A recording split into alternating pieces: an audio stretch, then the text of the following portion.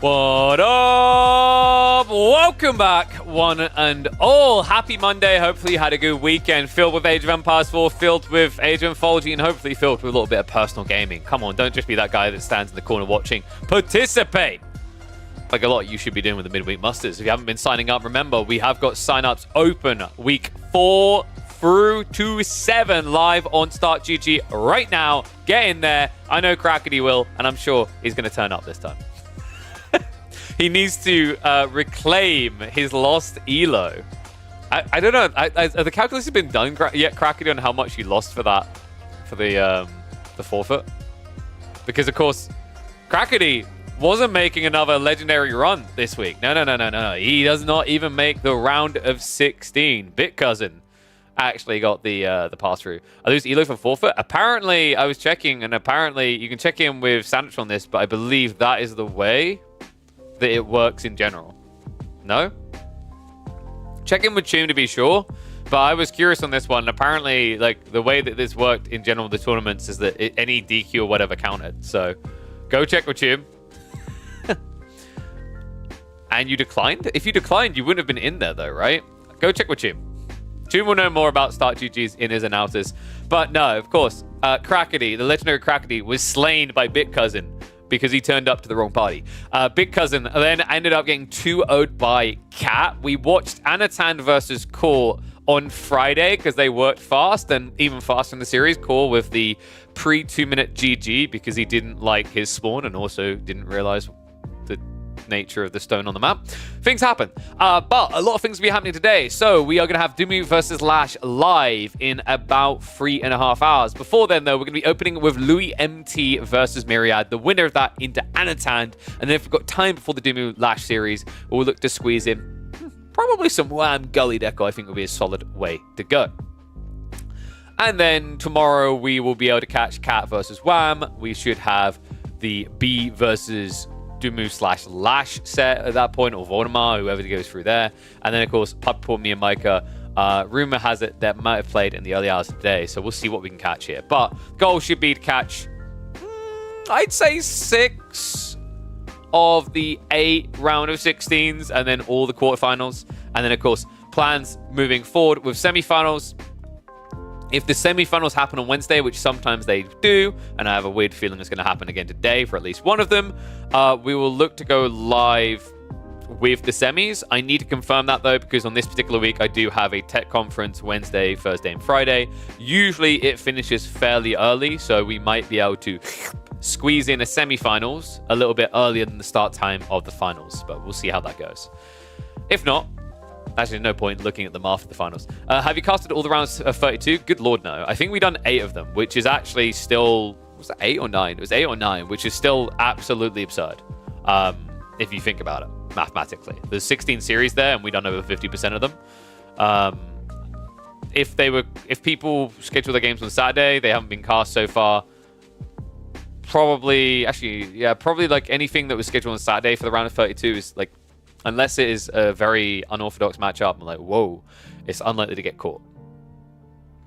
Love to cast my series versus Chuck Francis. Problem is, we just spoiled that you made it through to the round of 16, mate. I was thinking of doing that one, but because we have the Dumu series at 4, it might not happen. Yeah, we literally just had the bracket up for you, mate. Look, there you are.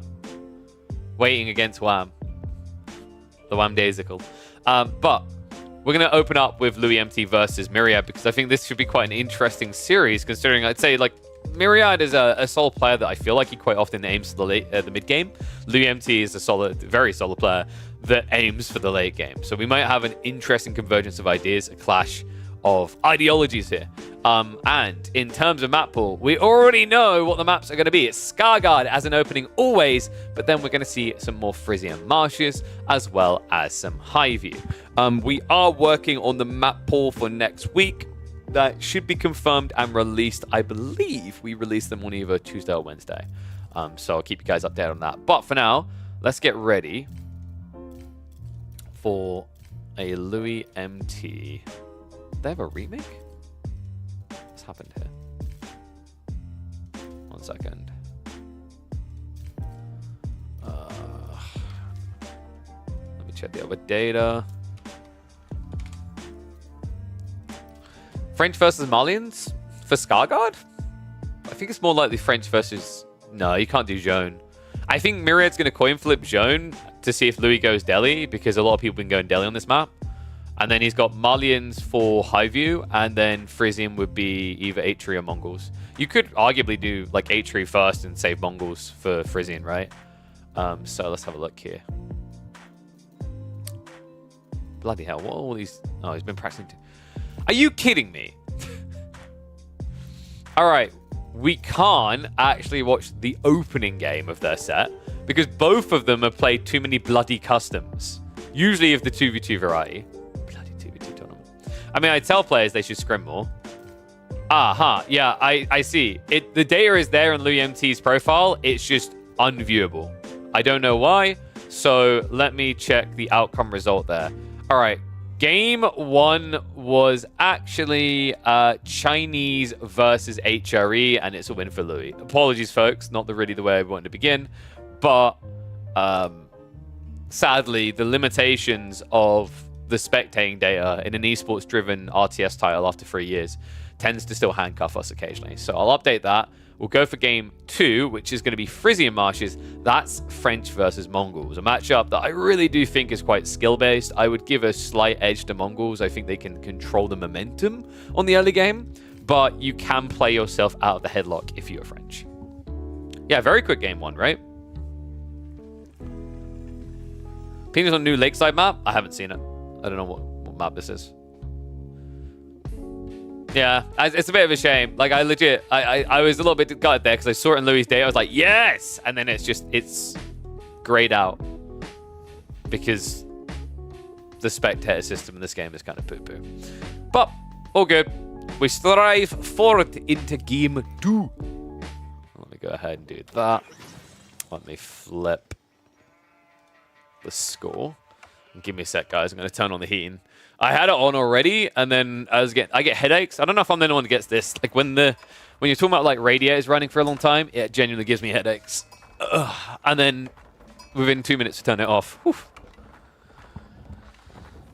Oh damn, Myriad in with a quick rundown. Okay, I'm curious.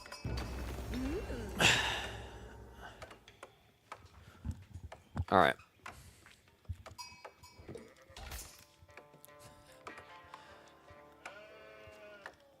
The last time we saw this man on this map playing Mongols, it did not end well, and it was a meme fiesta.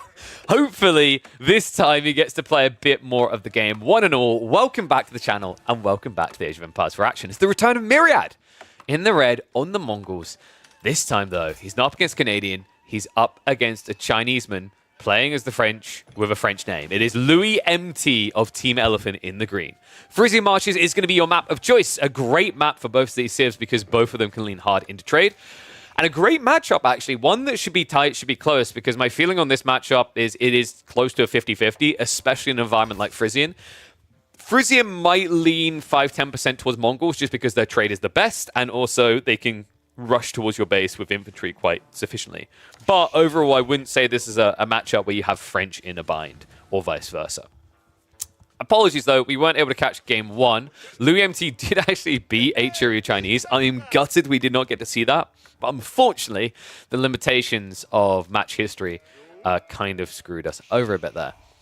Opening rotations, looking about even here, which is really good for Louis. You know, there's kind of different tiers of scouting, right? China best, just below them, Mongols, and I think then just below that, you could probably imagine French/Zone on a map like this because they do know where these trade posts are, which means they can move efficiently off of the go, whereas, you know, Mongols, even China, are more likely to run in the wrong direction. And the wrong direction is really important not to do because we've seen a few games already in the midweek musters where someone has basically lost because they failed to do the initial rotation near the back of their TC, and their opponent ended up getting like 8 extra sheep. And there it is. Okay, so that's very interesting. H3 versus China Skarsgård. You went full aggro and he went pro scouts. I had a feeling that might have been kind of the case. It's like basically headbutting the wall. We've had a few people trying to break China, trying to go the hard way, probably for a Barbican quite often, and it didn't work well. But no Barbicans today. There is a cancel on the mining camp. Louis did not go for the Chamber of Commerce. Well, color me a little bit surprised. And yeah, also, Just to clarify, when you're in the HRE China matchup, correct me if I'm wrong, but surely the players, you just go fast castle. Because I feel like the players, quite often you go fast castle. Unless China shows signs of aggression. Right? Because otherwise, like, I've been very vocal about this. Barbican is a pain in the ass to break. I've seen way too many people lose because they've tried to go for a Barbican. It's not easy. Curious. You go fast castle either way. If China go, yeah, agreed. But anyway, enough of Scald and Myriad. We're going to see if he can actually strike back here. Because Louis, he is going to be feeling the pressure. I'm a little bit confused by his choice to go Sock with double forward gold. You know if you can go Cock in this matchup? I think you can. I don't mind it, actually. I think it's fine. Like, you're inherently going to probably have to build archers anyway because of the spear opening, so you're not really delaying much in terms of your initial timings. And also, your knights can still be pumped out. Like, I always talk about the value of the initial knight versus the double knight, right? Chamber of Commerce is about getting more knights out on a delay, whereas the School of Cavalry is about getting a knight out sooner. But instead of going for trade, Louis is going to play a TC game. That's not bad considering the spawn. Look at this. Double fish, berries, and the deer. Louis hit the jackpot here. Yeah, Myriad is going to have to keep a lot of pressure up on this map. Otherwise, Louis is going to have a very content and comfortable beginning to this game. 16 sheep to 23, though, is a good way for Myriad to start. We're going to have the Silver Tree coming through, pretty much the expected. And actually, Myriad got a pretty cool spawn for this. The Silver Tree is able to be built here next to the TC at the Uvu. Usually you want to build it in the corner straight away, but the double pumper trader is going to be worth it, and he will have enough resources for that. Now, the question is, there's no world in which we do free TC, right? That meta is dead, right? Don't have enough gold for spear upgrade? I think you're fine. You've got the outpost. Like, why do you care? It doesn't matter. Like, the reality is you'll be able to touch some gold if necessary, which he's got going out here anyway. Like, when you've got an outpost like this, what's one knight going to do, right? He's not going to break your outpost. So I don't think you need to panic rush into Hardened. It's better to actually get the extra economy in and the Keshiks alongside it. Oh, you mean for Louis? Okay, got you. That makes more sense. Yeah. Why would you really be building spears here, though? Golly, come on. You just go for the archers. Just a giant archer ball. I mean, in fairness, I don't mind just archers only until he accesses some gold later. It is a bit tricky, though. Like, he's going to have to address this eventually. I think the bigger issue for me isn't necessarily the lack of gold for spear upgrade. It's the lack of gold for siege engineering, right? He's going to have to drop a marketplace and trade across. Myriad, meanwhile, has got the Keshiks coming, and I believe that is indeed a double pump. Yeah, so Myriad, he made a judgment call there. He could have went for the double trader. He chose the double Keshik instead. Difficult here is going to be the fact that the town center will go up, and 2 Keshiks is not going to stop that. One thing that could also be really frustrating that Louis could do here is he actually could just short wall between the 2 ponds so that he has kind of an in and out with villagers, excess villagers and archers, right? And then you just gather from these fish first. When a Keshik comes nearby on this side, run through. Time being, though, he's going to take the east side, and it looks like we have got to shuffle out towards the very wide gold here. So Louis, he says, hell no, am I having to trade and build a ram here? That would put me too far behind, because I want free TC. No, I'm kidding, that's not free TC. Could you imagine if he tried free TC under this pressure? Good lord. That would be a death sentence. So he's going to have the arrow slits up here with the gold. Rack's already being prepped. Myriad already starting to pump his traders. Overall, a solid beginning to this game, actually. Myriad has really good map control to open this. The food is the problem, right? Like, Louis has so much food, you can't really target it. You need to find the gold. And I think Myriad, he... Oh, no! He doesn't know. He never scoured it. Oh my god, the one spot.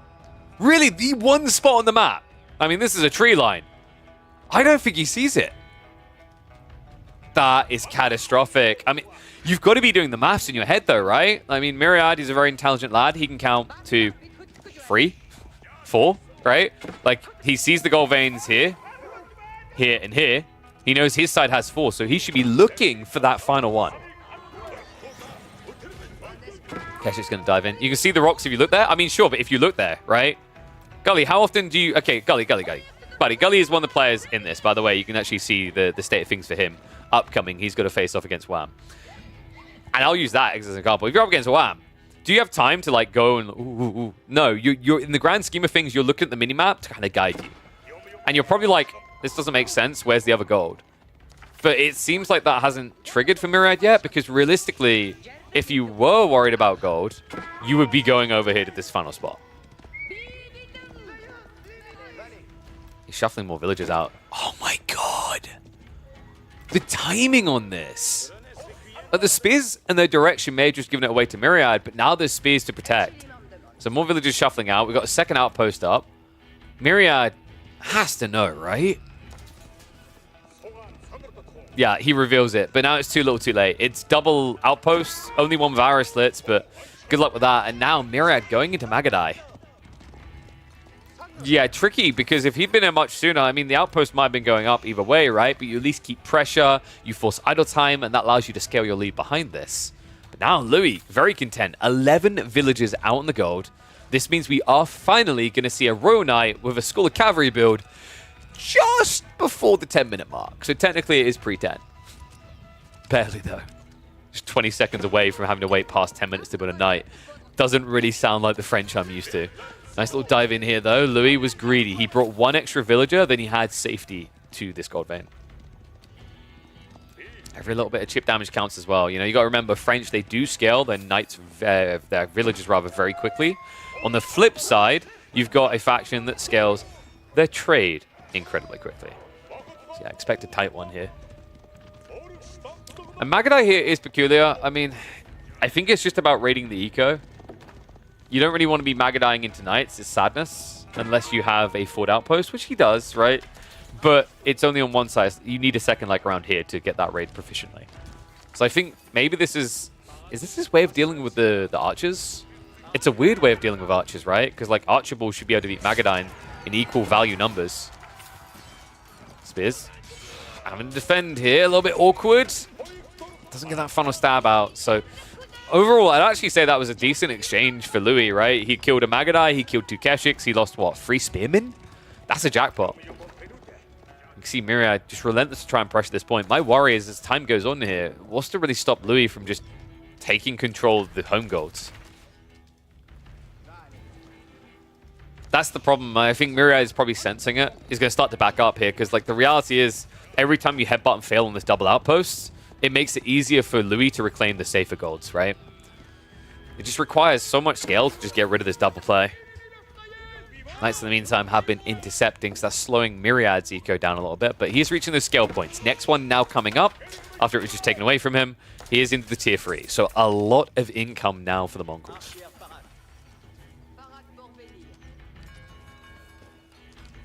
And yes, he did add in a second marker, so we have got full spam on the trade.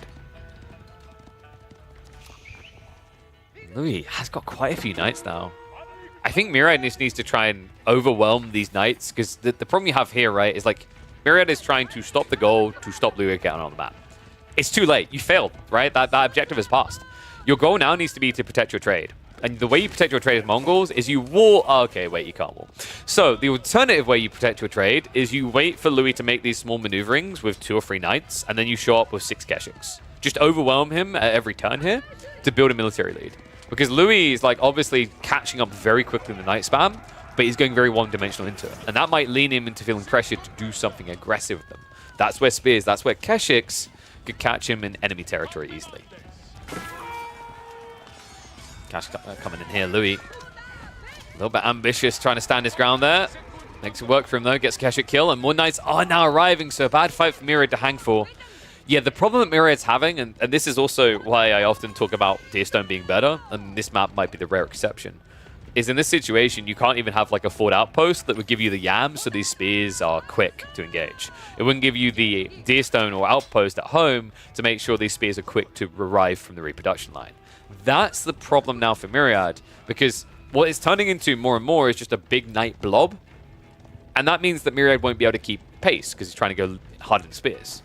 So what Myriad now has to do is he essentially has to kind of line condense himself onto his side of the map and wait for Louis' attacks and try to repel him. We have, however, got a peel off. The Keshiks are going for a raid again. I just don't think this works. Like, you know, a little bit of idle time, cool, but the reality check here is you are weakening your army for the big fight that's coming. And that is going to be the riskier of the gold. So, problem town central here, right? And a good timing as well. He's already halfway through this vein. And we talked about this timing. It was obvious it was coming. Myriad wasn't playing for an all-in. He was playing a raid-oriented lineup. Makes sense, right? When you're scaling trade like this so quickly as Mongols, you don't feel like you need to rush to end the game. Louis is trying to pressure him to that point. With 12 knights in the field and only 8 spears, Myriad might struggle to protect a very thick trade line. 26 of them that can now be exposed. Louis is going to march forward to try and exploit that. Myriad, I think, just needs to go very aggressively into spears here. It doesn't feel good because you know there's going to be a lot of archers coming. But you need to get the spears online first, then into the Keshiks. He's very delicately trying to balance the two on kind of an equal proportion. But the Keshiks are always going to struggle to face off against these knights, right? Like, it's cool if you can get the standing fight where the knights show up against spears Keshiks. That just really shouldn't be happening. Louis should just be playing the map wide, forcing you to always be at disadvantage. That being said, Louis, he did just blob. I'm a little bit surprised. It feels a bit nonchalant, to make it very French here. A little bit lazy. All the knights together instead of 2 different groups at each end of the trade. He could have done a lot more damage. Instead, he gets pinched from behind. Big hit there for Myriad. Not able to take down many knights, but a lot of them now injured. And behind this, the Kurultai is on the way. The delicacy of his build is protected. I can't believe that. I mean, Louis, if you're going to commit, right? He tries. Myriad almost just dangling the economy there at the perfect time, gets that surround. And this is where Louis kind of just wishes he'd been hitting both ends of the trade, right? Because he would have killed probably 10 plus workers. If he'd hit here as well as here, he would have not only shut down traders, he would have scouted and stopped this tech up. But way too focused on the food, right? He thought that was his jackpot to be had. Maybe he was worried that Myriad already had too much gold because he has so many traders, so cutting his food is more value. But now, an awkward situation as Louis continues to invest in the Age. He's about to get made aware of the Age up. And this is where Louis has to pump the brakes and follow suit. His timing to rush in is not there. Even if he wanted to pressure here, right? It's 13 knights now with a spearman nearby and 10 Keshiks. That's long enough of a delay to let the spears get in range. So Louis is going to try, though. And this is incredibly ambitious. With this tree line, he could get caught. If Myriad didn't just chase him. Wait, what? Louis was expecting him to cut him off. What? Movement speed arrow in. Shoves him deeper. He's going to send a few around the backside, but there's not many spears there. I cannot believe that. The mind games. Louis is like, oh yeah, of course, you're going to split into 2 and cut me off. Nope. Myriad just A-clicks. Big monkey noises coming in from the back of the classroom. And then almost gets the full surround with the maneuver speed arrow. That's crazy. More reinforcements coming, which is actually getting braces on some of these knights. So Louis starting to take a heavy hit here. Archers have arrived. He's got his full army here. However, the veterancies are now in. And not just that, we've also got step lancers. Myriad fully ready to fight, and Louis completely hesitant for good reason. Kurultai just arrived as well. That's going to make it almost impossible to stand your ground here. Louis just needs to back away. Tries to hang around. Spearman pretty much all dead. The Keshiks are now going to get access. And Louis MT, what are we doing here? Once again, he's just sending the entire army, never splitting anything off to go for a few trader hits while teching behind this. He's trying to save up for attack, but the way he's doing it is far too expensive here. Keshiks keep chasing. Louis is about to lose full control of this game. The Kurultai is packed up and on the move. Even the archers hurt at this point, folks. They're already at 8 damage versus your 4 armor. Buff them up even further. All of a sudden, you just melt to veteran archers. But it's even worse than that, folks. Myriad has got the crossbows now on the way. And this Louis also starting to run out of safe food. You know, we talk about all that sheep on this map. Actually doesn't last that long when you scale 2 TC like this. So Deer Berry's here, Deer here as well. He can't afford to back up. It looks like Myriad's going to force him. Keshik's distract all of the knights. That means the archers, crossbows can have a field day here. He's going to have to peel back a little bit. Kurotai ready to unpack. He finds the perfect spot for it. The pressure mounting now. Gets the buff coming in just towards the end of this fight. Knight count is still looking good for Louis. He's going to give chase, so Myriad may be overextending here. Needs to shuffle away quickly. Has got more frontline troops, spears, Keshik's coming. He needs to keep those crossbows alive. The Kurotai just needs to unpack. I don't think it's worth moving too far back here. In fact, right now, his own Khan in the way. Now the enemy archers blocking him off.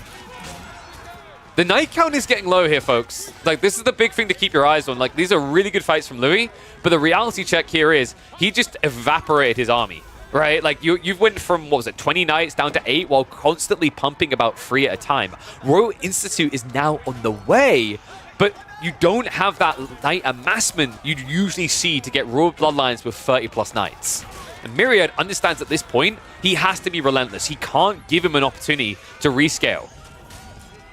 He does also need to use this bloody Kurotai. Come on. His thing.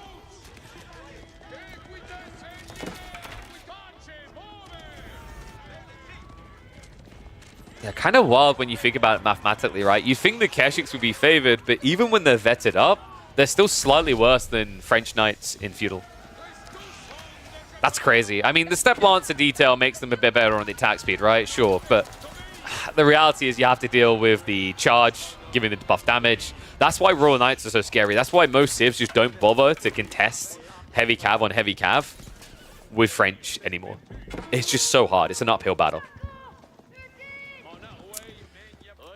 However, instead, he's peeled off a few Keshiks. Great opportunities here. I mean, Louis, he looked like he survived the storm. We have Arbitrary on the way. Gold access is still looking good. I am worried about the food, though. He hasn't committed to a farm transition at all. Right? He is at the mercy of the spawn, and he's running out of food fast here. Meanwhile, in the land of Mongols, we do have the pastures. We also have map control, which means that Myriad can play onto fish, onto deer. He doesn't feel as confined. Meanwhile, you can see for Louis, he needs this gold. He needs the free pockets of a pond here, maybe even the boar.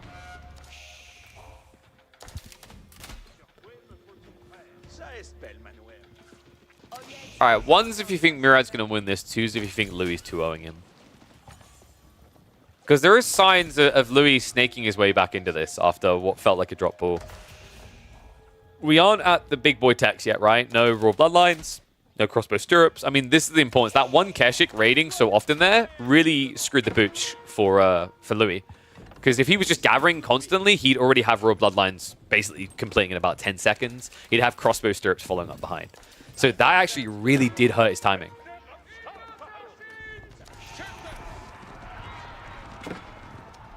Louis. Royal Bloodline's coming in a minute. He just needs to delay. The problem is you've revealed you've been gathering gold up here. Not just that, another Keshik on the gold line. At least a quicker reaction this time. Myriad, he is posturing. Kurotai on the way. Does he go for the gold or does he go for the glory? It looks like he wants to cut down the center here. Smart choice, right? Your army is just so much more powerful right now. If you wait raiding for another minute and a half, that does mean the French are going to get their hands on Royal Bloodlines, on crossbow stirrups, gambesons, all the techs they need to hold you back. Right now, you're the one with a damage buff. You're the one with an efficient DPS exchange. And he wants to press it. Kurotai, not able to unpack just yet. But even without it, this army is big enough. It can win this fight. Moving forward, coming in. Arbitrary slow to maneuver away from this. Remember, before, Louis had the advantage of maneuverability to reposition on the retreat. This time, not so much. Arbitrary about to be exposed. Kurotai, buff is in. Louis feeling the pressure to make his last stand at the TC. But the army is quickly losing this fight. No crossbow stirrups, no gambesons. He only just queued it up. Warlord can come out all you want, but that's not going to change the outcome here. Myriad has reached his target. TC now being honed in on. A little bit of hesitation setting in here as he's going to reset, and we do now have Horsemen coming from Myriad. Horseman crossbow, pretty much what you need to get through this. I mean, Louis, if he has similar numbers, though, will be favored just because of how good Arbitrary are. But the numbers are not close at all currently. Eco damage starting to be done. We have raids coming in on the gold again. These outpost defenses that are meant to be keeping Louis safe are not doing enough now in Castle Age. As you quite rightly would expect here, right? Arrow slits and just a few archer shots shouldn't protect against vet units. And it won't here. Dive in, just as we're going to see the farms coming out from Louis. He gets caught in the transition. And look at that food. This is over. This is done. Myriad has the power, the potency to sit on this farmland. I say as he walks away. What? No, our boy Myriad wouldn't chill and vibe too long. He just wants Imperial Age. I actually think, yeah, you could probably get away with like a Ford Carnot here. You've got villagers in the center. Just build a Carnot here and go. He's got relics coming as well. I think he's playing a little bit slow. Right? I think when you're on these farms, you should have committed to the farms and had the second wave clear up the gold and the fish. But other than that, like Myriad's execution here has been exactly what he needed. Looked a bit dicey when he took that really big fight in the center, but overall the follow-through just strong, right? He understood the trade-off was protecting the trade. It gave him the scale, it gave him the potency, and it gave him the kick right up Louis' ass to take this to a game 3. Wow, really cool game, really cool execution. Let me know what you guys thought of this one. I think this was an intriguing approach to Gold Starvation. It almost looked like Louis missed his timing, but you can't fault the man on the way that he recovered it, right? The pinch on the north side, the pressure that came counter to the attempted raid to Louis is what gave Myriad that win and gave him a third game, right? After losing with HRE, he still has a chance to make it deep in the tournament. And let's be real, folks. Louis MT is not an easy person to beat. What do you guys think about Frisian, though? I've heard a few players moaning about it at the moment. They don't like it anymore. Do you guys think Frisian should be in the map pool? Do you actually think that Frisian should be in the default map pool for the game? Let me know in the comments, and I'll catch you in the next chapter. All right. So, let's have a look here. I will... So we just done Frisian, and that was Mongols versus French.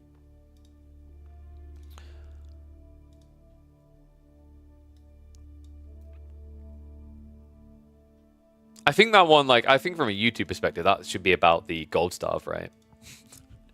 Like, does he know? I'm curious, Mirai, did you know about that gold originally?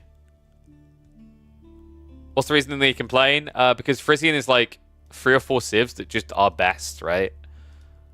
It's not a very diverse map. Who don't ban Mongols, right?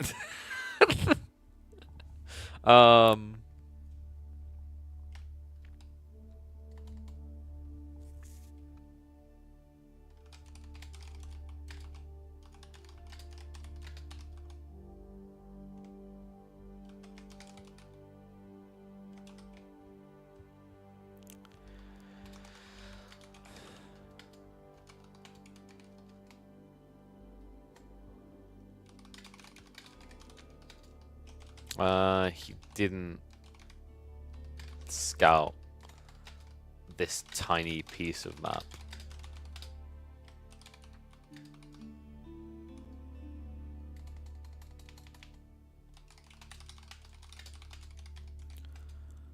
All right, there we go. So let's get ready for game number 3. I think I don't know about it till yeah, that was my feeling. Like Gully's just in here huffing the hoping going, I would have seen the stones, the pebble formation would have... I'm like, bro. Maybe if you're playing against like a gold level player that lets you SimC. But not against the person you know is playing an insane pace. Hello, Raphael. How's it going, buddy? So, final game is going to be... Oopsie, clicked the wrong one. Jean versus Ivids.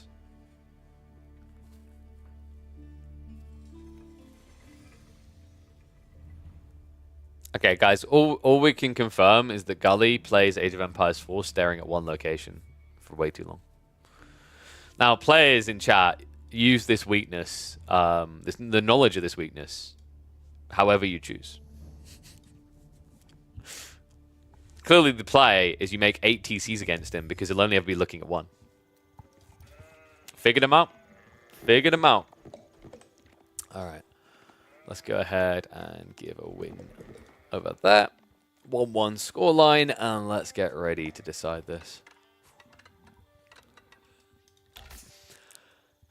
Ooh, things just got spicy. Deciding game between Myriad and Louis MT. Louis, who is a player who's been looking pitch perfect throughout the early months of this year and almost on a recovery arc towards the end, towards Christmas. But Myriad has upset him in that map number 2. Can he do it again? One and all, welcome to the channel. Welcome back to the Midweek Muster. The place you should be going for all of your Age of Empires 4 action every single day of the week. Honestly, we just got you covered. Yeah, this is a cool matchup though. Zhone, Iobid's not one we often see. It used to be that Io would just try to fast castle and Zhone would just try to poke with range form, right? It's tricky, I think, for Zhone/French because you just can't really lean on knights, right? Your opponent can go into Desert Raiders. They'll eventually get into Camel Lancers. So I actually think Myriad's going to have to do something very different here. Curious to see what that is going to be. 2TC feels a little bit too gluttonous. You're probably going to want to do some pressure first. And looking at the spawn, there is a situation where that could occur. We have double forward gold spawns. Double berry spawn forward for Iobids as well. That is, oh my god, actually, like, if he keeps this area, that is vile. I mean, you shouldn't be able to, though, right? If you're playing against a civ like Zhone or French, you're just going to have to forfeit the map and stay in your base unless you want to play full feudal. And I'm not sure if you really need to play full feudal here. Because the tricky part is, like, although Zhone and French can apply a lot of pressure, they're not very good at penetrating your base before you reach castle, right? So I imagine we're probably looking at a fast castle while Myriad just tries to harass and poke.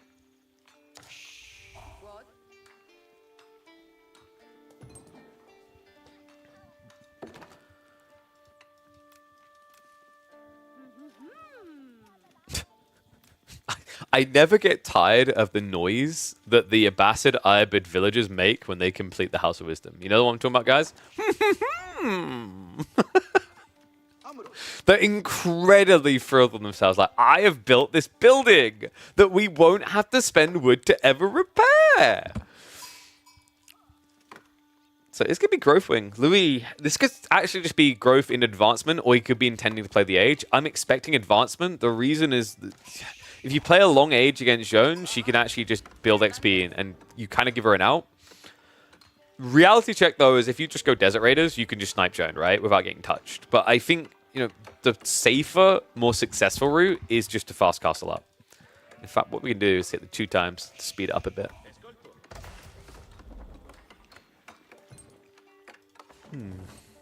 What kind of plays does Myriad have available to him? We have a lot of safe food in one location, right? So if your opponent's not going to be aggro, I actually think Myriad should be moving out already. In fact, the problem now is even if he scouted the Growth Wing, he can't rush out to those food sources. He has to act as if there's pressure coming because there is a world in which Iobids play H2 these days, even against Zhone. So with that in mind, he needs to first confirm that his opponent isn't building units upon arrival on the H-up. And then once he's confirmed that, Myriad's best course of action is start moving out for the berries, the deer, all that stuff. If you don't have any berry bonus, should you never get them at the start, bet to go deer. Yeah, so berries are tighter. I believe they're 0.69 compared to 0.75 on the sheep. But deer is drastically better at 0.84 on the food gathering rate. So unless you have a berry buff, and oh my god, he's doing a Zhone tower rush. Okay, cool idea, but we may be a little bit too late to the party. I wondered if we might get something like this. For a long time it was theory crafted, but very rarely done with Zhone. The reason this is going to be very good for her is she builds much quicker, remember. 33% faster. That means you build a tower in 40 seconds instead of waiting a whole minute. That is quicker than the old outpost rush meta. You guys remember when it used to be 45 seconds for things like Mongols to outpost rush you? Zhone builds it even quicker. The problem is it's a little bit late. I think this would have been cooler at the opening of the game. Like maybe you just go racks and you build an outpost and do this. It's quite expensive, maybe a bit hard to thread the needle. And I guess there's always a worry your opponent can get advancement. And also, I guess the other paranoia for Myriad in that situation is if he does it that way, Zhone has to walk all the way home to then level up. Whereas this was efficiently done to get her there, right? Because if you do it the other way, also where you go for an outpost rush in Dark Age, the tricky part is like if you think of the civs that you could maybe do an outpost rush in Dark Age against, Iobid's Abbasis are like the worst. Iobid's in particular. Because they have that advancement wing, if things look really bad, they'll almost always have enough gold for a tech, and then they can just build a ram. They don't even need to go siege engineering. So, the MT is going to have to play the H. This is a good start for Myriad. We talked about how if you can force your opponent to play the H here, Zhone can farm it up. And if you can get level 3, that's how you crack some skulls here. The goal, though, is to be very careful about your comp. You don't just want to do knights. You're going to need to start adding in archers quite quickly. We already see the spears, but the bigger deal is your opponent at any stage can add in one Desert Raider, and that makes it impossible for your knights to really fight. Right? The aura alone will just make them trade very poorly into spears. Myriad, I'm hoping that is just an arrow slit. But he has 60 stones, so maybe he accidentally didn't realize he had stoneworkers, and actually Lou just done him a favor. Kind of feels like it, actually. We do have villagers sneaking out. Wait, oh, he's going for the boar. That's kind of cool. Because, you know, remember, Zhone came out here, she killed the boar. So this is just a value play. And also, it is in the stealth forest. So if you build the mill correctly, like here, you shouldn't really feel threatened.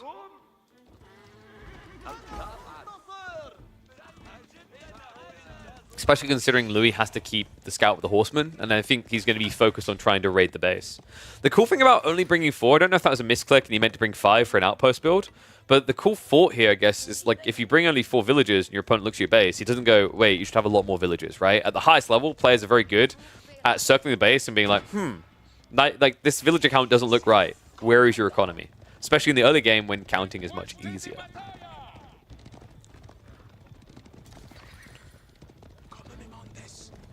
If you level up the tower, it sounds great. Well, did they ever fix the thing where you can just keep, like, building scaffolding or blueprints to level Zhone? I think they did fix that, right? I can't remember. That was Fury crafted as a thing once upon a time. Is you just keep building a tower or building a house and cancelling it to get level 2.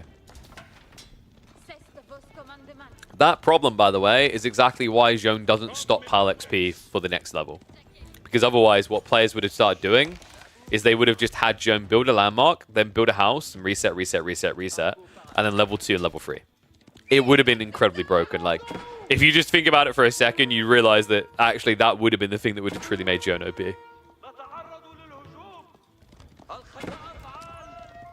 A bit of horseman raid here. I haven't get the worker kills yet, but Myriad now with a liable villager. Or rather, a liability of a villager. And yes, Doomy versus Lash is going to be cast live today. That set should be at 4 PM, so just under 3 hours. Nice raiding in. Looks like we have got a resecure on the gold. This worked out quite nicely for Louis. It's kind of better than the other gold, right? Because although it's further away from your base, it's right next to a food source, so he is loving life. 23 villages out here, and that really shows you his intent. This is fast castle, all the way. The question is it going to be advancement wing, or is he going to do something crazy? Maybe logistics or desert raiders. I think desert raiders would be really, really smart here. Then again, your opponent is starting to scale archers, which you should be expecting. Scout was taken down, so I think Myriad is going to have to play slow now. Yeah, look at that. Was that intentional by Louis? That was really smart if so. Just sniping the scout on a map like Highview, or rather Pigeon's View, because this is the good version of Highview, it slows your opponent down. Like, what Myriad is doing right now is insanely risky. He's riding blind, and this could backfire in a number of ways. You could run headfirst into a line of spears. Tech up's begun. It is indeed going to be the advancement wing, so time is what matters here for Louis. Spears just easily on point there. Myriad, I mean, this is the problem of riding blind. He also knows about the outpost. I'm surprised he's even trying to strike here. He needs to do something, but reality check is, you know there's an outpost up there. You know there's spears nearby. If you're going to make that play, why are the archers so far behind? Louis, he's even constricting Myriad's access to food at home. It's a good thing he moved out for that boar so early. And this is why stand ground sometimes isn't useful, guys. Louis? Finally realizes it. Big whoopsie moment, but for good reason. He was being dove over here. Movement comes in. Zhone gets sniped down here. The spears are going to shuffle back. Nice repair on the outpost. There's going to be a buyback for Myriad. He's going to need to move fast, though, because the tech up almost complete here. Let's just target down those archers, but with Age 3 being here and Camel Lancers now in queue, Myriad's chances of winning this game are starting to slip away. Especially when you give this remaining Spears great trades, right? That's a Scout and a Knight down. Just about moves away in time. Villagers are going to rush up the gate. Nicely staggered here. Louis should be able to get away with practically no injuries on that eco line. So he did take some chip damage earlier here, right? So that's why he's down 2 workers. Still ahead by 2, though, thanks to the Growth Wing and the fact that Zhone converts one of her villagers into a hero. But now we have Golems. A little bit surprised by the Golems, but I think it's just Louis trying to blow. Like, one of the biggest issues with fast castle builds with Irobids is you are riding quality to the moon. And what I mean by that is you just have no bulk. So crap tier units, trash tier units can actually just overwhelm you. So sometimes, even though you're up against Knights here, building things like Golems just so you have numbers is worth doing. You could argue, why not just build extra stables or whatever? He has done that, but the reality is, like, these are all units that take a long time. So if you've got extra buildings, it's all hands on deck. Another dive here. Really just trying to starve the goal, but I think it's too late. It's going to be 5 Camel Lancers, 2 Golems. That's enough to beat this army. In fact, Zhone won't even survive that at all. She'll die almost immediately, right? You can already see how close to death she is, courtesy of those arrow slits. So Myriad has to go Age 3. But this is tricky now. If you look at the map, you can see why. He's not just chilling at home safely. He's out on the berries, out on the boar. And Camel Lancers are now in play. And you're on a map where your vision is lacking. Looks like he did at least get an outpost up on the boar. But there's more villagers on these berries, and he's been a cheapskate about this. There isn't any vision in this area. And if this gets sniffed out by Louis, that could be enough to force curtains closed. Camel Lancers are now riding as well. And does he know? I don't know, there was a mill out here, there's a blue icon, I don't know if it was completed. He might suspect. Camel Lancers, of course, are going to suffer in the Stealth Forest, even though they have great vision in open battlefields.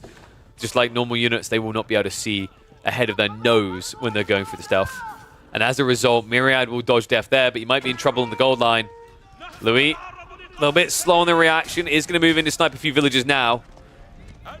And apparently very pursuant of a specific villager. Does get a second one there for the garrison. Other side of this is going to be a hit back. Villagers in a bit of a pickle. Louis, formation shuffle a bit absurd here. Gets most of them away. One is going to get injured, but Zhone is down again. The double outpost defense. Oh, you know, am I the only one that when I watch Zhone games, it's the one matchup where it makes me think outposts are OP? She just can't do anything. You get forced to dive and you just die. So Zhone dead again. Both armies getting massacred, but guess who suffers more? It's the guy an age behind. Tail end of this, it's 2 Knights, 4 Camel Lancers. Buyback coming in from Zhone, but should just get target down. Oh no!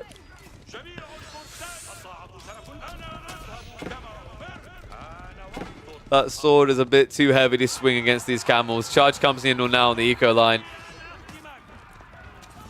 More being targeted down. I think this is close to done. I mean, Myriad, he's almost 10 economy behind at the tail end of this.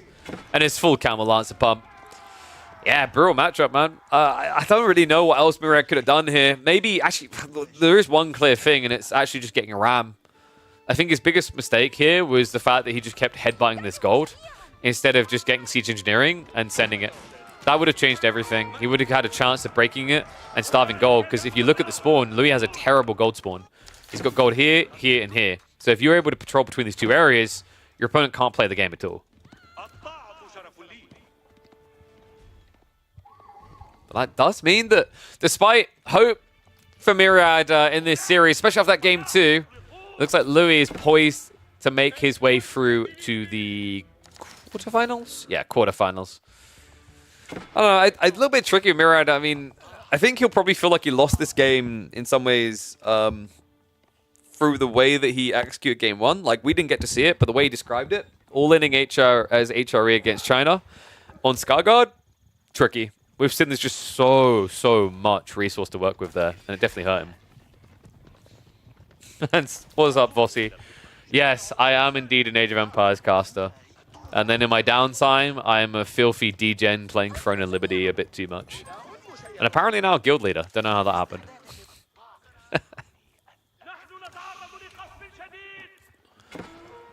Well, we have one last hurrah. Might as well. I mean, you've lost the game to the outpost already. Why not lose to it again?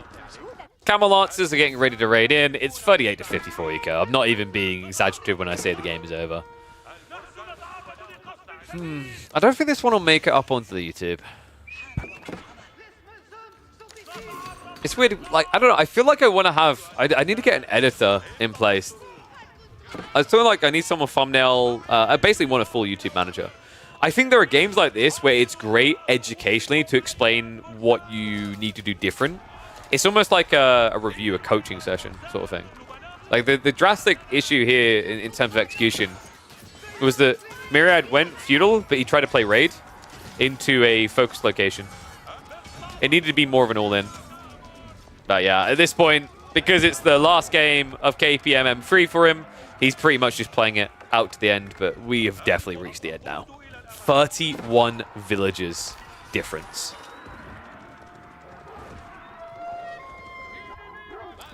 And even if Myriad raided up here, that's only 10. He'd need 3 more raids like that to get back in this game. And I don't know what he'd have to lose in return. I mean, it's crazy. You'd think, like, when you look at the count for Myriad, like, wow, there's hope. He's got so many more units. The reality check here is the Camel Lancers on a map like this are just going to exploit all your economy. And the Golems will just take on all these spears.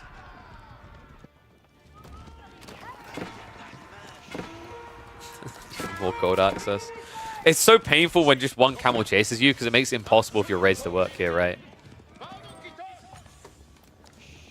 So that does mean that Myriad falls, Louis MT continues on, and he will have a showdown up against Anatan, who has been looking clean and comfortable so far this week. What do you think, guys? Can Louis MT bring down the Anno Chad? We're going to find out next. That's the next matchup we're going to. Level 3 Joan is in. Myriad already feeling pretty heavily dented, though. The Camel Lancers are legit just waiting. Are you kidding me? It's like, oh. Eat up, boys. Good quick reaction out of Myriad there. It's just the double outpost, man. It's just so toxic. GG gets called.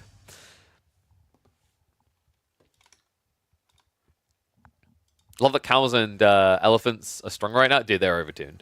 Like, elephants in particular. I think Desert Rays are maybe the issue with camels. Camel Lancers are fine. I don't think Camel Lancers are busted at all.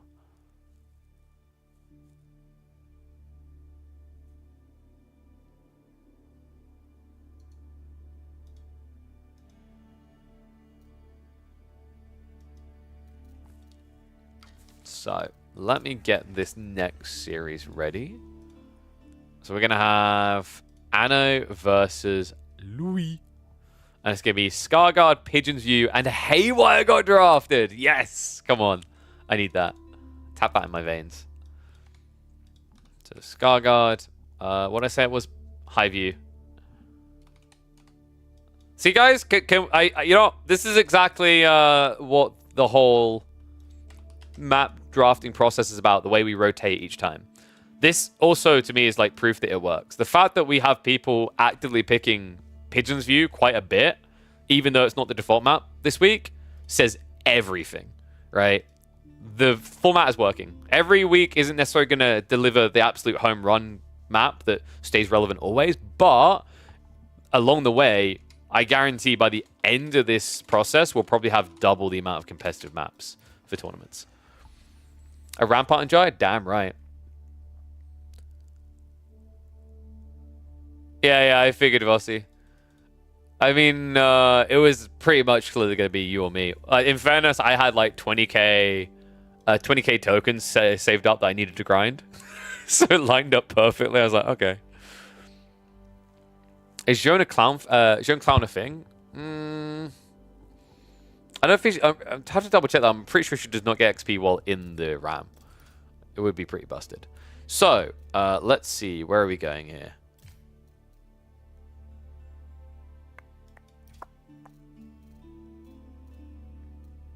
There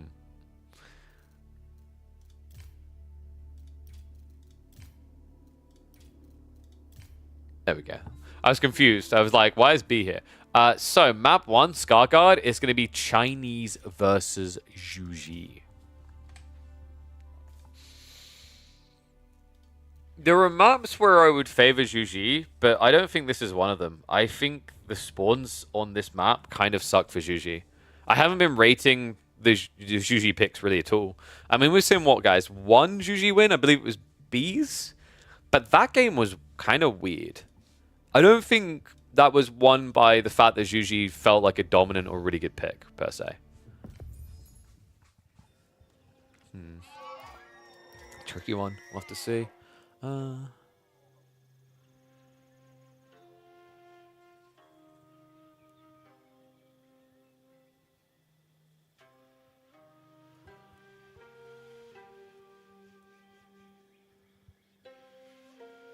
Okay. Sorry, I'm getting messy with stuff. Classic Mondays. Everyone wants your attention. What map? Scarguard. It's always Scarguard, mate. Scarguard, for those that don't know, Scarguard, that one there is the default map all the way through to the grand finals this week. That's the way the format works, is every single week we have a... What's that? Update title. We have a default map.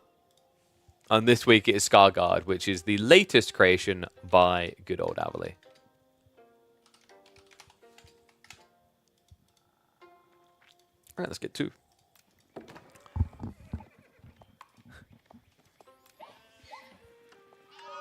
You're so mad at yourself for looking at... Why would you look at the bracket, Cammy? You know what we do on a Monday. You know what we do on a Tuesday. You know! Shame on you, sir. Yo! What's up, boy? Thank you very much for the sub, mate. Just saw that. And also, on top of that, hail to the pit. Or hail to pit, rather. Thank you very much, mate. Appreciate the subs. Make sure you keep them coming in, especially if you've got those Prime Gaming subs. I think we're at the point in the month where people probably need you to resub? Reuse them? Maybe use them on a tournament channel that's, you know, small indie sized, running 30 weeks of esports tournament action with a $9,000 prize pool. I mean, it seems like a good deal. What was it, like 25 hours a week of content to watch, of tournament content? A steal. All right.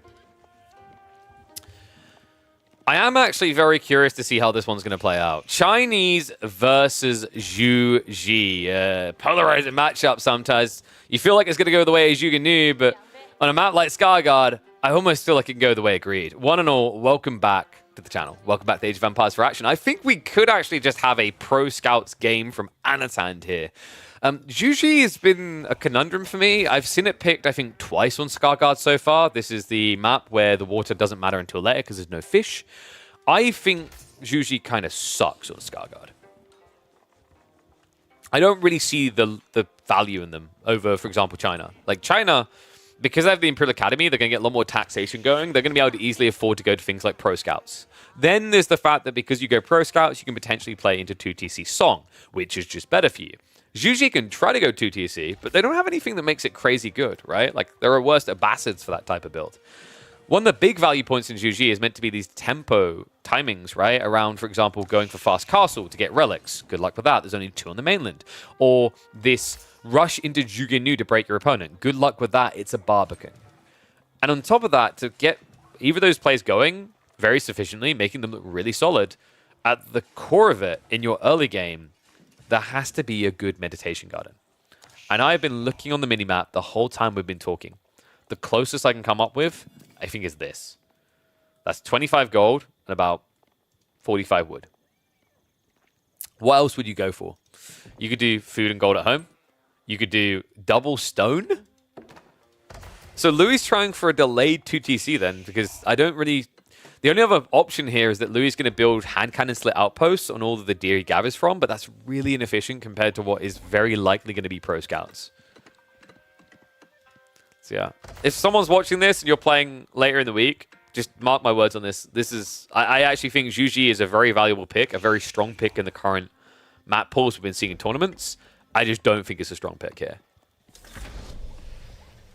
And yeah, there is no fish on this map. The whole point of this map is the islands have gold, they have relics, they have boar, they even have stone. and there's a sacred site out here. So there is actually a lot of objective value on the water side, just not at the very beginning of the game.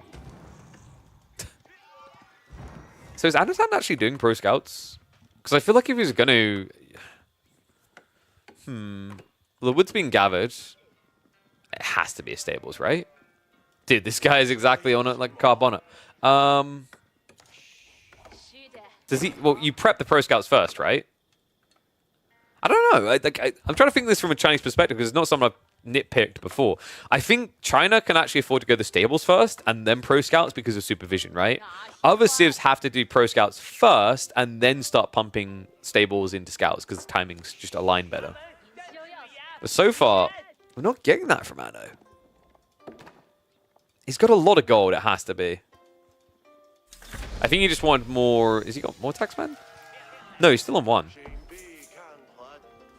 Come on. I mean, you need to, because there we go. They're both going pro scouts. Yeah. We may have created a very pro scouts heavy map here. Oops. I mean, I like the concept of what the map is, right? Sometimes I do wonder if some of the systems that we have in AoE4 feel a little bit archaic. What I mean by that is, for example, pro scouts... Now that we don't necessarily have to shackle ourselves to sheep-bound maps because, you know, the way that the bounty system works for Roos isn't OP anymore, at least not the way it used to be, we can now add loads of deer. But because we add loads of deer, pro scouts inherently becomes really good. The goal here is to try and, like, maybe create an extra guy unit. I don't know why this hasn't been done yet. Just add a new guy unit, devs, that can't be pro scout lifted. Because then you can create very interesting maps where, like, Scarguard here, which, by the way, is 74 deer, could be 40 deer. So still pro scouts viable, but not insane. And then the remaining food could be some other type of carcass you can't pick up. Do you think there's anything wrong with having a map have a skew towards certain resources? There is and there isn't, in that like the meta becomes a very specific style of play. The bigger issue though is like more to do with the fact that we should be able to have more maps that do less with sheep and more with something else. Because I think sheep is... I actually just feel like... I'll bluntly say it. I think sheep is a badly designed system. It always has been. Right? The RNG of the map is one thing, and you can play around that. But if you lose the sheep RNG at the start of the game is over. Against a competent player, the game is over. Which is bad, right? It's like, having additional guy types to deviate gameplay styles isn't a bad idea. So, rank drop coming in. Got spears on the way. The horseman was revealed. Both of them, of course, have gone for the pro scouts, but I think the play now for Anatan, this is kind of cool. He can now play into the meditation garden to deny it, while also denying the pro scouts. That's pretty crafty. Yeah, I like his idea a lot more than Louis here. Louis just went for the horseman to try and essentially harass the eco a bit. However, Louis does have a very aggressive tech timing coming. Castle Age just a moment away due to that Tang Dynasty.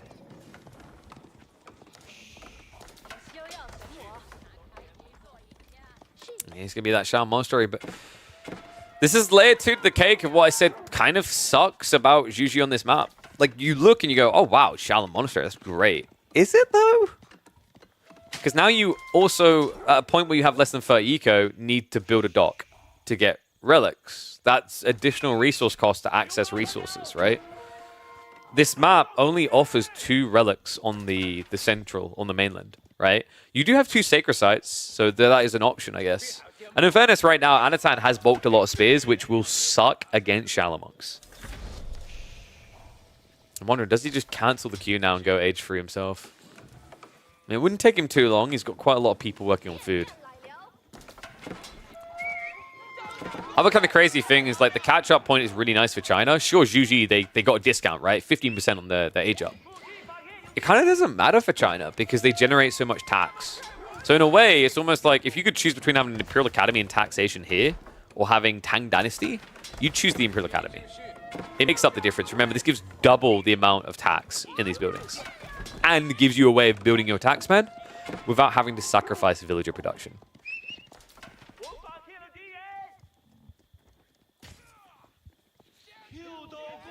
And I believe they did recently update that real deal. So Pro Scouts, you can now just shift-click a bunch of commands to have things come back and drop off. That was a change they made about 2 patches ago, and that's why you saw people starting to do pro scouts again, because it was less labor intensive. Is he really just spearing it? And he's even microing around these Shallow Monks. I think you need an extra one to kill, though. That doesn't work. Yeah, you need at least 4 spears to kill the Shallow Monk. And the problem now is because you're not engaging, he's going to start healing. Oh, man. Wait, did he actually have 4? Jesus. The tricky part, guys, is the Shallow Monk isn't just 170 HP. He also has 2 melee armor. So trying to send spears into the Monks is a nightmare. It's great for the Lancer play, though. And also, is able to deny the scouts a lot. Tech, not too far away now for Anatan, though. Lancers, in the meantime, are going to prove to be a nuisance here diving in. Scouts in the choke point actually kind of work out as a defense, but weirdly enough, Anatan doesn't utilize them that way. Wait, Anatan? That was so slow of a reaction. So 3 worker picks there for Louis. Very comfortable position to find yourself in there.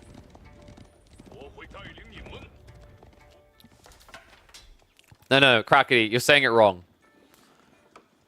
Louis is going mass knights against China playing mass pro scouts. That's the tricky part. Fast castle into mass palace guard flood. I think he was worried about the timing, right? It's like if he goes palace guard instead of knights, he probably feels like he can't arrive in Antan's base quick enough. Imperial Palace is now going to be on the way. This is horrible for Louis. Not at this point in the game, but as he starts to blow his eco a bit, Anatan's going to see everything. The cool thing about this play now, by the way, and why I really, really do like Imperial Palace, is the moment you tech up, you can just see what your opponent's up to. So if you're worried about a transition like Zhuge Nu, for example, watch this with the vision. He techs up, minimap, Anatan, don't make me get the beaten stick. He will do it soon. He should be doing it. So I think players just need to get instinctually used to doing it. It's not something they're familiar with, because remember, for a long time, China's meta has been to go for the clock tower, but like he's making a big mistake not clicking this button, because he should know about the Zhuge Nu already. Now, admittedly, he's in a position with his vision due to pressure, he'll probably find it anyway, but what he could have done is found the Zhuge Nu play without having to lose a single unit.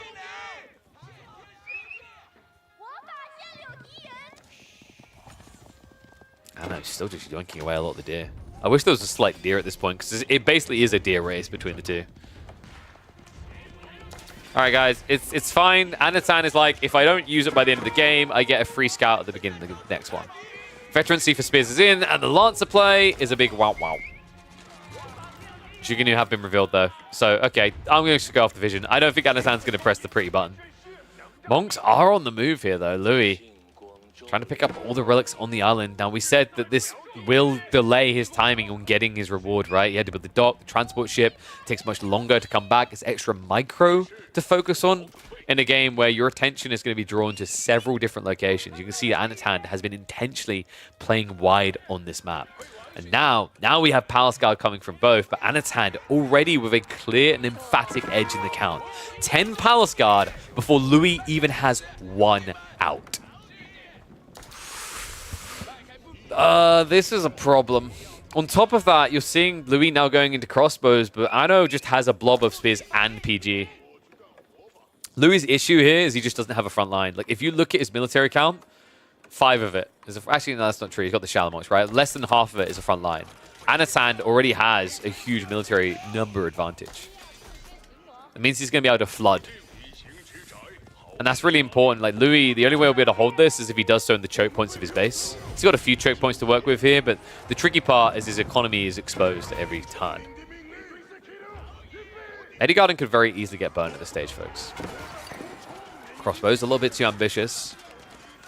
Yeah, you can see Louis kind of wants to pull away from this fight, but he can't now. The melee units are committed, right? So that's already a bit of an awkward exchange. Follow-up could get even uglier here. Love the pull. Anatan, he micros 1 Palace Guard in there to distract all the Zhuge Nu. The Zhuge Nu that still have not been vetted. Spears are finally being targeted. He doesn't even have the upgrade that you get access to now. The bolts.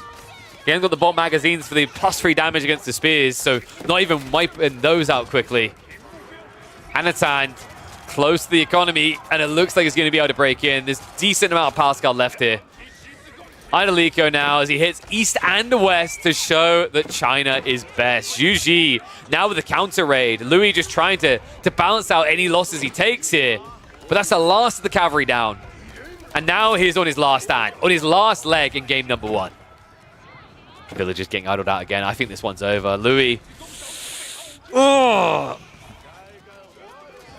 I can't believe this. Like, Anno didn't necessarily play this efficiently, right? The lack of reveal means he kind of guessed what he was going into. He didn't know for sure. But even though that was the case, his timing just a lot cleaner here. Louis just too starved by the Lancer play, I think. I mean, Crackerty's kind of on point, right? The Lancers bait you. I don't mind it as like 3 or 4 because you have the stables already, but that needs to be the maximum. Scaling that is just not logical against a Civ that can zerg so many spears. Oof. Alrighty, so let's get ready to list that one. So that is going to be game 1 for Anatan. Let's see where we're heading for the second. Did I glance that right? Are we getting... I don't think we're getting haywire, guys. I think we're going Pigeon's view. I mean, I should be happy about that too. Spamming Palace Guard with Fast Castle. Well, the cool thing is, like, you can actually start pumping the Palace Guard before you reach Castle as well, right? I think Louis just kind of binded himself in his brain when he went for that initial Horseman. What he done is he basically gave his opponent the opening spears, and then he basically stuck to a unit that was countered. It felt quite weird. All right, game 2 is Abbasids versus Byzantines. There may be hope. And yes, Jack Leo, you should be afraid of some spoilers. So, we're catching up on some series now. We're about to go into game 2 of Louis MT versus Anatan. And then, at 4 p.m., so in 2.25 hours, we've got Dumu versus Lash. We'll look to catch up with B versus Voldemort before that, I think. And then maybe later today, we can do Wham Gully into the winner of that versus Cat. Or we could look to save that for tomorrow. Actually, I think that Puppy Paw and Mia Micah played in the early hours of the morning, so that could also be an option. Yo! Sup, Jack Leo? Thank you very much for the sub, mate. Welcome to the Swarm. Thank you, thank you. What do you do in the team games when it's over, but they abuse the pause button to agree for you before surrendering? I think the pause button just needs to be changed. It hasn't been that well thought out. It's also just a redundant feature until they add a reconnect. I think pause shouldn't exist outside of custom games. Yeah, the more I think about it, I don't know. Like, the pause was a cute idea, but they've kind of put the cart before the horse with the pause. Oh, my bloody ankle. Still feels beat. When do I get this off? I'm just actually mathing it now in my brain. I think I've got 15 more days of this cast, and then I get to switcheroo into a boot. And then I think I can partially walk with it. Pause itself as a feature. Yeah. But my point is, like, pause doesn't really make sense for public games.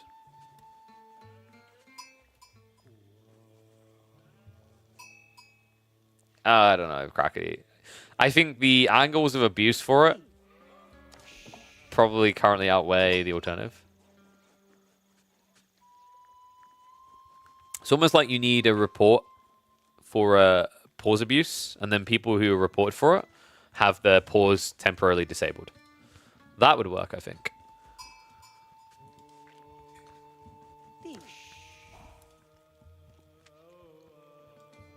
Also, like, dude, what kind of package delivery do you have?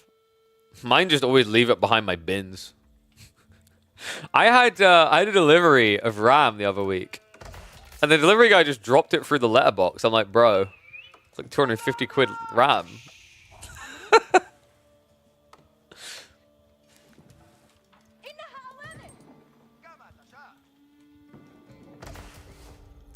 You live in an apartment. Well, get a house. Wait, you have a house now, don't you? Is it still being built? All right, anyway. Let's focus on the game. Oh, this is going to be a wild game number 2. Anatan on the Byzantines and Louis Empty on the Abbasses. One and all, welcome back to the channel. I love this matchup. I think, the reason I love this matchup is because it's two civs with their builds that feel a bit OP right now. We've got the dirtiness of the Eco Wing from the Abbasses coming through, and the Byzantines looking to pump all the olive oil boys as quickly as possible.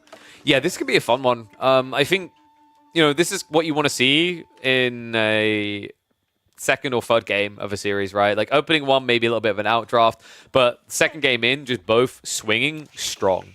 Anatan probably with his draft, from what I'm trying to remember, could have played something a bit more strategic here, where he just kind of throws away an S-Civ and then comes back stronger for it. Like actually a little bit surprised. I think he could have played Roos here. Roos would have worked really well as well. So curious to see what he's got in mind, because I think final map was Haywire. I'd say Byzantines is better than Roos on Haywire, unless you're going for like a Kremlin rush. I've yet to get to cast a game of Haywire, by the way. I am outraged by this. But yeah, looking at the spawn, berries are pretty bloody good. We didn't get an outrageous Grand Winery from Anatan. I wondered if he'd be greedy here, just because Abbasses don't really aggro you early on, so you can get away with like double Grand Winery buffed berries. I actually wonder if, like, in hindsight, if we were to ask Anatan after this game, does he feel like he should have done it? It looks like he maybe glanced at the berries, but the icon didn't pop up on the mini-map. So I think he just maybe didn't realize either. Yeah, that's actually unfortunate. There are a few matchups where you can be greedy with Grand Winery. I think people are starting to wake up to it. It's similar to Ark and Chapel. If you guys remember, Puppy Paw and Wham in particular have been doing Ark and Chapels that would be seen as outrageously unacceptable, i.e. building them out of range of the TC. But it works. It's been working for them more than it's been failing them, right? And I think Grand Winery can have that similar kind of lure to it. That might have been part of the reason why Anatan also picked them here, because, apart from the fact you're really good at ambushing with your Lombos and whatnot, you do quite often get berries shoved together on this map.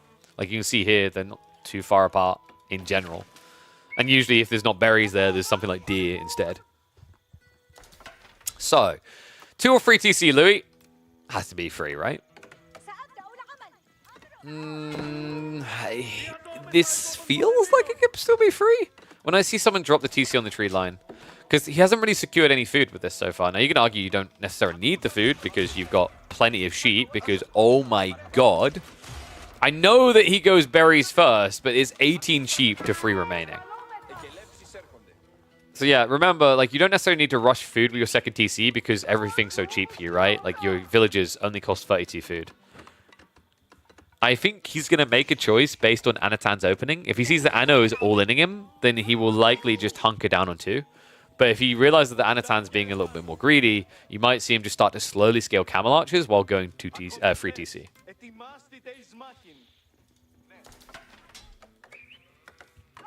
Anno. Yeah, it's gone for the Javelins. Interesting choice here, but makes a lot of sense with what he's up against, guys. Camel Archers. Camel Archers will always gap close the Lombos, right? Like, if when you're playing English, you don't necessarily care about the Camel Archers as much because you scale Lombos so quickly. Against the Abbasids as Byzantines, your initial pumps of Lombos will be quick, but the follow-ups will be slow, right? And Javelins will also maneuver a little bit better up against the Horsemen. In general, you can usually tell if someone's going Javs or Lombos, by the way, based on the opening unit. Limitane equal Javelin, Horseman equal Lombo. That simplifies and actually makes up for about like 80 to 85% of Byzantine matchups at the highest level. There are a few situationals where you might go, for example, Horseman plus Javs, but it's super rare. Why? Because the concept is you want to get a nicely balanced 2-unit composition, not a 1-unit composition. Right? The OP-ness of Byzantines comes in their ability to very easily transition into a 2-unit comp, i.e. 2 counter types. Right? That's a very powerful thing to have pre, like, 9 minutes in AoE 4. But if you go, say, Javelin and Horseman, you only counter archers. So your opponent can just build spears. Or horsemen.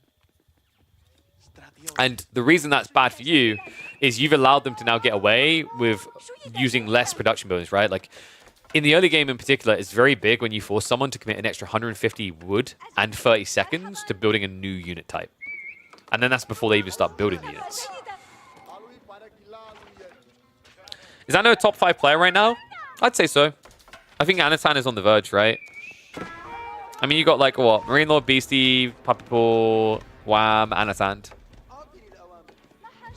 Luciferon and Vortex aren't active right now. Louis MT needs to find his footing again. He's been looking a bit better in the final months of 2024, but the middle of 2024 left big questions, while Anasand just kind of stole his thunder.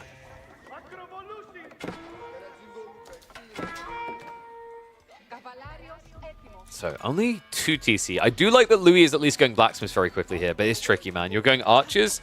The other reason why this is really smart to go Javs in this matchup is because your opponent has built his second TC on the wood, guys.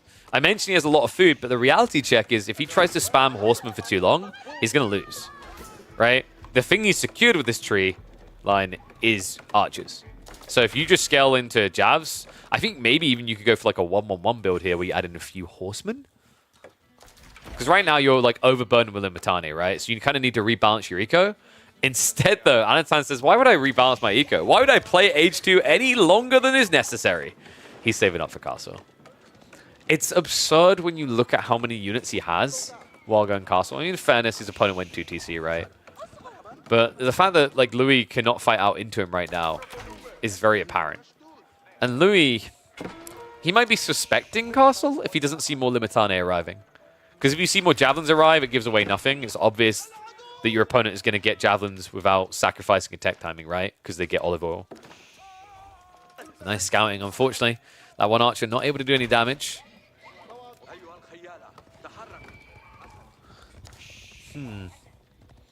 One's if you think Louis is going to win this game. Two's if you think Anatan's 2-0ing. I mean, Castle Age doesn't necessarily kill you as Abbasids. We've seen Camel Archers is very good at dealing with that. But that's where I think the Javelins have got Louis in a bind here, right? Like, with there being Javelins in play, you can't scale Camel Archers at all. It's the worst thing you could do here. It takes way too long, right? You need so many Camel Archers to beat 12 Javelins. They're going to be vetted.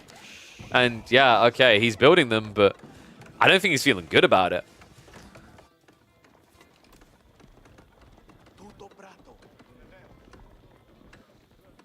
I do wonder, we haven't seen too many Marley and Abbasid matchups recently, right?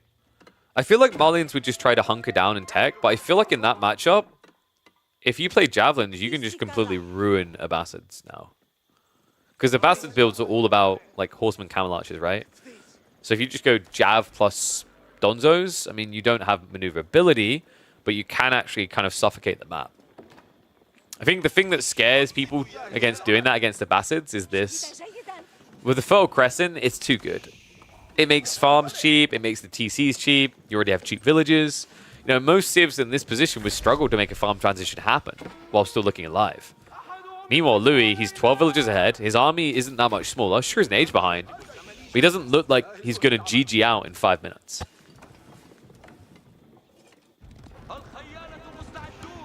Understand. Veterancy's on the way. Varangian also being pumped. Now, the Camel Archers will be good at dealing with the Varangian. It's kind of annoying, actually, for Anatan, because although the Javelins handcuff a lot of Camel play, one nice thing about being Abbasids here is that you don't have to worry about the new Cataphract builds. You don't really want to be building Cataphracts against Camel on ease. You're a very high base damage unit, and you'd be losing a substantial amount of DPS. Feels like Abba can do whatever they want and come out on top. That sounds like a lot of matchups right now. I think the problem is just the Eco Wing. You know, you could probably even leave Camels as strong as they are. If Eco Wing just goes, things get a lot more reasonable with Abbasids. Not the Eco Wing entirely, but rework it. Fertile Crescent feels like a Castle Age tech. I just don't know why it's a Feudal Age tech. I think what would be intriguing is actually if they had agriculture in Feudal Age. I know that sounds weird, but it would be a very situational pickup, right? Like, there are worlds which you can make that playstyle work, but it would be very hard to justify. And what you do then is you nerf the TC discount, but you haven't fully nerfed the farm discount, right? Instead of saving a lot of wood, you're just getting more gathering value out of investing that wood. Makes little sense. No one would ever go Feudal Eco Wing then. I think there's situations. Like, once again, situational, right? If you're on a map with limited food and a lot of wood. Maybe they just revert it? Maybe. I don't know. I think the weird thing is it's just... a very polarizing playstyle in the current meta.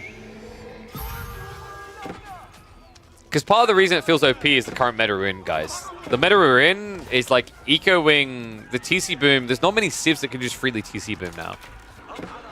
Because of the feudal pressure, right? Abbasis lives in a very unique world in that regard.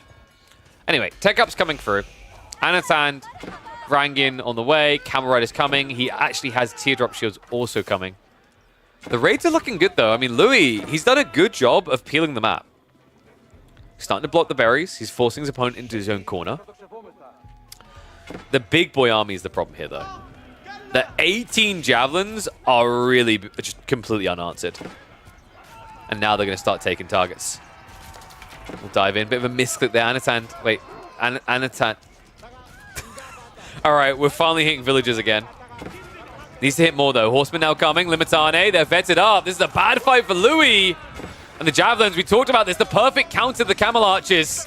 They stand their ground. Horsemen trying to get in here, but not able to kill quick enough, it seems.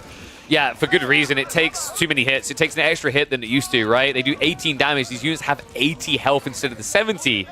So terrible exchange there for him. And the javelins are still going. That ranged armor, it's 6 ranged armor up against a mere 7 from the normal bow attacks. Farm's now getting idled out, and Louis in trouble here. Anatan behind this has more and more units coming, and this time it's just as chunky. It's the Varangian hitting into the tree line. Louis, surely... No, I mean, surely there's no way out of this right now. Guys, this is why you buy Protein Works. Because when you can't access the farms and you need to look in your cupboards, right now, Louis, he didn't take advantage of my code KillerPigeon to get 10% off. He didn't stockpile oodles and oodles of meal replacements inside this TC. He needs these farms to stay alive, and right now, he can't touch it.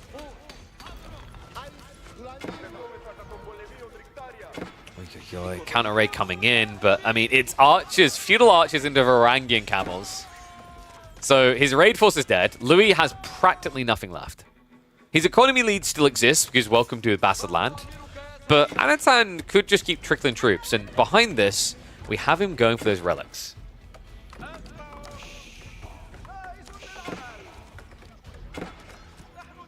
Do Byzantines get the new Malian upgrade for Javelin Throwers? I do not believe so. Because that's a Mansa effect. It's very uniquely different. But I haven't tested yet.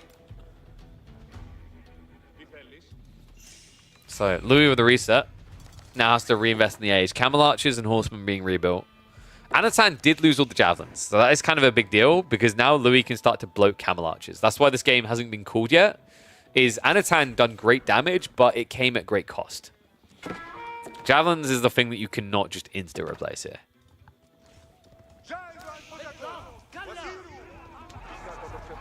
Camel Riders are going to prove to be a thorn in his side, though.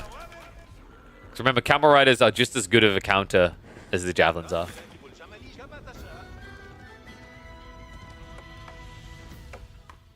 You think that Byzantines is much more busted? I'd agree, but, like... We're doing a what-if here. Not a what-if, sorry. What's the word I'm looking for? We're doing a what about there, right? I think what aboutism gets thrown around wrong a lot, but it's true here. Like, you know, Byzantines can be OP, but so can Abbasids. I think both are a conundrum right now. Byzantines probably need to have their mercenary pump changed. They should be getting less units per pump, and they should be producing maybe a bit quicker. I think the timing's just too clean. Too strong. And Abbasids, Eco Wing is way too good. Abbasids just have a fundamental design issue that they've always had. Like, the meta always revolves around one wing. It's never... Like, if you notice, it's very rarely ever we have a very cool breadth of wing choices here. You can say other civs have this issue as well. It's just... I think the Abbasid one is maybe more prevalent.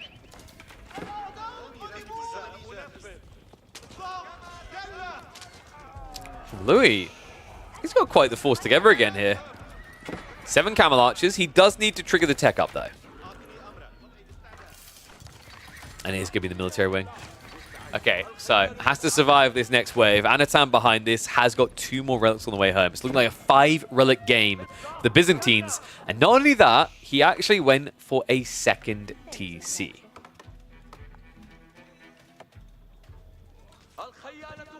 Small Horseman Ray is going to be a little bit annoying, but not too much. And we should be getting more systems coming through soon. Yeah, it already looks like he's daisy chaining out. So level 3, a really big buff coming to his economy. The cool thing about getting level 3 System is it allows you to basically eclipse the Golden Age buff that your opponent has. Which means that Abbasis don't just have that eco advantage they normally do. And these are best of 3s. We get into a best of 5 after this. Semi-finals territory. And then best of 7 finals. Of course, the finals locked in for Thursday.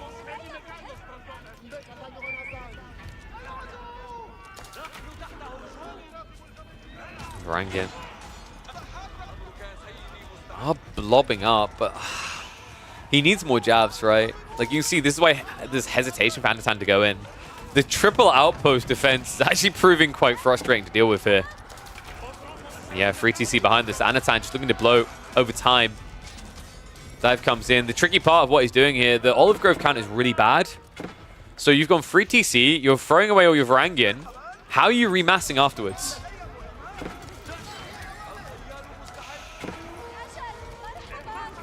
Yeah, this actually has me a little bit like doubtful the more that I'm watching it. Anatan has just thrown away a lot of troops to do very little. He didn't kill that many Camel Archers. He killed a handful of Horsemen. He lost a lot to the outpost. He didn't stop the tech up. He didn't stop the economy. Now, you could argue that he kept his opponent at his base while he went free TC, but now you are at risk. You need to flood Olive Groves, and that gives an opening to Louis. Lancers and crossbows immediately queued up by the Abbasids.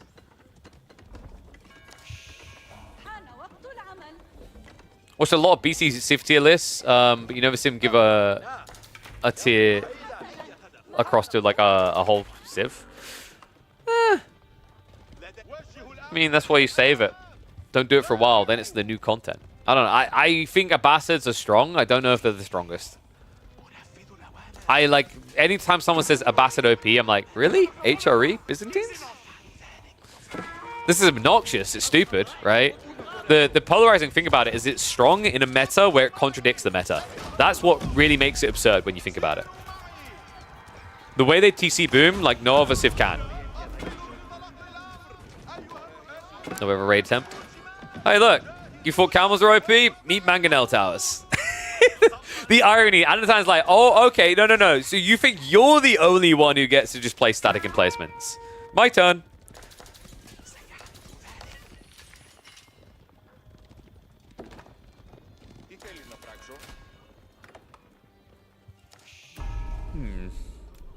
So what's the play now for Anno? Is he just going to blob jabs? I mean, his Olive Grove count isn't that great still. He has got some berries remaining on the flank. So you can kind of do it to an extent. I think his goal here is to just survive with Mangonel Towers until he has enough jabs, and then you can flood a front line as well, right? Probably just Limitane. Because your opponent's already building into crossbows, right? So you don't really want to build into Varangian. Cataphracts would feel weird here against camels as well. The only thing that Anatan has going for him that's really good at this stage is javelins. That's it.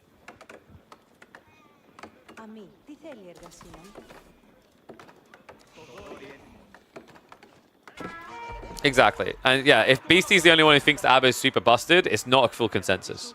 Do I need to remind you guys that once upon a time, at the start of this year, a certain bald Spaniard said that Order of the Dragon was OP? What are these walls?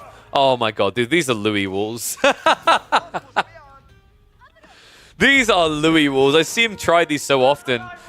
By the way, this is why like I haven't really put stock in Louis in the second half of this year and why I was so impressed that he was stepping up a bit. Louis loves to wall. Louis loves to get to the mid game, wall and play late. You can't wall easily anymore. Not the full map anyway. It's such a challenge. Sacred Sites have at least been locked in for Louis.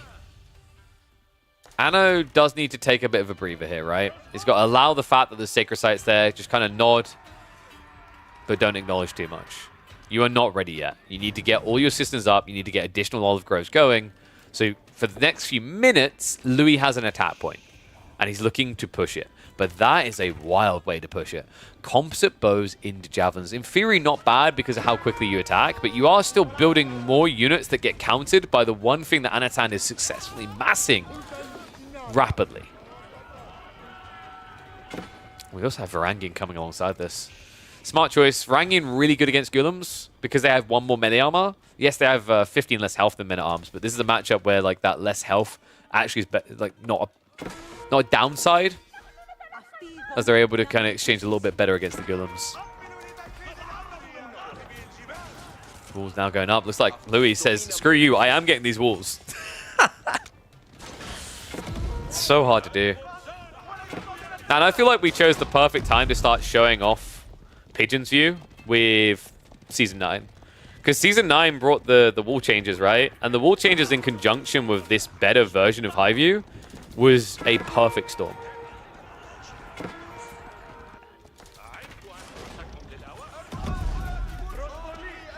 Camel Archers now just diving into these mangoes. Like, at this point, it feels like Louis is just throwing away the cavalry to get to a static comp.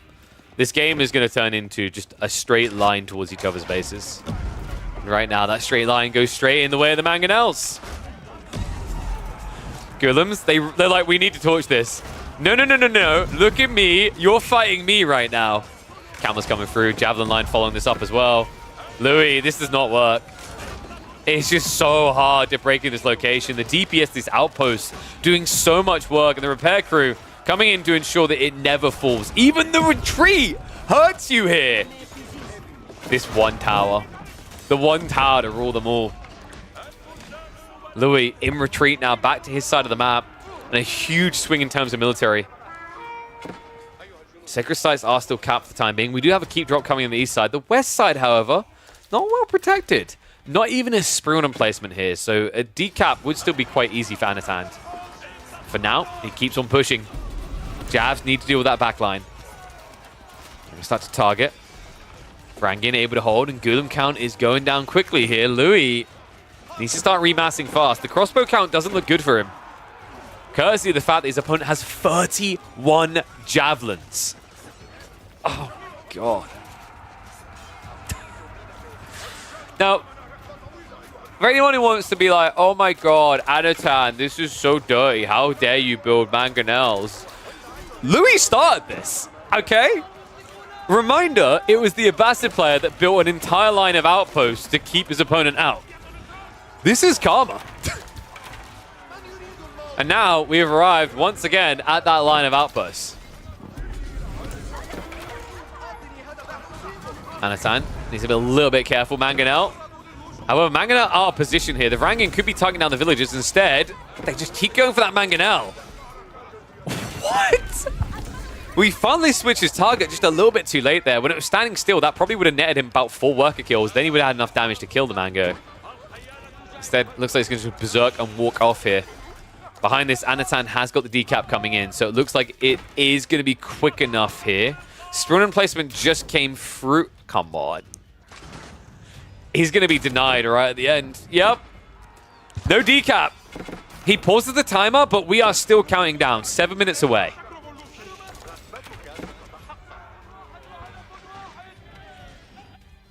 Oof. But the eco now neck and neck. And the difference is going to be the System effect, right? Agriculture, huge for the 15%.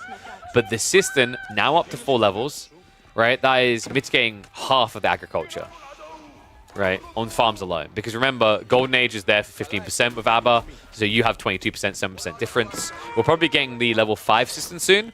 Then, all of a sudden, with the entire economy being buffed, you have to give an edge to the Byzantines. That's before we even talk about the fact they get 20% extra on top of the olive oil. It's absurd how they can compete in late castle like this against the Abbasids.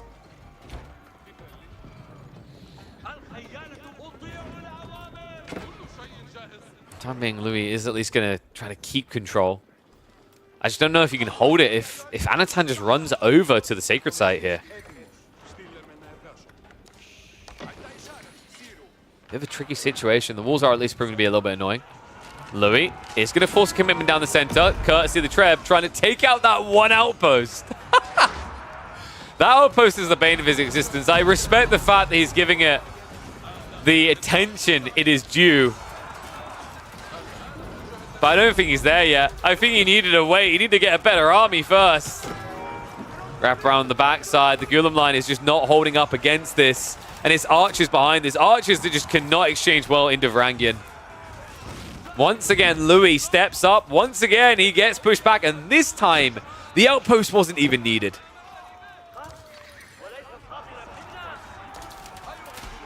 Louis now just struggling to rebulk forces. Guillem's take a bit of time to produce here, folks. Remember, it's 26 seconds. I think this is the other thing. Like, for the... You know, we just call this a battle of the busted ecos. But actually, like, Byzantines have a clear edge. And this is why. Look at the production time. Look at that production time and tell me that Byzantines aren't better. You produce every 9 seconds. The Gulems are going to be coming out every 22.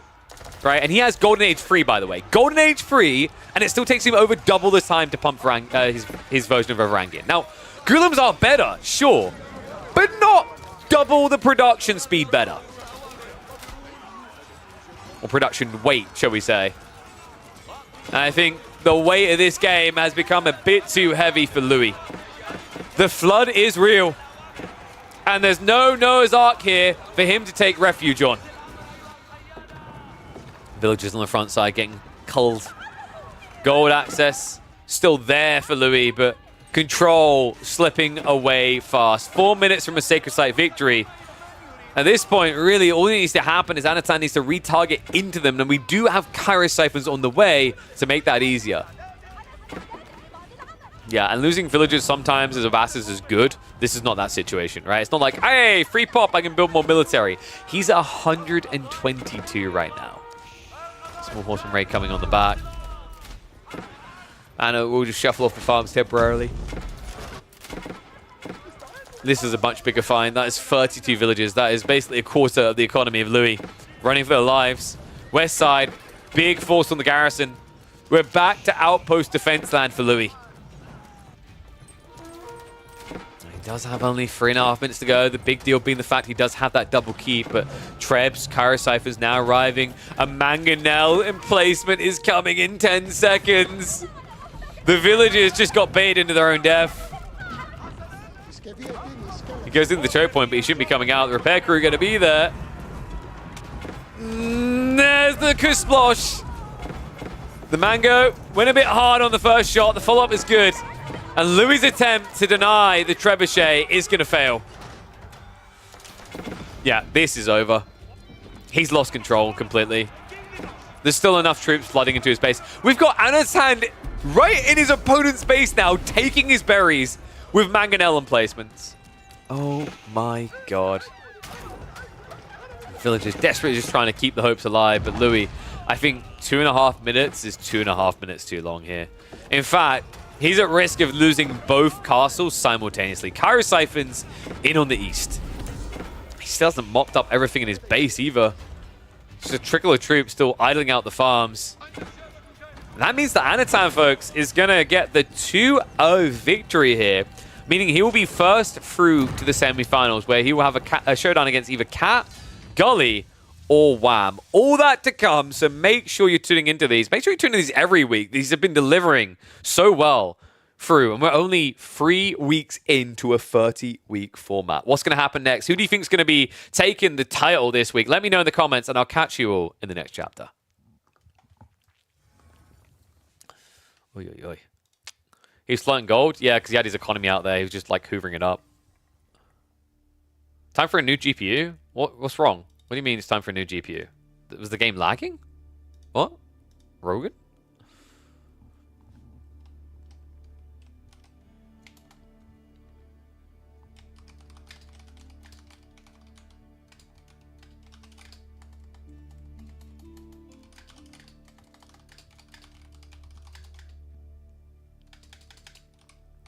Show avatars near TC. Show Bizon one Bizstar. There we go. Midweek must cast time for that Prime GP to make it all look beautiful. What? Dude, we maxed out our settings already. Do you not know this? I can show you my settings. They're actually on max. Yeah. Only thing that's not is, I think ambient occlusion's low and shadows medium. Oh, sorry, no, some of them are down a bit. Well, the geometry. Geometry is a big one. But we're working on a new PC. The challenge right now is trying to hunt down a GPU motherboard partner. I've got the other roles filled out, but that's the one that is a bit slow to fill.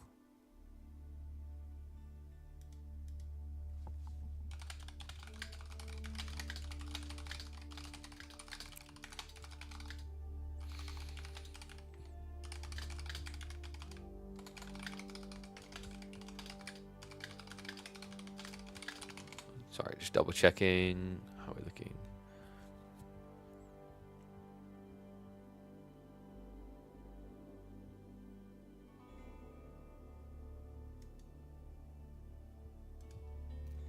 All right, there we go. So, next up, guys, we will go for... Bloody hell, I got a really bad headache today.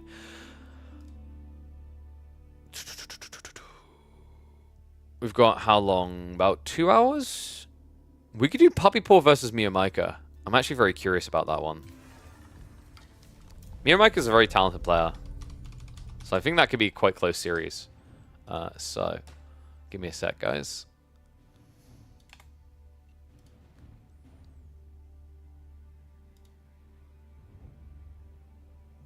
I don't think you'll find a GPU partner, in my opinion. Usually that's the most difficult because they don't need sponsors to get out there. I don't think that's always true, though. Because also a lot of those brands cover more than just GPU. So there's a lot of things they want to market, right? So like motherboards, for example, right now, the X870 is just released.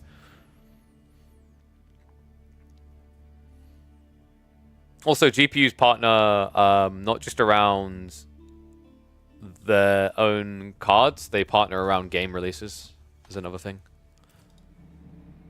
It's just a little bit tricky at the moment, I think, because obviously we're towards Christmas and there's rumors of a new GPU series launching at the start of 2025.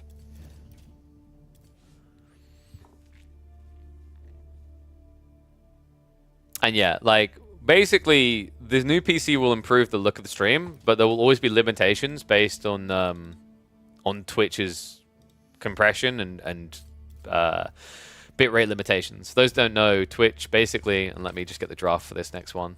So Twitch basically has some pretty handcuffy limitations. The bitrate can't go above like 8K, and that's 8K is really bad for 1080p. To be honest, it's not 8K is more like high quality 720p, which is why in the past you guys would have seen like some people stream with 900p is what they go for to deal with that problem. Try MSI or Gigabyte. I don't know how it is there. They're most likely. Yeah, agreed. Like I'm trying to reach out to some. Gigabyte has been really tricky. MSI as well. It's all about having contact points, right? And getting them on board with it. It also like it usually helps when you have someone that knows someone as well. Like I know people like to think that it doesn't, but genuinely, if you have someone that vouches for you, you have more chance of getting through the door. Because if not, you're a new face, and they're like, do we send this guy like potentially 2K worth of like product? Is he good at doing what he does? And I am good at doing what I do. But obviously, they don't know that. Right, so Cliffside and Coastal Cliffs. I really thought, actually, wait, Puppy Paw randomed from map 3. That's a bit cocky. Or maybe he's just happy with all the maps. But considering that he's moaned about Frisian Marshes... Oh, wait, no, they banned Frisian. Okay. And Puppy Paw... Wait. No, sorry, I'm reading the bans wrong. Yeah, it's just auto-banned for that. So they banned Haywire and Kalaga. So he left Pigeon's View and Frisian Marshes in there. I thought Puppy Paw hated Frisian. At least that's what he said in the podcast. He's like, I'll take the 3 wins. Okay, so opening map is going to be Scarguard, and we actually are getting French versus Jaune. You only had super bad experience with your GPU, so never using them again? Interesting. I mean, I've had alright experiences with them, but it was a while ago. I'm trying to remember what my most recent one is. The 2080 that I've got in here. I can't remember which brand it is.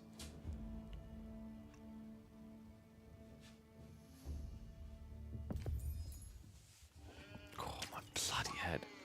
Do I need painkillers, maybe? Just catch up with chat. using medium for textures. I'm pretty sure actually my textures are on high. In fact, do you wanna you gonna gift a sub if you're wrong? Oof. Oh no, you're right. Oh, okay. When did I put that? Wait. I'm trying to remember. There was a reason why I changed this. Good eyes though. There was definitely a reason why I changed this. Because like this is the thing. Look at my setup as well. We're on a 2080. It's a bit tricky. I think it's because I've been using... Because my recording, I use NVENC. So to not overload.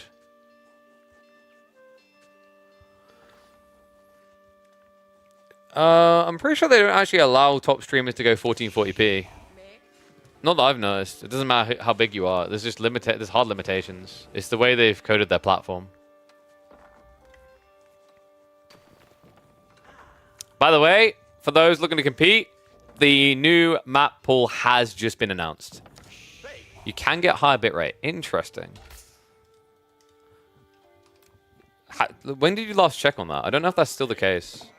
There are ways for you to force a higher bitrate. I can say that. Like so one thing that people don't quite know is that you can go higher slightly than the bitrate. I think you can go up to like 9600 because the check for a cutoff is actually 10K. But like you're meant to not go above. I think like wait, sorry, no. I think it's like well, I'm trying to remember the numbers now because I messed with it. I just didn't like how sporadic it could be because if you did accidentally burst your bitrate past that threshold, it would just cut out your stream.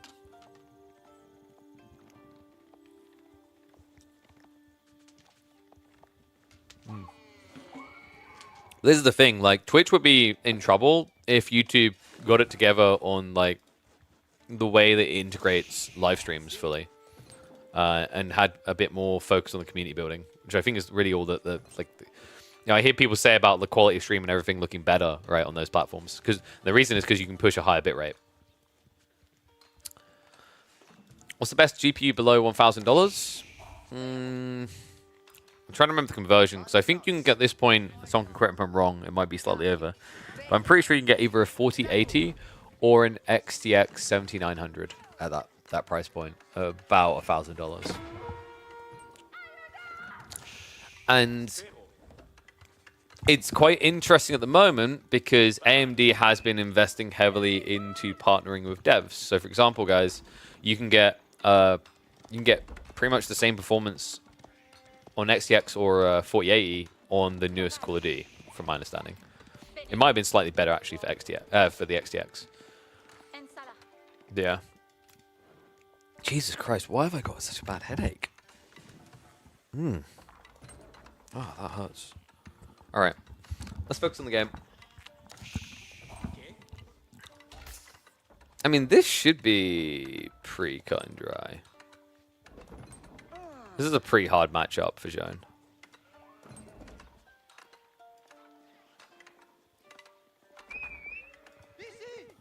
What's that chicken?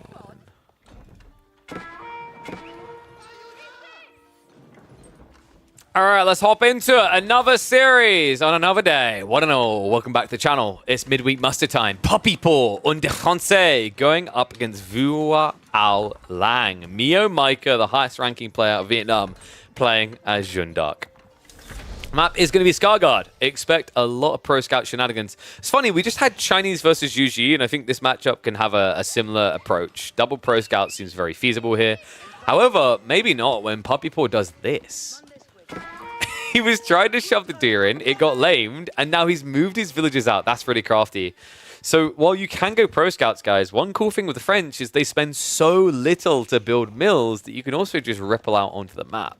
So not the worst of ideas here. On the other side, of course, Zhone won't be able to do the same. Zhone is more likely to go Pro Scouts in this matchup than go for the Pocket Mills, because the difference here is you don't get that discount. That was one of the differences between the variant Civ and the original, is that you still have to pay full price. The other most notable difference would be your TCs do not produce quicker as Zhone, and also finally you do not get the melee tech in Blacksmiths for free.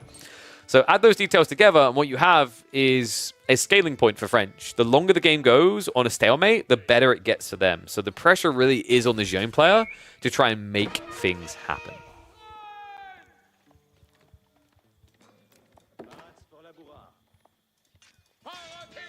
Yeah, historically, though, I think this matchup's really good for French.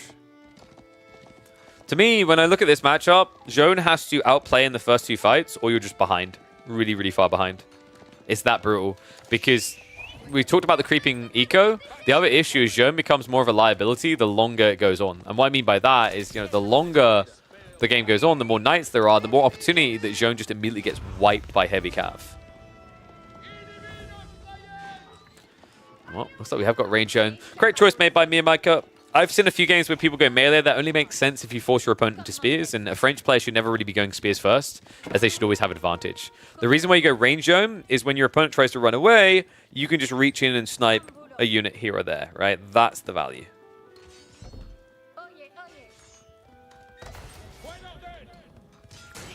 Not ideal coming out here. Puppy Paw needs to be a little bit careful. We'll move away just before the Divine Arrow can be used. But yeah, getting 2-1 there. The pressure released on the goal. I actually think Puppy Paw's already gotten by the long curlies here. Oh, nicely baited as well. Both knights really low, so he loses the scout, but gets it in exchange for the knight. On the other side, dude, Puppy Paw is outplaying. Divine Arrow is at least going to even it up a bit. But what you're seeing here is the exact surge point issue, right? The skill element I said about this matchup. The first 2 or 3 exchanges define the outcome of this matchup about 90% of the time. And right now, it is looking very clearly defined in favor of the reigning champion of the midweek muster. Remember, it was actually Puppy Paw that took it in the end for week number 2 over his brother. With a very memorable opening game in particular. Divine Arrow is going to be there. Much better. That's a recovery arc. And a much needed one at that. Zhone, that's actually kind of cool. She can frontline for a little bit. It's only 2 knights. That was sick, though, man. That looked ugly, really ugly. Although, now it is going to get ugly in a different way. I don't like the Miyamika. He just took a really good exchange there, and now he's going spears. I think after that type of fight, you just continue knight production. I think what's worrying him here is because we're 7 minutes in, he knows that French should have more eco, right? Like, it's actually even more condemning for Zhone because you sacrifice a villager to get Zhone in warrior form. That means your opponent can have more villies. Now, we have had 3 worker kills so far, which has kept Puppy Paw in check, but it still puts him in a position where he should be ahead. And I think that maybe made Miyamika worry a bit too much. If he didn't get those 3 worker kills, the Spinman choice would be warranted, but now, looking at it, it just feels weird.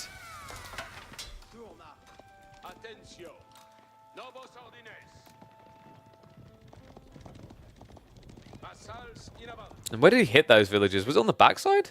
Yeah, I think it was back here. Either that or on the front. Puppy Paw. I mean, this is kind of the obnoxious thing I think about French in this matchup, is that you can kind of afford to lose a few villagers. Obviously not ideal, but it doesn't necessarily put you in a losing state in what feels like a mirror, but secretly isn't. Upsides, Purple did get a few knight kills that will accelerate the time to level 3.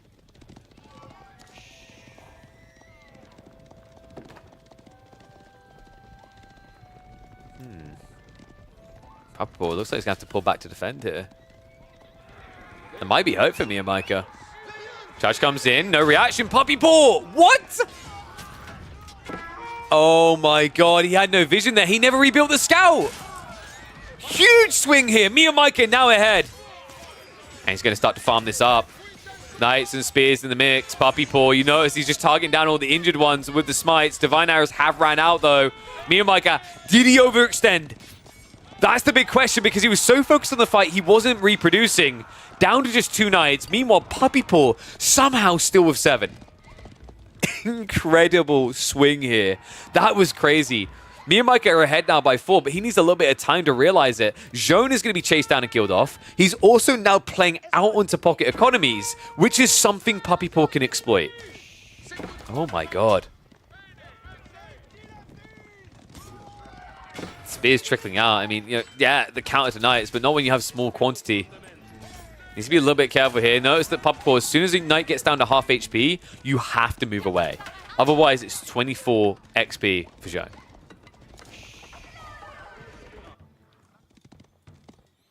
I believe. Is that the boar? Okay, so Puppy Paw, yeah, he's behind by 5, but he is surging his eco and forcing Idol on the other side.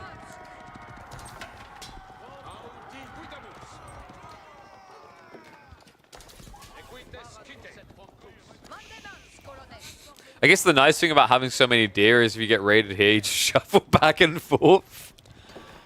We do have Chivalry now in the way. You'd think, why didn't people get it sooner? It's because a lot of the injured knights were just flopping. Like, this is the trade-off against range zone, right? Like, she can easily find those initial ones. And obviously, he was forced into an all-hands-on-deck situation at his base, so he couldn't just keep them far away and go for it a bit quicker. But now that it's coming, it's going to be a bit harder for you to snowball into level 3 here.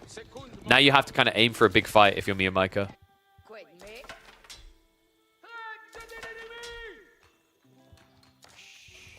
You still have one knight left behind, which I love.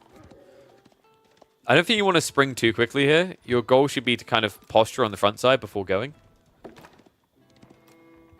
Or you could just be a greedy mother ducker. Yeah, that's less than ideal. Miyamika isn't chasing because he doesn't see what we see, which is that Puppy Paw is nowhere near. If he knew this, he'd go around both sides and kill the knight. Yeah, actually, in some ways, not too bad now that Puppy Paw is just forcing a lot of reaction from Miyamika at the back of his base. Because the difference here is the ball, right? It's an eco lead, yes, but the stupid part about this Civ, it's not enough to just immediately get an eco lead. You have to keep sustaining it. Because although there's a 10 worker kill difference, the eco difference is 4.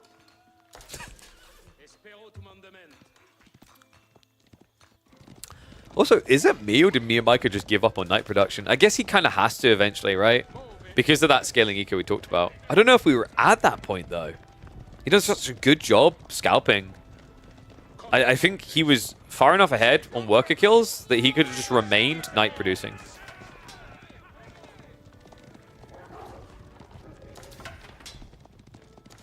We do still have that knight on the flank. The group massing on the backside here for a jump onto the villages of Miyamika. Now, with 19 spears, you damn well expect him to be able to protect, but he can't. Look what he's doing. Okay, this is how the game's going to swing. The problem now is Miyamika, he's got mass spears, but that's not good at chasing villagers. On the other side, Mass Knights is. Jumps in, deals with the spears, and now you can hunt for the economy. Puppy Paw, he sees it as well. Charges coming in. Big initial hit here. No textiles. Miyamika running for his life, but there is not enough room in that TC. Puppy Paw, he backs away, though. Gets 3 worker kills. Other side of it, though, he gets distracted. Miyamika is absolutely outplaying him in this game. That's a free worker kill for, what, 4? It looks like Puppy Paw did find an additional 2. Wait, what? Oh my god. What is happening in this game? Miyamika was on the verge of just taking it with that maneuver, but then slips with the villagers. And Puppy Paw is the Reaper in waiting, now ahead by 1 villager. With it mostly being spears, this is not a dive comp anymore. On the other side, the knight count is brutal. 18, and there's only 17 spears, of which only about 5 of them are at home to defend. There really isn't much to stop Puppy Paw just committing in, other than the fact that he understands that in this matchup, he's still got time. And what the what? How did we get here? These were the ball gatherers, right? He ran the ball gatherers all the way across next to Miyamika's base. It's crazy because if the blacksmiths was just 1 tile deeper, he could snipe 8 villagers easily here. Oh my god. It's crazy how this all began off that back of that free worker kill we didn't see. And the way it's just snowballed back and forth now. I mean, this is the thing that can be entertaining. I've got to give it to them. The way they're playing this matchup, like I said, it's meant to be GG by like the 2nd engagement. This has been really back and forth. I've been impressed by both players in this one. Villagers on the deer. They got found. He saw them moving out. Needs to get the knights here quickly. No textiles, so these villagers do flop dead fast. Is he going to commit? Yeah, he knows straight away. He even turns the villagers around with the shivs. So charge is going to come in. Yes, you are trading into a counter, but the numbers favor you. However, a backstab's coming through. Miyamika with the reinforcements here. The villagers are going to be lost. There's no denying it. He has to run away. And level 3 zone is in. Now, level 3 zone, not as absurd in range form as it is in melee when your opponent is feudal. Usually. In this matchup, it's golden though. 100 damage. You basically can kill knights from half HP. It's going to be very difficult for Puppy Paw to just keep scaling knights here. Especially now that eco hit. He's behind by 6. We should have what? Probably when champions. Okay, I thought maybe riders, but in fairness, when your opponent's an age behind, the champions are very valuable. Usually. Once again, I keep emphasizing usually because the difference here is that you're up against French knights, right? You're not up against mass spears, mass archers. Boy, how the hell does he get out of this now? You can see he's trying to raid all around. Miyamika's weakness is in his immobility. Remember, purple, he's got a lot of spears.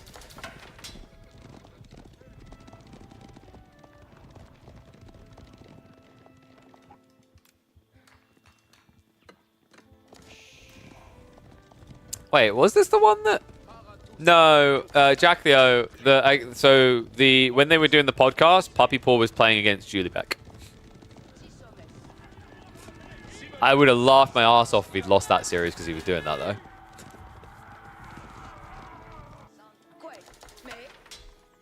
This matchup was played in the early hours of this morning. So fresh. Miyamika. What's the play now? We've got so many spears. I like that he's leaning more knights because you need to start raiding again. It's so frustrating, man. Like, how do you look at this eco count and then look at the worker kill and make sense of it? You'd think that there's a second TC. There really isn't. Puppy Paw. So many knights to play with. If this continues like this, he'll just go age free. Charge comes in. Villagers get found. Hesitation to fight. The spears were out of position there. So it's going to allow him to follow up, hitting into the knights again. I mean, at this point, you're not thinking, oh my god, level 4 zone, right? It shouldn't happen. Theoretically.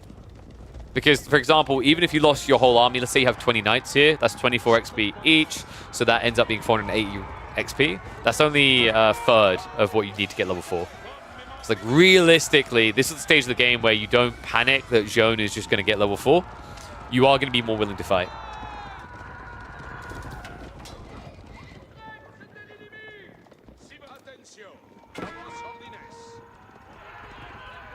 So many spears, though. We still have no transition. What? Instead of even going archers, he's going into spears. I guess he wants to have just a handful of spears to defend against a small group of knights, and then he just wants to send it into Miyamika's base. Yeah, you can see Miyamika is looking to do the same, but oh my god, that is not a healthy line of knights. Handful of spears really could be his undoing, but they aren't here yet. There are, however, knights in waiting. Spears are moving across now, and it looks like Puppy Paw is just going to go for the trade. Champions just got summoned. It's going to be a dive underneath the main. Spearmen are on the way, but they are Dark Age Spearmen, folks. Counter raid coming in, though. And Miyamika is going to get snatch and grab. Puppy Paw not committing through, though. The Spearmen have mirrored the move here. 17 of them ready to defend. Other side of this, Miyamika diving even deeper. Does he see it, though? The villagers narrowly dodge him.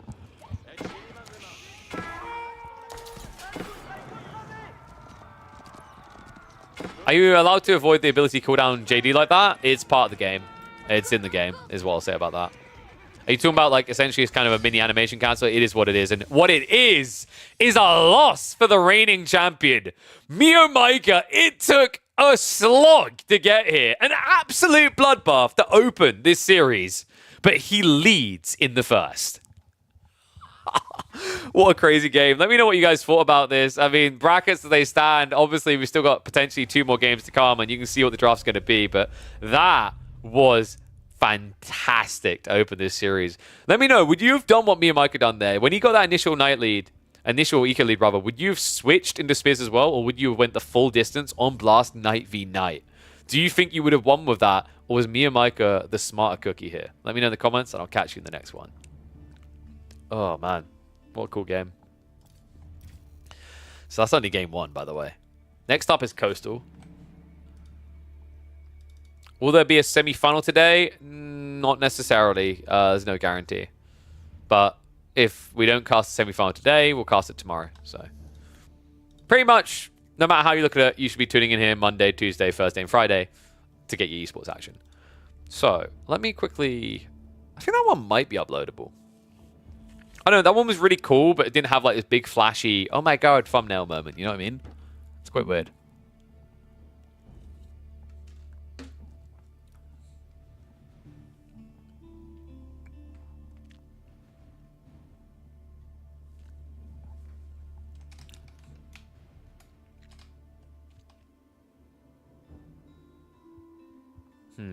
What's the title for that one? I've never seen so many more dead French peasants.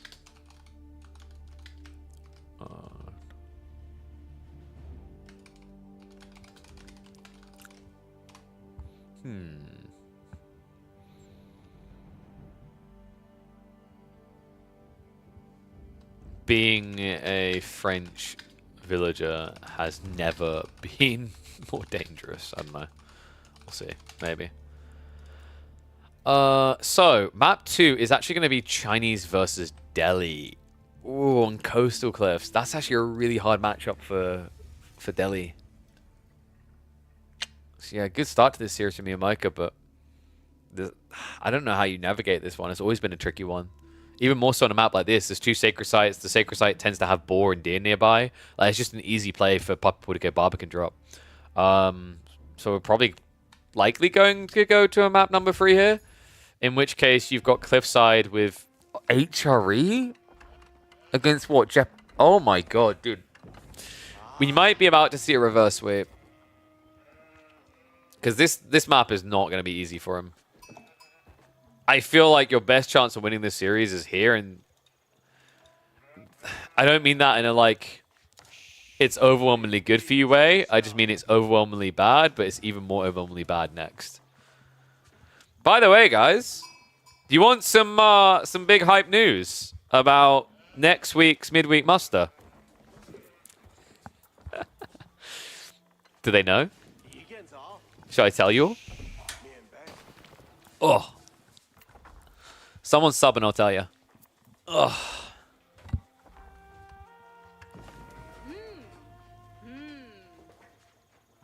I got a surprise. A new face. Oh, I just had to, dude, I have to keep turning this heater on. Stop myself from getting some frostbite. It's not beastie. Should I just not tell you? I'll just never tell you.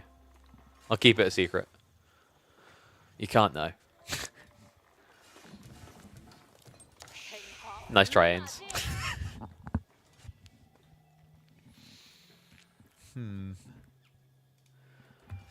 Oh, blimey.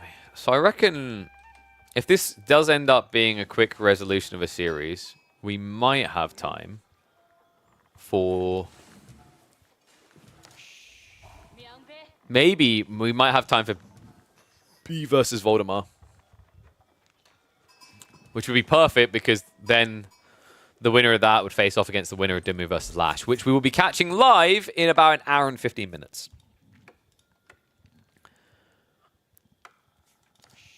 Wait, did Puppy Paw lose 3 villagers to a wolf? Are you sure about that? I think you're capping. There's no way. Jesus Christ, one sec. I need to take... Guys, does codeine work for headaches? I feel like it doesn't.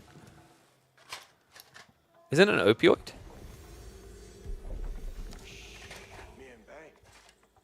It's an opioid, right? I mean, it's got paracetamol as well.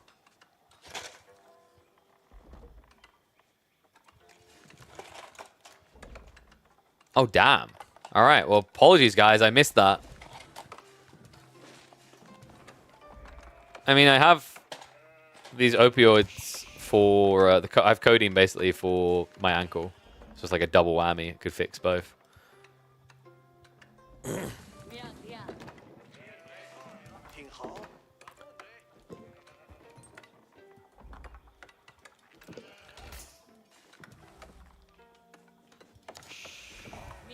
All right, how does he do this? Because this is a horrific matchup. One and all, welcome back to the channel. Welcome back to game number 2, in which Puppy Paw, the reigning champion, has fallen behind. That's right. Mio Micah, the Vietnamese legend, has taken the lead in game number 1. Can he close it in 2? It's going to be difficult. We've got Delhi up against Chinese. Chinese known to be one of the hardest counters with that easy peasy Barbican drop. And I'm looking for the good one, and I see it. A Barbican drop over here waiting to happen. Puppy Paw, the question mark, is he going to be going for it? Because Mio Micah has been very aggressive with his timing here. 6 villagers on the Dome of Faith to try and expedite the speed at which he gets Ghazi out into play. And Puppy Paw, I don't think he's Barbicaning. If he is, he's going to have to pull a lot of villagers here. Because he has not done the 1 villager out Barbican into Imperial Academy play. So he is a little bit delayed. And apparently he was getting tilted in this game. Was he? What? He kept dropping off with the tree? Wait, what was the issue? Oh, wait. No, there's no reason these villagers should walk back there. All right, guys, what do you think? 5s in chat if you think we're going to get a Barbican here for a double ball pull. That's a lot of food now, by the way. That's 4,400 food. Nah, there's no way. It's way too greedy. He's going to take safer. Okay. Ugh. It's the snoozer. It's just going to be the deer spot. Which, actually, I mean, in fairness, the cool thing about this is if you shove the deer correctly, you can build a mill here in range of the Imperial Academy and then double your taxation, which is kind of cool. But a little bit underwhelming. I mean, it is close to the sacred site, right? So you can play Zhuge spears and kind of walk out here. I guess, actually, in fairness, guys, usually you need to go Barbican on the sacred site because otherwise you just get strangleholded and GG'd. I think Mio Micah made a critical mistake here. Did you guys notice it? There is one very big, obvious, gaping issue in Mio Micah's plan that he already committed to in the first 5 minutes. Your opponent just went Song. He's probably going to get Zhuge Nu. The mistake was he went Dome of Faith. Dome of Faith is really hard to play into Chinese Song. Because now, Puppy Paw can scale Zhuge. And you don't have your better archers to thin the herd. What it means is Puppy Paw will Zhuge plus spears, and you don't kill spears quick enough for you guys to engage. I've seen this matchup time and time again. There are a few matchups still in the game that force Delhi onto Tower Victory, and this is one of the harshest ones. So Ghazi going to be coming out. Like, the other thing is, compared to like a Dry Arabia, where you can at least play the flank sacred sites to get more gold trickle, you won't be able to do that here. The map is very thin, and it means that playing cavalry is usually a lot harder. Playing infantry, a lot simpler. So spear reaction already coming out. And what we'll do now is he'll basically trend spears until he sees the switch. Once he knows the switch is coming, it'll be into Zhuge. Do we at least have blacksmith time is looking good?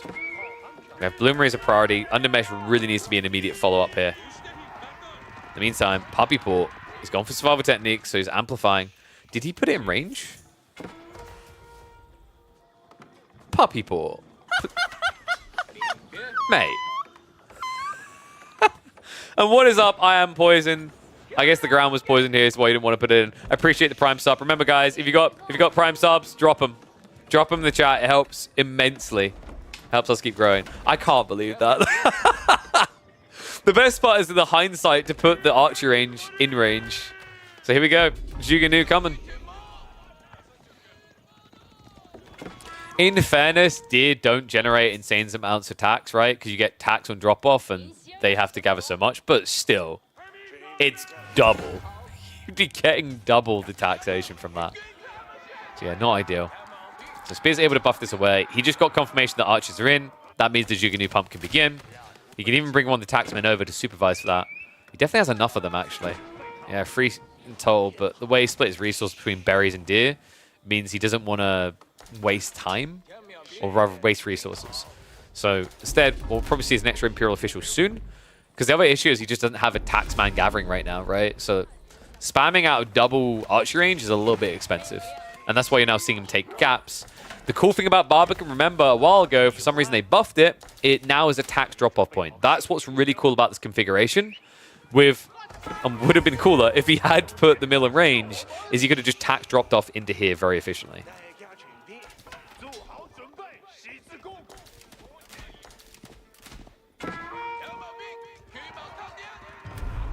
So Zhuge are a little bit over-ambitious in positioning here. But what he's doing is successful, right? He's blocked the cap. There's no timer. There's no extra resources. Puppy Paw is already 7 eco ahead. 4 of them are taxmen, yes, but that means 3 of them are pure. And that's without textiles even being there. So what's Miyamaka's way out? I mean, usually you like the idea of just scholars, and then scale into age 3. That's still, like, what, 5 minutes away, I want to say, if you're really rushy about it. Because you're going to have to add in some more units and buy some time. I think, actually, what Miyamaka needs to be doing is focusing less on the Sacred Site and more on the economy. His Ghazi could be raiding right now. It's a small group, but it could do some damage, and it's more value than what they're doing right now. Which is pretty much just headbutting an impossible wall to break. Zhuge will just trade better. In fact, the only thing missing for Puppy Paw to make that guaranteed is he hasn't gone for the blacksmiths. There we go. Steel Arrow now coming in. This is going to be a big deal breaker. Right now, Miyamaka has not got his own Steel Arrow. He has not prioritized Undermesh. In fact, this is a mistake. Going Steel Arrow over Undermesh doesn't make much sense here because Undermesh, you mitigate 3 of your opponent's damage. Steel Arrow, you gain 1 damage, and you're not Tower Victory. So you are more focused on surviving than attacking better. At least you should be. Stood halfway. Zhuge at least being finned a bit. So Puppy Paw is going to have to back up. Sacred Site's finally locked in, but we're 10 minutes away from that being a victory. Seems like a feasible win condition here. Hey guys, you want to see why Imperial Academy is absurd? Do you guys like taxes? We love taxes. It's very reasonable. You spend 175 resources, and you get 64 resources back. Yep, you heard me correctly. It's like a mini mine work. Because remember, you can supervise that to make it research quicker. I do not understand to this day why they get so much out of it. It's too much. It's far too much at this point in the game. Taxes needs to be nerfed. I actually think taxes should scale with the game for China. And that also would be the correct nerf to the Imperial Academy, right? So yeah, just have it weaker in Age 1, Age 2. Supervision can still stay at 20%, but the taxation is just out of control.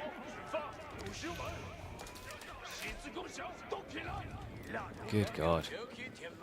Look at the difference it makes. Because this is the other thing, right? You just get... You're pretty much just cleaning the money at this stage, right? You get 64 resources back. Great. Now you're quicker to get your next tech. And then once you get that tech, you get another 64 resources back. This is what makes it so vile, even for, like, Delhi, right? I mean, you know, he went Dome of Faith to try and contest that issue. It meant that he didn't have the Tower of Victory archers to contest directly Zhuge. I don't necessarily fully blame him for thinking this was a better way, so you could at least be blacksmith efficient, but it just hasn't worked out. I mean, I think also, like, you would have just been better off going TOV into 2 blacksmiths here. We have got him trying to make his out into the next stage, though. Oh, my God. House of Learning now coming in, but map control completely forfeit. Your opponent is marching towards your base with bulked Zhuge. And we know how good Zhuge can be against armored units, right? Compared to, for example, normal archers that would end up doing 1 damage, these guys are going to do 3 times more damage to a heavily armored unit. That's what makes them so toxic.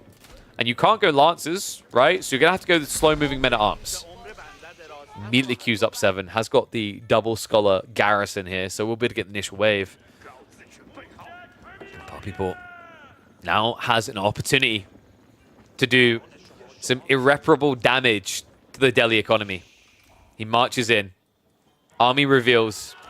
Villagers all exposed out here. He's going to have to leave fast. But the mill has been seen. Now, this is key. Does Puppy Paw peel off a few, realizing it? Instead, he's going to start diving in. The Spearman, the Zhuge, they're going, though. He knows. 16 villagers up here for Miyamaka. And he's hunting for them right now. Second group is going to rally back. Wait, this is a blunder. He built a mining camp. He knows. Oh my god. The mining camp gives it away. Miyamika, if he hadn't built that right then, right there, Puppy Paw would have looked up and went, oh, I guess he's not here. But now he knows. Villagers found.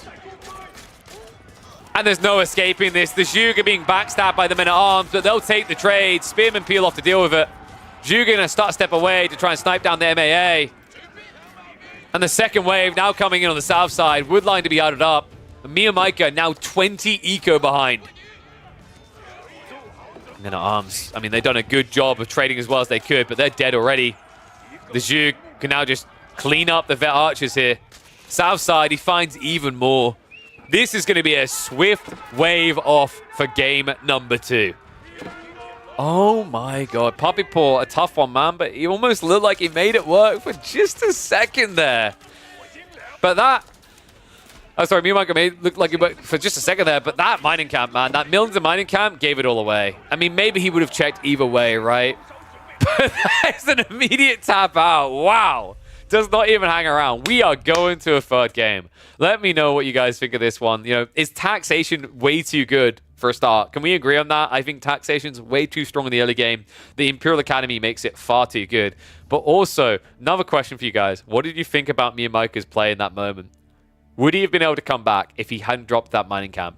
Would he have gotten those villagers out? Would he have stood a chance of bouncing back with age 3 and dunking on Puppy Paw? Or was history already written, as it often is in the Daily Chinese matchup? Let me know down below, and I'll see you in the next video. Mate, I think that one's kind of cool as an upload. What's the focus point, though?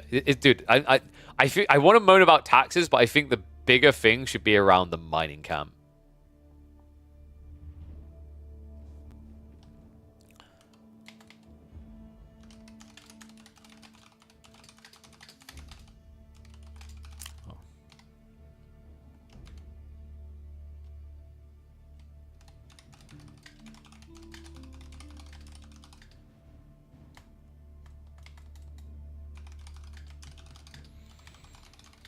Placement is everything. There we go, boom. It's kind of a cool one. So, let's get ready for game number 3. Score is wrong? No, it just needs to be updated. It's 1-1 now.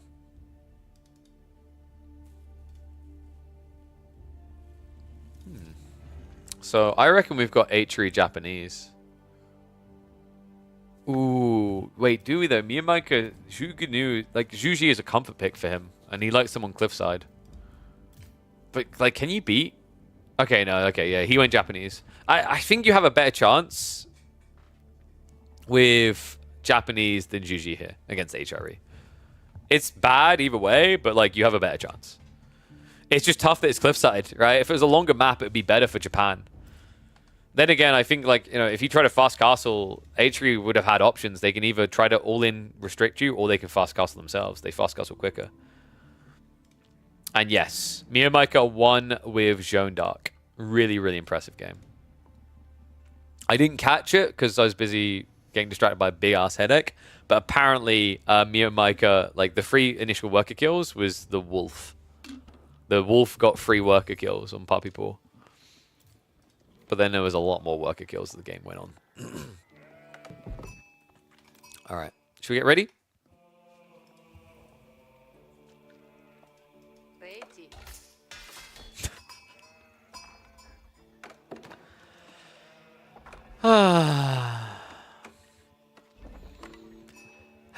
We've been here before, haven't we? One and all, welcome back to Cliffside, welcome back to the channel, and welcome back to Midweek Muster. HRE, are they OP? Yes, go next video. Rax opening on such a short map against a greedy civ like the Japanese. Miyamika has got his work cut out for him in this deciding game. Big shout out. Did I say Iron Poison? I think I called out his sub. Thank you very much. Thank you, Adric, as well, for the Prime sub. Keep them coming, guys. It supports the channel immensely. It also means you guys don't have to worry about ads. Yeah, this is a bad spawn for Miyamika. Both golds on the west side. I mean, ideal situation with a gold west and gold east. That way, the Spearman rush doesn't hit as hard. And Miyamika, he isn't gathering wood yet, right? I mean, you don't with less than 10 villagers. It just feels weird. So this Spearman raid is going to hit pretty hard.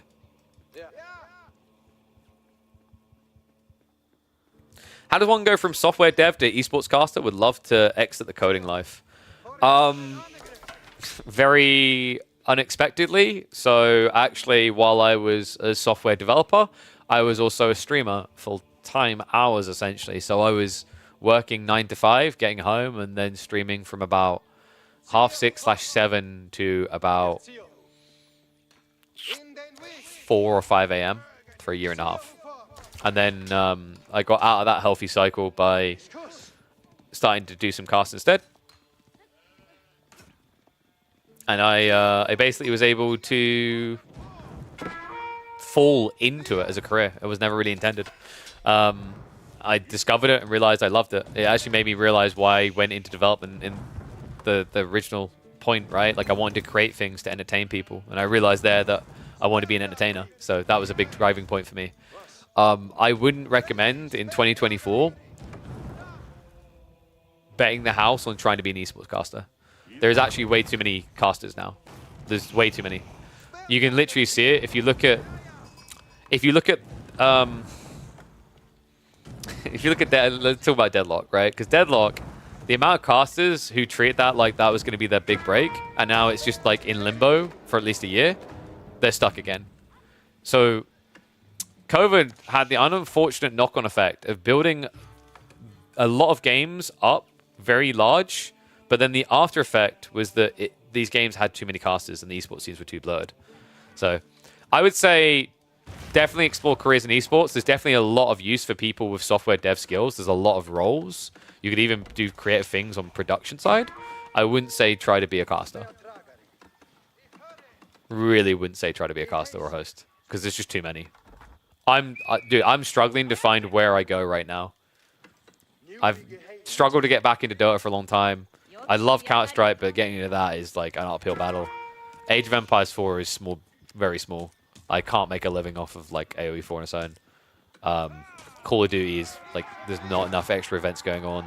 League just got rid of I believe they basically got rid of the need for an entire region of casters. And Valorant, like if you're tier 1 in Valorant, if you're like absolute pinnacle best of the best, official tournament days, there's like less than 21 in a year. So like there's a lot of roles in esports that aren't casting. I'd recommend like looking at those and looking at where your software dev skills make sense. I will tell you, you'll probably not make as much money and it will be more work. With esports, you basically kind of have to have something wrong with you to work in esports, because you get paid worse and you work harder. Anyway, this is an absolute travesty. Right? That heartbreaking story I just gave, I mean, I hope it wasn't heartbreaking. I hope it was inspirational. It was guiding, I'm hoping. You can get into esports, but you should not... Don't think I'm going to be a caster. But yeah, this is... Oof. I mean, this is just a sad stomp for game number 3. He doesn't have enough for feudal.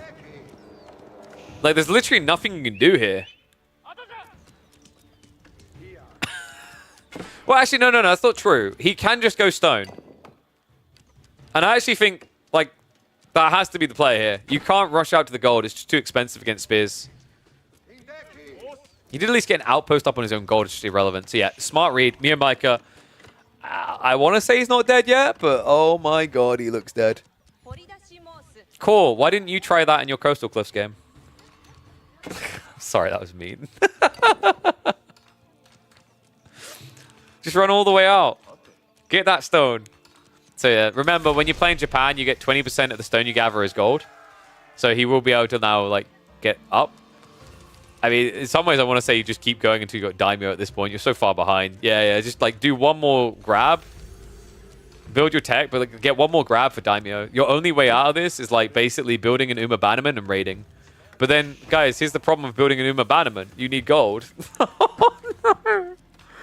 So what does he do here? Does he just... Because you can't build on a Bagisha, that's gold. You could go Yumi, but then you don't have anything for the tower. I guess you just go Yumi and you raid. Oh god, this is horrible. he's legit going to have to go Yuumi and raid. And the reason that's ultra horrible, guys, is this is the worst Civ to try and do it against. Or one of the worst. Because now they could just build archers as well. Only their archers are quicker. Or rather the same speed as yours, right? But better. They're the same speed and better. And he's already going stables. This is going to be all pikes. He's already prepped it. Oh my god. You got to feel for Mio, man. I feel like he just kind of got a bit outdrafted. It was sick the way he took that game 1, but then you just have to get a sinking feeling in these following up 2. Still impressive that he took a game off the reigning champion of Midweek Muster, though. I mean, Miramaka, I don't know if he's been hard committing into AoE4 now. I feel like he's been a come-and-go type player over the years, right? He's appeared and then disappeared. Usually plays team. I do find he's very impressive with the way he kind of executes. You can tell he's a StarCraft player by the way he tries to prioritize feudal aggression. And I actually think the current meta being feudal focused is very beneficial for StarCraft-esque former pros, right? Where the APM, the micro, like, I think there's a lot more opportunity to out-micro your opponent in feudal fights than there is later in the game. Because later in the game, it just becomes... It's not that you can't micro, it's just the later phase of the game just becomes big blobs attacking each other, right? The style is different. And yes, this is the best of 3. So we have Yuumi Bannerman, fully confirmed, on the way. And that's where he put that gold, remember. They're 30 gold. That's why he needed a little bit extra. But that's only going to buff his damage by... Oh my god. 0.6 damage. And your opponent has built Horsemen, which have 3 armor and already have 2 more damage. Yuumi doesn't save you here. Oh my god, it's a double outpost. He's like, okay, you want Yuumi? I'm not even letting you get that. Yo, can someone open Puppy Paw's profile and report him for bullying, please? I think this is bullying. I'm pretty sure this counts as bullying. Are 3 feudal prelates worth it? Yeah. I mean, he doesn't need a 4th. This is... So you're buffing 9 of your economy, so with 3 prelates, you're buffing 27, right? He's built the extra prelate too early. But yeah, because remember, prelate can buff up to 9 villages now. So like, yeah, that buff happened about 3 patches ago. It was an indirect buff to Minework. And by some miracle, he has somehow got his hands on the gold to the south. He did get Steeled Arrow. He's only going to get Steeled Arrow, though. Well, I mean, that's nice. He can kill Horsemen in, like, 60 shots. So I guess there's that. Actually, yep, yeah. He just needs to get 60 Yuumi, guys. With 0 wood access. He's sneaking east side now, right? But he's not outposted up there. The Horseman could just wrap around. Yuumi are reacting. I think Puppy Paw's a little bit slow on his pump. He's being cheap. Yeah, there we go. I was about to say, play the age. You don't need to play age 3. This game is over in age 2 if you just press. Second group are now coming, so he's just going to bait and switch. Drags the Yuumi south. Looks like Miyamika is aware, though. He's going to take this opportunity to snatch some gold. Puppy Paw can just go MAA. I don't think you do. There's no point. Like, your opponent built Mass Yuumi, just build Horsemen that are the direct counter. You can kill. Like, oh, if you were talking Archon, I'd agree. You go Men-at-Arms, you've got all pikes. Why would you build Men-at-Arms? Not only do you get Kayed, your damage exchange is terrible.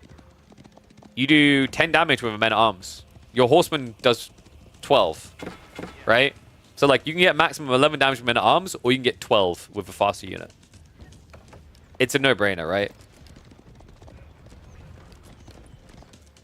All pikes.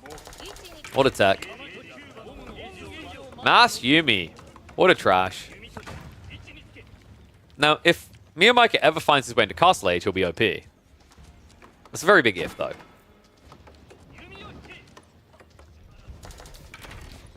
And remember, by the way, like, the Men-at-Arms is, like, even worse against Yuumi than normal archers in Feudal, because even with marching drills, you won't be able to gap close unless you charge. Because you're 1.24, and these guys are 1.38. So, yeah. Horseman is the call. 100% of the way. Man. What a brutal game. I don't think this is uploadable. Like, in some ways, I'm like, it's kind of uploadable, but it's, like, such a stomp in the way that it's happened. And we did have that talk, like that weird don't get into esports, do get into esports talk at the start. So I don't know if this one's uploadable. This is vicious though. I mean, if me and Micah wins this, it's most definitely uploadable.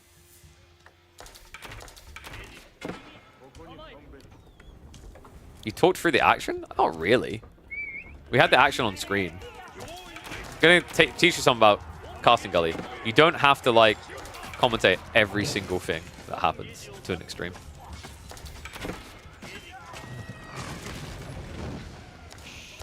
Yeah, so Ram dead. Outpost is almost down though. Hold on a second. Hold on.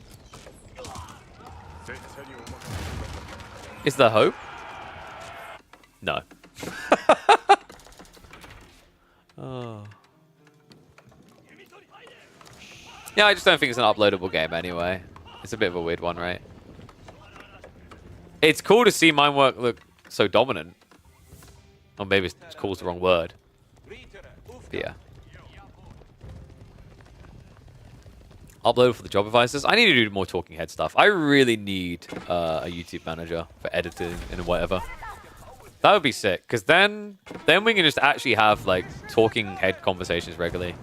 Because I know I'll have someone who can like edit it down, optimize it, get a thumbnail going, all the good stuff. But me and Micah couldn't get this one going. Look at that. No orange left in this game, only the dead ones. 2-1 turnaround for Puppy Paw. Me and Micah starting off strong, but not able to close. Oi, oi, oi.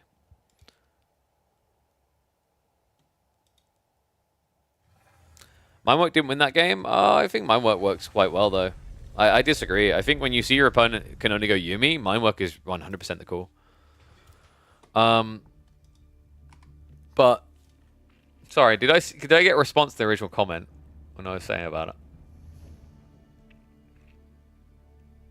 Because we got distracted after we were talking. Say the same about software devs? Sort of. I actually think like it's different with software development right now. It's more that software devs that are lazy are just losing their jobs. Because you need to figure out how to use AI to be efficient. Or like the other way, if you don't want to adjust on that level, there is another way that you can make a living still as a software dev, and that's by being terrible at your job. Because if you're terrible at your job and you have spaghetti code, you're irreplaceable. Isn't that fucked up?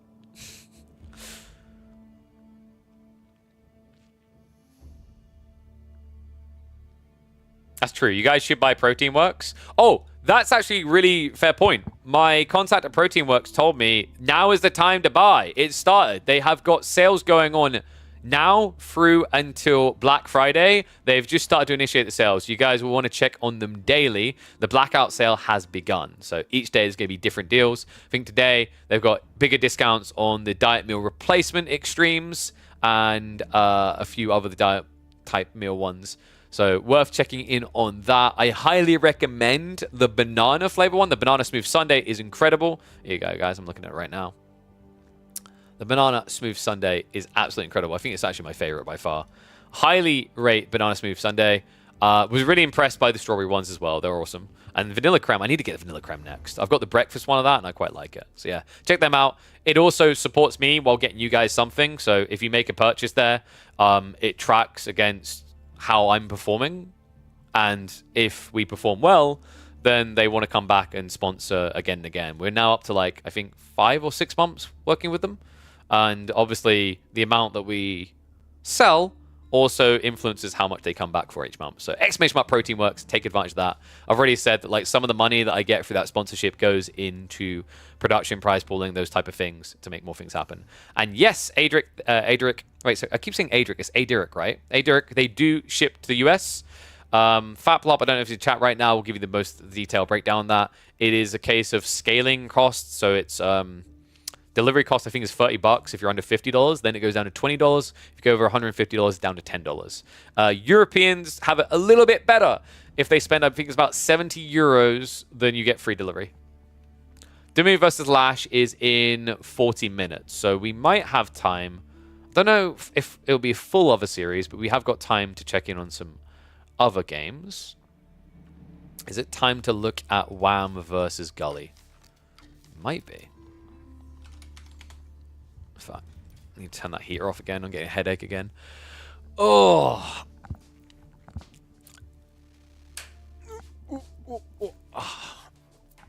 Time to change. Oh, we got to get Femic, have we?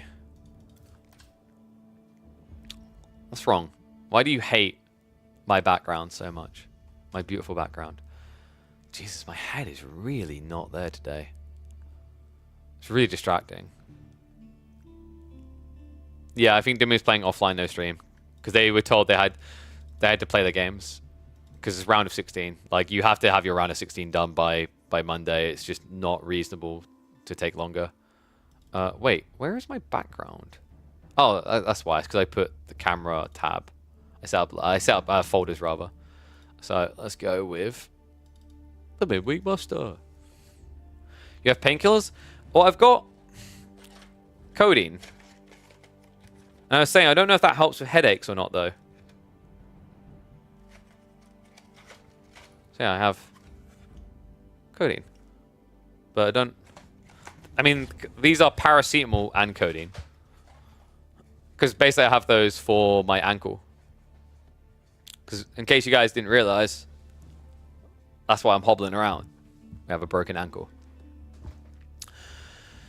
4 kilograms, 8.8 pounds for $75 with a 50% off is not bad at all. I mean, dude, like a lot of these are actually pretty banging on the deals. So like when we look at the protein works, you know, little ganders as we get ready for the next series. Like these, yeah, it's pretty nice. 600 grams, which is 17 shakes. This is the whey protein one.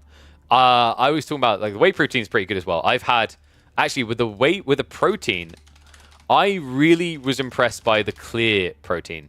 I've only had one flavor of this. I need to ask for more, but I have no use for it right now because my ankle is broken. But I had the peached iced tea, and I really liked that. That was pretty good. But in terms of the meal replacement,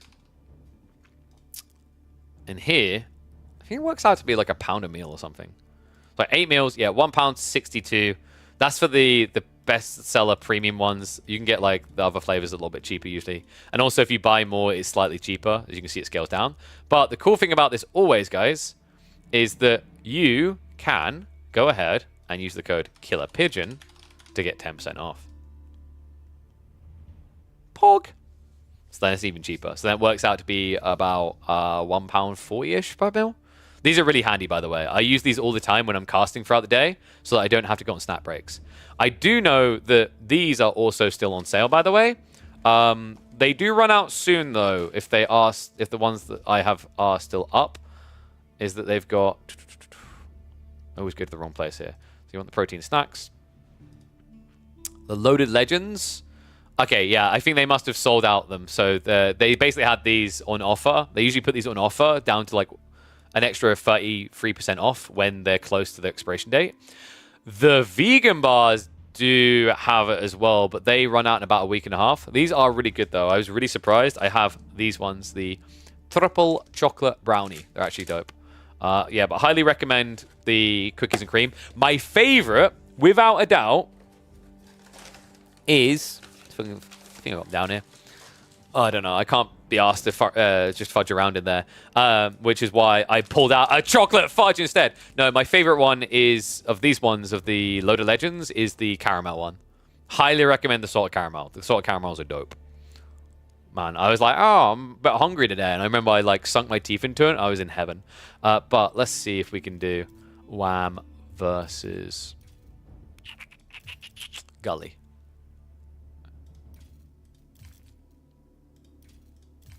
Okay, game 1, Achery versus Deli. Actually gonna... What do you think, guys? Do we have the triple chocolate brownie or the choc fudge? I'm not sure. They both sound good. We cast the semis before doing the live final on Thursday. So, figuring it out, the challenge at the moment, and I think, yeah, you meant to at me, not Gully. The challenge at the moment is this week I am doing a tech conference. I should know tomorrow what time I'm working to on Thursday. It doesn't run late enough that it'll interfere with the finals. It's just a case of whether I have time for the semis before. But should have an answer to that tomorrow. You know what? No one said anything, so I'm choosing. We're going for the choc fudge. Good old choc fudge.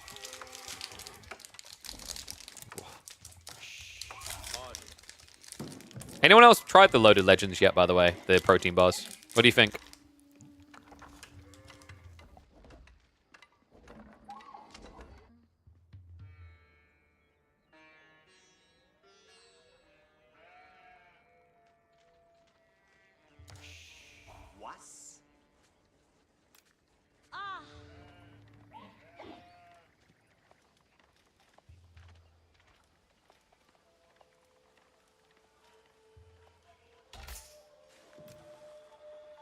I mean, it is what it is, Camion.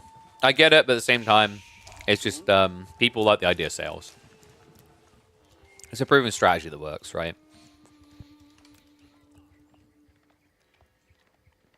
Best product you tried? Nice. What else have you tried, Camion? Have you tried the meal replacements I was saying? The banana one, for example? I think the peanut butters are pretty good as well. And I was impressed by the pancakes. Yeah, the meal replacements, also the breakfast ones are really good. All right, let's get ready to go.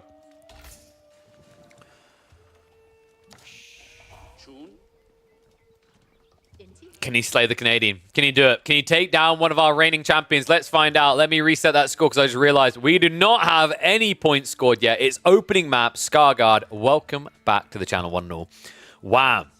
One of our, so far, only 2 champions for midweek muster. Can he make it a second here in week number 3? Or is Gully, the toddler, here to disappoint? HRE versus Delhi. A good old strong boy matchup. 2 civs that are very potent at the moment. Now, in the last year or so, I'd say HRE has had problems with the Delhi due to the Ghazi. But with their recent surge in Feudal, there is an argument to be said they'd be favored. I'm curious to see if you play the Feudal as Delhi, though. Right? Is there a world in which you play a little bit with Ghazi and then rush towards Castle here? Because the Dome of Faith build has been growing in popularity, and it has also been growing in potency, but we won't even get to see it. It's going to be a Tower of Victory build from Gully. Is that necessary? I guess it sort of is when you think about it, right? Because HRE, they've got 40% better economy because they've got Ark incoming, and they can spam into archers. Meanwhile, you don't have a 40% better economy. I mean, your berries gather a bit quicker, but that's literally it. You need Sacred Sites to push you forward. So you kind of need the better attack speed, your archers, to contest what could be an enemy ball of archers. The tricky part is what you don't have besides this when you usually go Tower Victory is a game end state. Look at the map. Scarguard spawns a Sacred Site on the water. It means you can't just easily rush for that 18-minute GG timing. What do you think, guys? 1's if you favor HRE here, 2's if you favor Delhi. Because Delhi has become quite controversial in the last 2 or 3 months.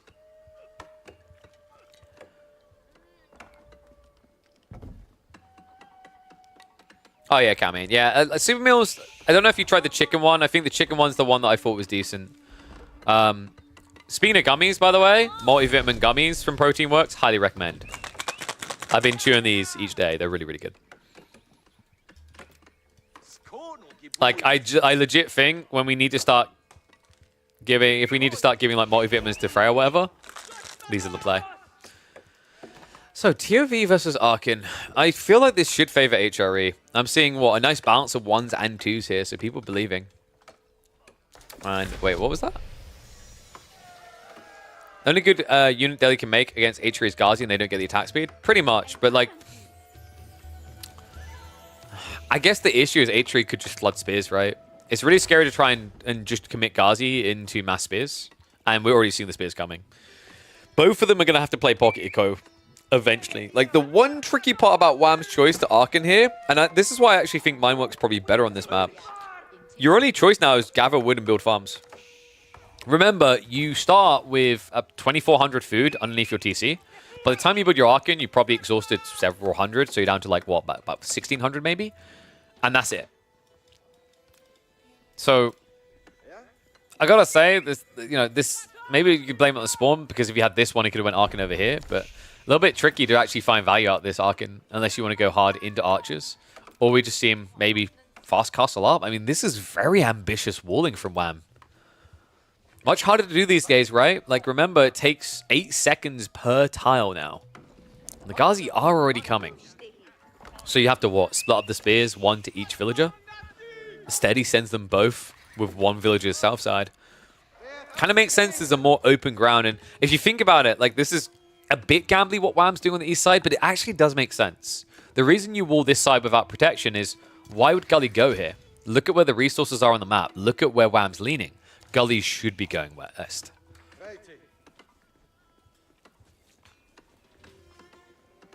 Wham on this patch has become a true waller. Has he? Yeah, he still does, right? I think he doesn't run out at 5 minutes into wall on the current patch. Yeah, I agree. A little bit later, especially his roost on high view has been absurd. The amount of games where I'm like, how has he walled the map already? No other player seems to be able to do this the same way.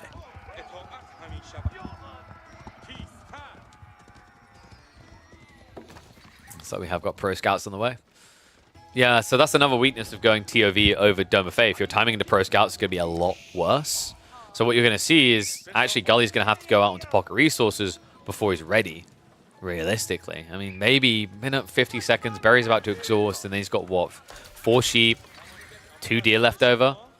With 8 extra villagers going in, theoretically, he might just about thread the needle here, but he only has 1 scout, so it's more realistic that he's going to have to move out onto these deer.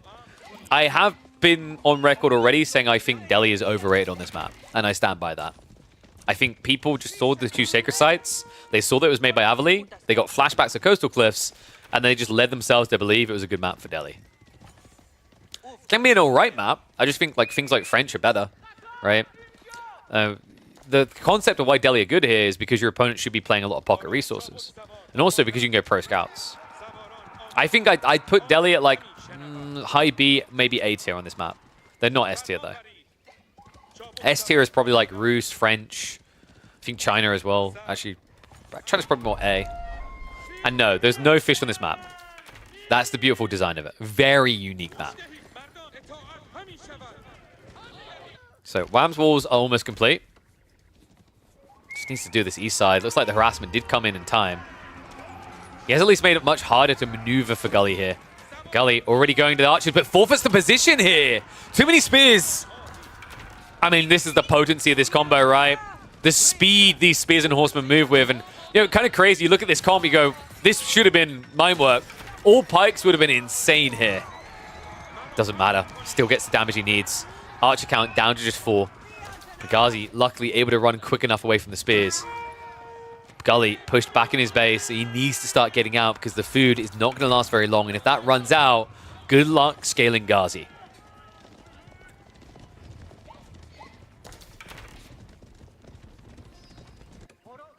Behind this, we have archers added in.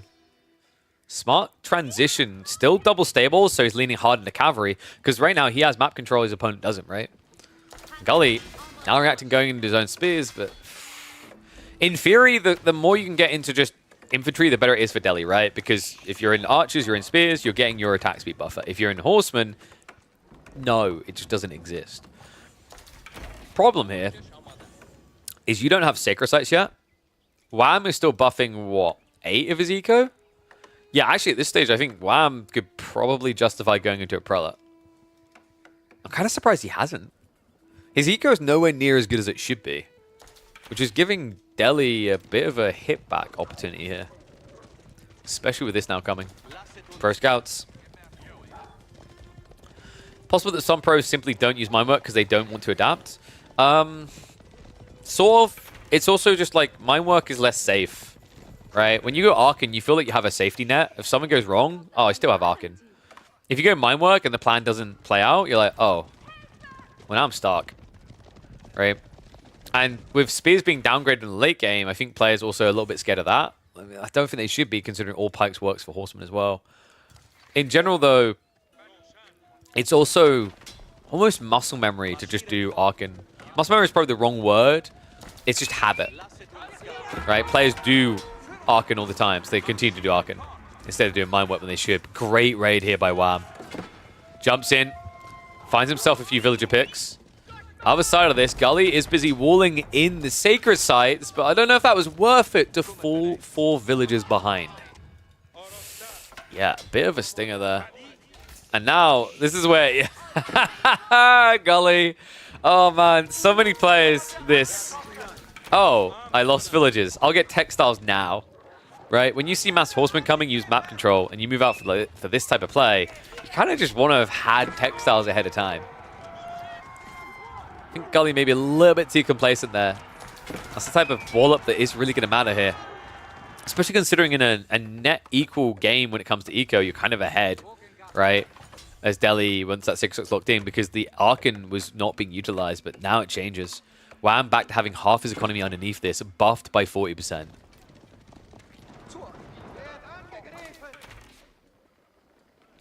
Do you cast B versus Voldemort? No, crap. That was the one we wanted to check. Ah! Well, we can maybe we'll hang around and do it after the Dimmu series. We'll see. Let's speed this up a little bit.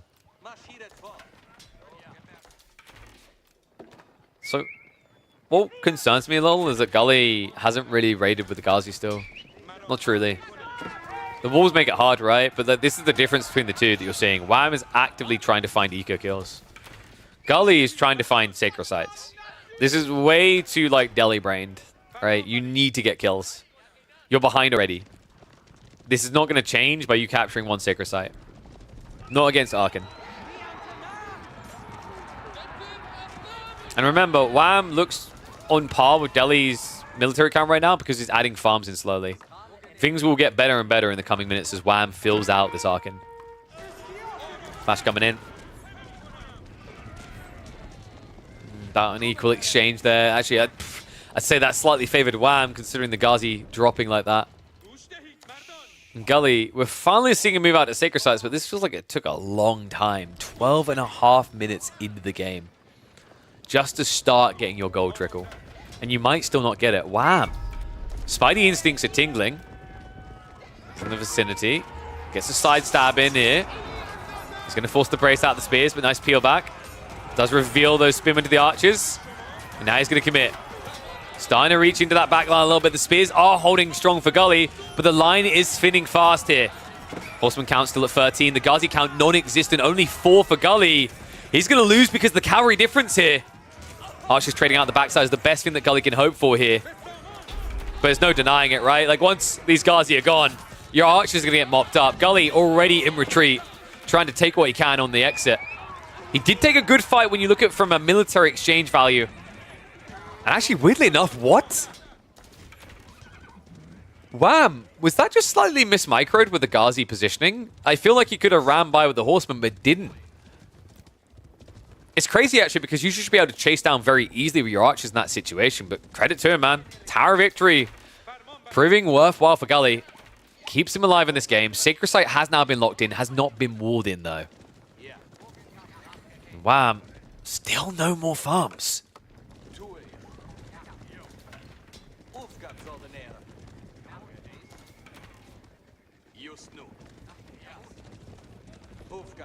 Blacksmith Tower victory difference? Not Blacksmith difference. Wham did tick that box. But yes, the Tower victory making a big difference. Survival Technique's coming in very late now for Wham. Yeah, still, the difference that one Prelate would have made here for his economy is crazy. I mean, he could definitely have afforded it when he's this many villages ahead as well. I think that's what's making it harder for Wham to win. And now, just bludgeoning your way into archers, right? Like, forgoing the Horseman ways. Don't really like that. Glad that he's reinvesting, because if you just turn this into Archer v Archer, that 100% will favor Delhi. Horseman, are they going to get another hit here? Textiles is there this time, so it should be a lot harder. Scout is going to get denied returning the carcasses. Villagers are going to get idled out here. Not sure if he's going to get kills, but the idle time definitely stings considering we're getting into Archer scaling. Gully needs that wood. Meanwhile, his own horseman, not as impressive. Running headfirst into an army of archers may be ill-advised here.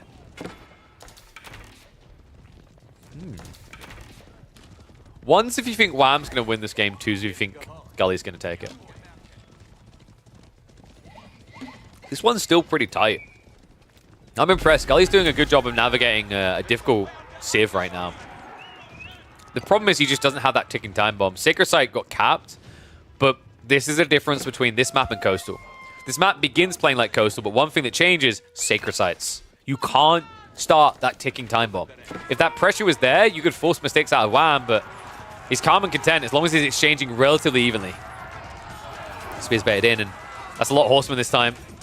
He's wasting time on the Ghazi, though. That's forced to retreat. Gully does have the Archer numbers. He doesn't have a front line anymore. Is this the turn point? Wham. Still a decent amount of Horsemen left over to dive in with. He's going to think twice about overcommitting, though. Wants to stay in range of the Archer Mass.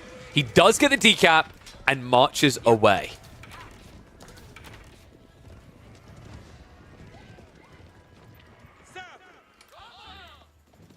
And fair point, Camion, but I would also point out that the not live games being cast right now, none of the big players are live. The debatable point I had about whether we cast from replays on like Thursdays is if you've got like Dimu, Beastie, and whatever online, people, funnily enough, prefer to watch pub games instead of the semi-finals. Maybe I'm wrong with that. We'll speculate. We're going to experiment with it. I don't know if we're going to do it this week, but we'll likely do it in the coming weeks. Sarkin Farms.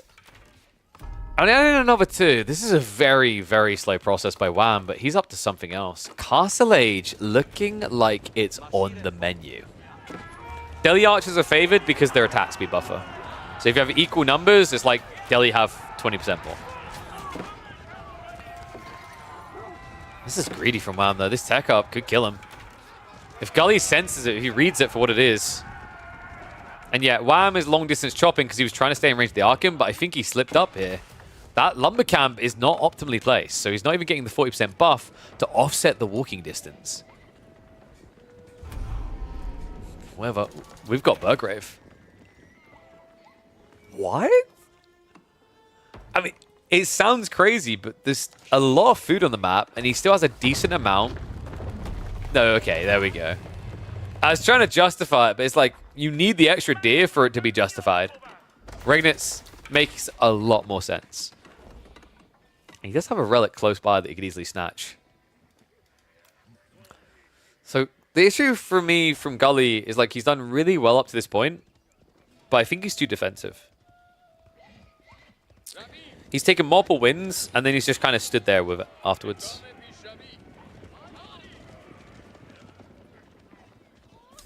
Right? Like, he might have actually had a chance of just forcing Wham to recommit to H2 and shuttering it. But now, the tech? Wham has got gold. He will have veterancies coming in. In fact, Archer's got queued up. And you can easily idle this out for 50 seconds to get that tech upgrade. Gully needs to run fast. Faster than he's ever ran in his life. Is the baby going to take his first steps? Let's see. Moves in onto the gold. Wham, however, has already grabbed what he needs. Veterancy 35 seconds away. Baiting him, dangling it. Forcing him to commit underneath that town center.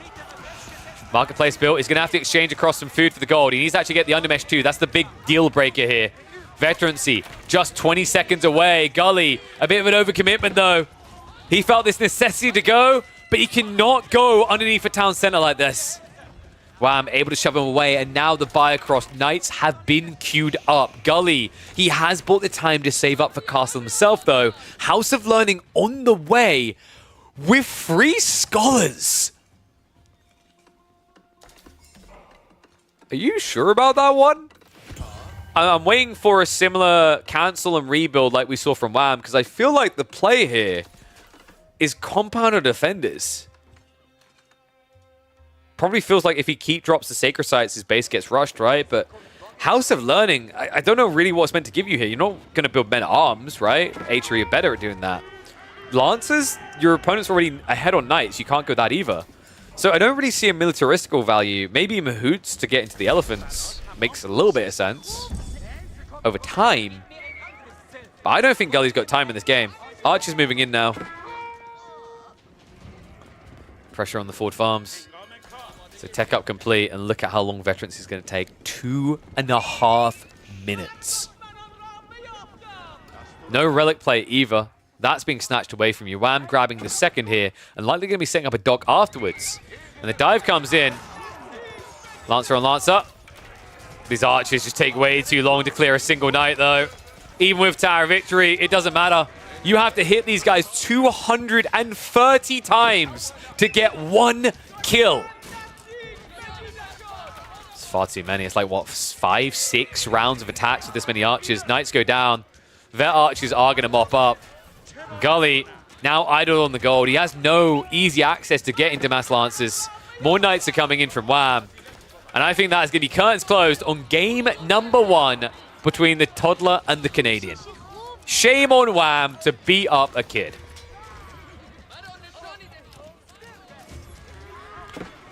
Yeah, I think Gully, the tricky part is like he played this quite well in the early mid game. I just think he lacked the killer instinct when it mattered most. He got a bit too turtly. Like I said, the problem is Gully played this map like it's Coastal Cliffs, and it's not. Coastal Cliffs is a very different ball game because remember, those 2 Sacred Sites versus 3 means you can actually start a timer. You can force your opponent to be a bit more aggressive, a bit more present. Meanwhile, in this game, Wham, he didn't really even need the decap that he got in the center. He just took it to take resources away.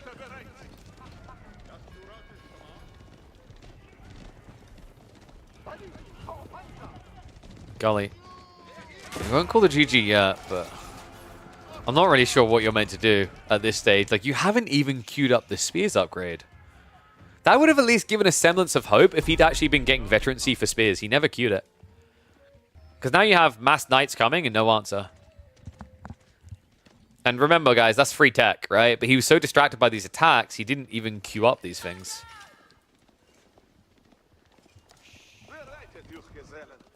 We'll hit the speed up. This one is pretty much done. Elephant's coming out. I mean, Fury is good, but oh my god, nine knights. He's still not even mass farming. He just has that much food out on the map.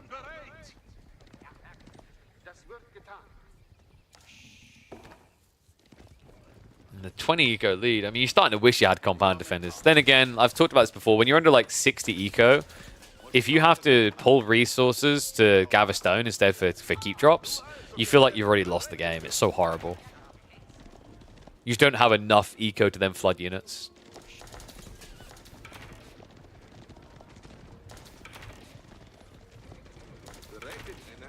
So Wham, getting ready to march in, and it is going to be last stand at this point. There's so many heavy cav.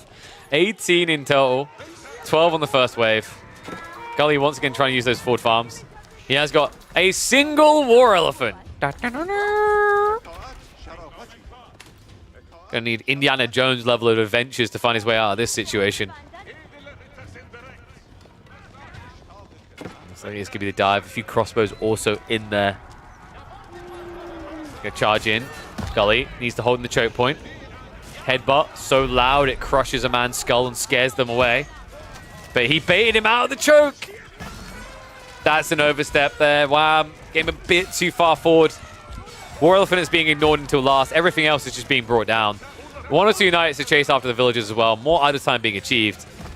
And with this elephant, his last hope dies.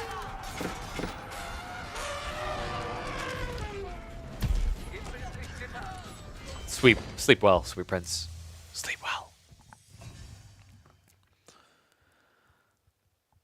Lack of experience? Yeah, I feel like he reached a point where he wasn't quite sure what to do with the lead. Because like I said, in a typical game, Delhi would capture all sacred sites. If that was his game strat, he messed up because he didn't go for a dock. He needed to go for a dock. He needed to ferry out for that funnel sacred site.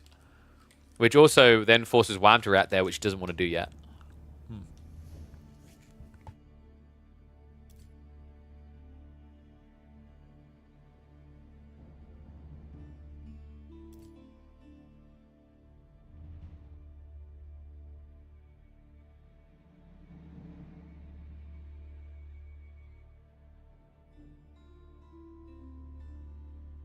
So I'm just checking. We should be ready to go with Lash versus Doom in a few minutes. I don't think we're going to have enough time to capture game 2 of Wham versus Gully. Unless I speed run through it. So I don't know if people really want that. So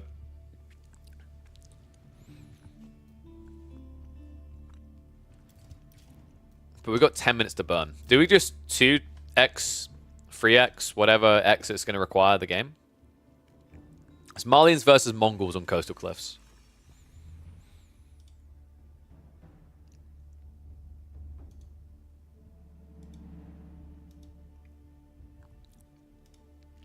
Yeah, we'll rush one.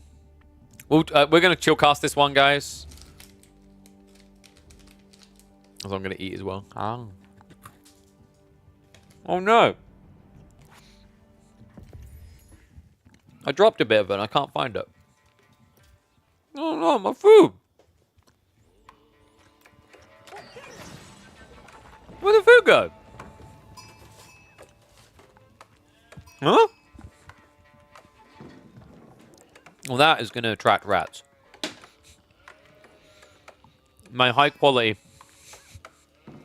protein bars would most definitely attract rats. All right, I found it. No rats today. GG. Says Papa Paul versus me and Micah. Yeah, we'll update it for the next... Wait, does it still say that? It should have updated. I don't know why it didn't. Let me see. We'll update it so when we come back to lobbyists, right? Doink. And then, remember guys, after this one, we are going to have the live draft for Dumu versus Lash.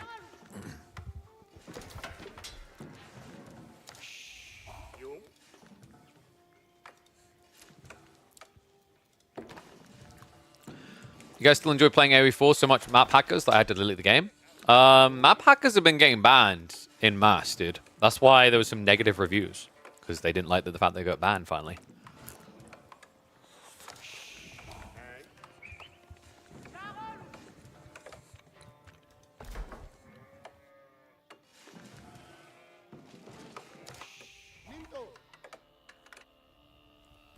So I actually just realized how bad Mongols are on this map. That Uvu is horrible. It took him so long to walk out there and set that up. That is horrible. All right, speedcast, let's go. Right, game number 2 between Wham and Gully Decker. We haven't got much time to work with, so we're going to blitz through it. We have got Coastal Cliffs, Mongols versus Malians. The M&M matchup with a full diss track to go with it because we are getting an outpost rush to open up here. Gold was a little bit harassed out there. It's going to force him away, and it's going to force the burn down. This is why Mongols can usually be really good against Malians because you can force mass spears. The problem is the timing was misaligned. He went for an outpost on the tree line. He tried to harass on the gold initially, didn't expect the backup. And on top of that, his tech timing was quick enough due to how loose this Uvu is. If it wasn't for the fact that Uvu was much further away, Gully would have had a quicker pump into Spearman with the rats as well, which would have competed. I do not think you can Mongol outpost rush on this map. Not the same way you normally would. You have to play for Age 2. And now that we're in Age 2, Deerstone is at least on the way. He did at least force Wham to go into Archers, which means you can play into your own potential Archer ball. You just don't want to because of Javelin threat. Yeah, so Gully now has to go into Keshix. Keshix is your best friend. You live or die by them. And there's going to be a forced reaction coming in. I imagine Wham already aware of it. Rax is coming, so Donzos are going to be added to the formation. He gets the full pit mine set up. The other one has at least been blocked out, but with Donzos being built here, you can torch your way through. Outpost is going to be fully garrisoned by the spears in the meantime. Keshix are riding around the flank. Horseman added in as well by Gully. Kind of a little bit interesting there. I'm not sure why. Maybe he's trying to be resource efficient. Maybe he misclicked. I just don't really see the value. I guess it gives you bulk, gives you bodies. But realistically, I think you need Keshix here. They're your best friend. In fairness, it's kind of a cost-efficient way of trying to jump onto the javelins, but you die quicker than Keshix do. So that makes it infinitely harder. The challenge that you have here is, like, the idea of the outpost was cool. The fact he didn't protect it is atrocious, though. You need to protect this outpost because the only way you're going to win this game is if you're able to starve off the wood. Stop the transitions, right? But unable to do that, and now we have a pit mine on the forward, outpost up as well. Things just got a lot harder. Ram is going to be being committed into, though, so Gully trying to break the location. This is a very early Ram timing here. Did not even prioritize the steel arrow or undermesh. And yes, Donzos do get +1 melee armor. They also have extra health compared to standard spears. Donzos, from a statistical standpoint, are basically the best spear in the game. They have a hybrid attack to go and attack in ranged. They have 10 extra health. In Feudal Age, they have 1 armor, where others wouldn't. The next closest would be Limitane, but Limitane, of course, only get the extra health and the resistance. So, Flash comes in. Javelin starting to form. Slow down for the fight for a moment here. The Donzos do bait him in range there. I mean, the problem that I'm seeing is I don't really think he's got enough cav to threaten, let alone enough archers to clear the Donzos. Defender's advantage, right? I think Gully, I don't know. The Horseman, now the Spears. I guess you could have just went Spears first if you're going to do this. Commit to one, not to both, right? Kind of a tricky situation. Ram is at least going to move in to try and get that kill and blow on the pit mine. It did take out the outpost. But you're talking about Wham having a free eco lead, which, what happened?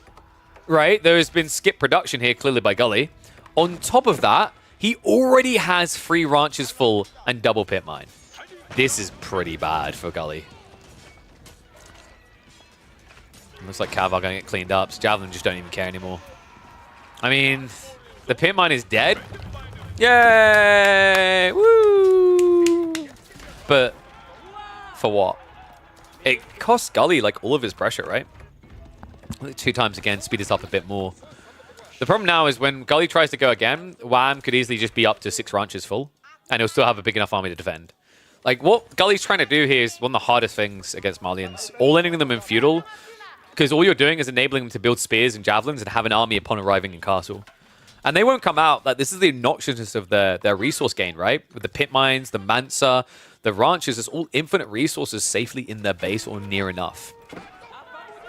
Wham is stepping up a little bit. I think that's ambitious. You don't need to come out like this.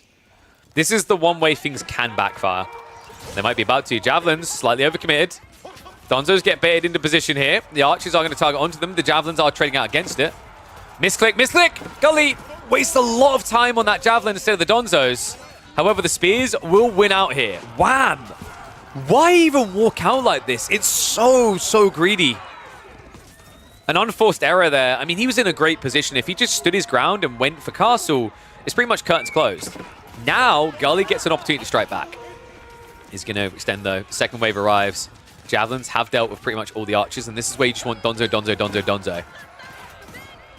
Spears keep trying to shove through, but the line is thinned here. And behind this, I believe Wham, he's actually been fully investing, so no extra cows yet. That's the upside for Gully. He is also playing pocket resources, but not very efficiently. Just send a few for the ball, mate. Instead, he walks away entirely. That's a big gap, actually. That gap matters because that could be the difference between Wham being stuck at this ranch count or adding in another. Looks like he's going to try to skew his food on the backside. Yeah. So what's Gully's out now?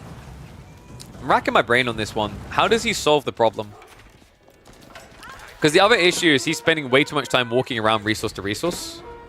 He's on the berries now. That's worse than the ball. Pressure's coming in. I feel like Wham's way to lose this is if he keeps pushing.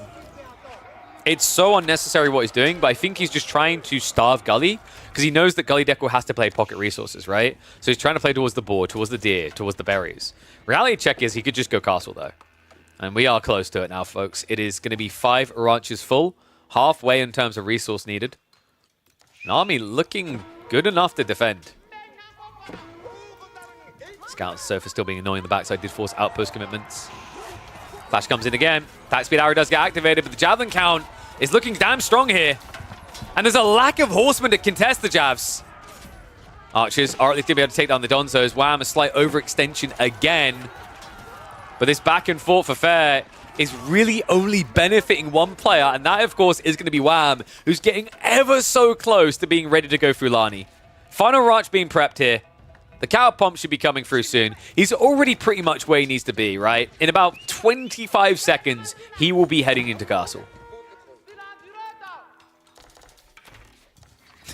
This scout is actually really annoying. He's gradually getting kills on the back. And here we go. Pulls the trigger, Grand Fulani now coming in, and that is going to force Gully's hand to dive. Gully has looked good in the mid-map. He's not looked good with the dives.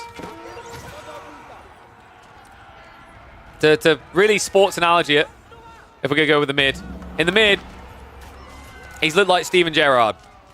But on the dive, he's looked like a cat in a swimming pool. It's not been pretty. That dive is coming in again. He needs to Tom Daly his way through this, but I'm just not seeing it. Javelin's too strong. Donzo line going to hold long enough here. And the tech soon to complete. It's going to be the big moral deflator for Gully. Last of the Donzos cleared up. Javelins will be able to mop this up, though. Second wave is coming, but it's a trickle of troops at this stage into active production. Wham! With the power of the Fulani now buffing him up. Should just have the meat to grind this one out.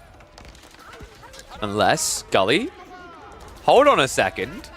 Villagers getting sniped here. There may be hope.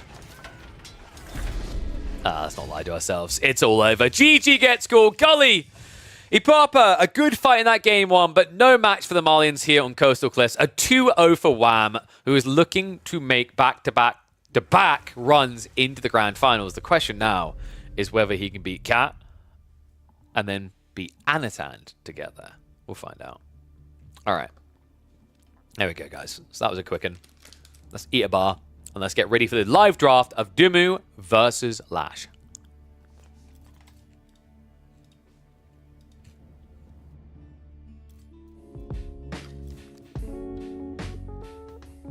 I figured music would be good.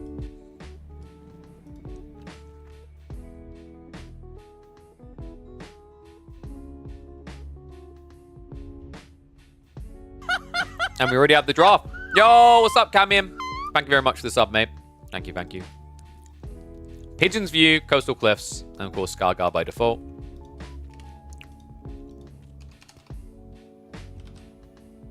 Let me type that out. I said Coastal, didn't I? Yeah. So,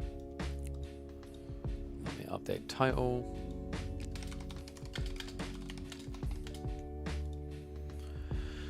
How can Mongol win if no early tower?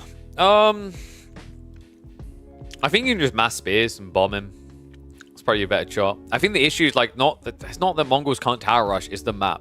The map spawn with the Uvi being so far away delays your initial timings, right? So it makes you critically weaker for that hit. That was his problem. Okay, so we have the maps. We have everything drafted. They're getting into lobby now. Did we win for the Zhuji again? I think the way you play, I'm hoping he's not going for Skargar Zhuji. I'm just not that impressed. I mean, if there's one person that can make it work that I'm confident in, it's probably Ben. Ben's really good with this play. Lash is probably going what? French? Or do you go Byzantines? I don't think you do Byzantines. There's no berries, no point. Byzantines is probably going to be for high view then. So we're probably looking at French. Or do you go the Roost? Ooh, I think you go Roost. No.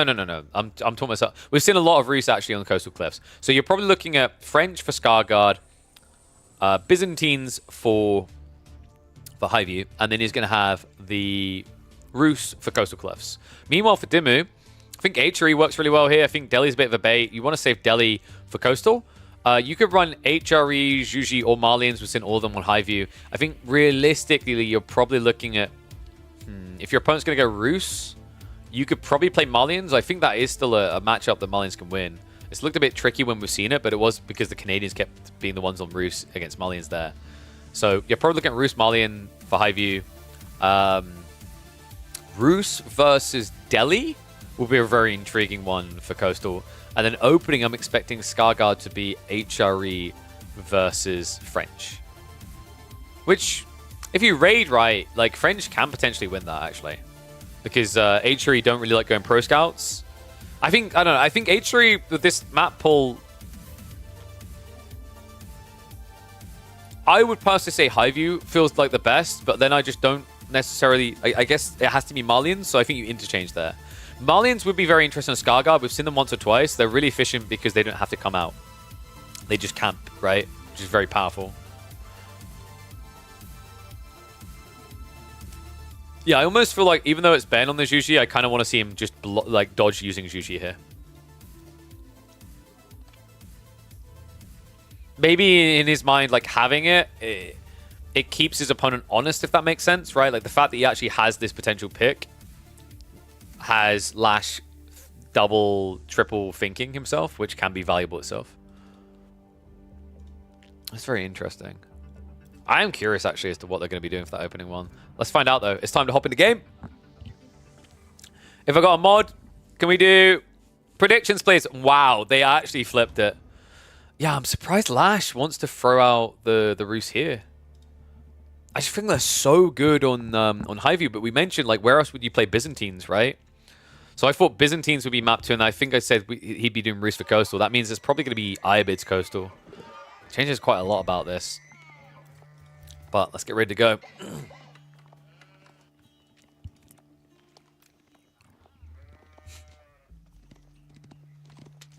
Have I got a mod to do Gamba? Because otherwise alt-tabbing out the game is going to kill my frames.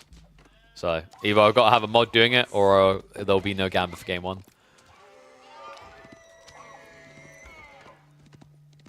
It's happening, the match of the day, what we've been waiting for. Benny Boy up against Lash. The Germans, the Brits at it against, and this one is the War of the Ages. That's right, Skarsgård to kick us off, and our Baldy Boy doesn't want to wait around. Ben, he's like, it's already 4 p.m., it's past my bedtime. Let's pick up the HRE to try and make this fast, but Lash, not looking to be a pushover. Skarsgård, a map littered with deer, and he picks one of the best civs at going into Pro Scouts. Interesting one here. I'm kind of curious, actually. Roost versus HRE, we don't see it too often these days, mainly because HRE is always banned. I've been noticing HRE getting through, I just want to say, a decent amount so far in the map pool. I personally don't think they're crazy on this map. I think HRE are actually fairly tame. It's not that they're terrible. They can still do things like the Archer spam, right? But I think their options are drastically more limited on Skarsgård, because here's the thing, folks. Limited food in range, right? You can't get this 20 sheep pull game where you then have 4,000 safe resources underneath your TC. You get a deer stack of 4 and you get 5 sheep. That is it at your town center. That means you get 2,400 safe food. By the time you're building an Archon, you're probably down to about 1,800. It's not that much. And then what's your other options? You can maybe get a decent Archon spawn where you get the gold in the tree line, but as you can see, that usually comes at a cost. It's not your home tree line, which means you're further away. And against a Roost player who could build into Knights, that's very scary. So yeah, we'll see if he does this. Maybe it's going to be a Minework build. That would be very intriguing. I actually think Minework with loose Prelates is really smart here. It's a bit dangerous against Roost Knights, but the potency does exist in terms of how you can play very aggressively, right? You can use the Prelates, move around a lot, always have that buff gathering rate, and then have a very powerful feudal army. But Ben, he says, no interest, mate.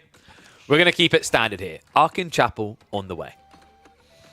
Could have even maybe like Archon back. No, I'm not going to say 2 TC. Let's not go there. Other side, it is going to be Golden Gate. This has pretty much become the bread and butter for the Roost these days. Kremlin, pretty much dead. You maybe see Kremlin like 10% of the time, I want to say, at this stage. This can sometimes be a good map for it, just because of the gold being looser. But overall, I do just prefer Golden Gate. It just gives you a lot of potency, a lot of punch. Especially important for your timings for Pro Scouts, actually, on this particular map. Because remember, guys, there is 74 deer in total on this map. So even when you minus the 4 that both players start with underneath their TC, that leaves 66 deer up for grabs on the mainland. Which someone could do the maths on. It's a lot. It ends up being... Oh no, I'm doing the maths now. Why am I doing this myself? I think it's about 26,500 food. And that's before we talk about the fact there's also 4 boar on this map. 2 of them on the islands, of course, and 2 of them on the mainlands. Alright, ones if you think Dumu's gonna... ones if you think Lash is gonna win this. 2s if you think Dumu's gonna win this. Archon about to complete. Wait, are we slightly out of live? Here, let me hit the 8 times. I think we're a few seconds out of live. There we go, we caught up. So Golden Gate up. Now the question is, does Lash want to play H2? Or is this a castle rush? This matchup, by the way, used to be heavily Roost favored. Back when the meta was slightly different. When H3 was rushing castle and Roost was rushing 2 TC, the play was that you would run 2 villages out and start walling off the relics. And then H3's fast castle was kind of moot and irrelevant, right? Because they can't get through those wooden palisades with cavalry. It just sucked. But times are different, and also this map's very different. It's only 2 relics on the mainland, so the walling potential is weaker, but also the potency of fast castle isn't as great as it normally would be for HRE. Because remember, the whole point of Fast Castle for them is, let me now get those relics.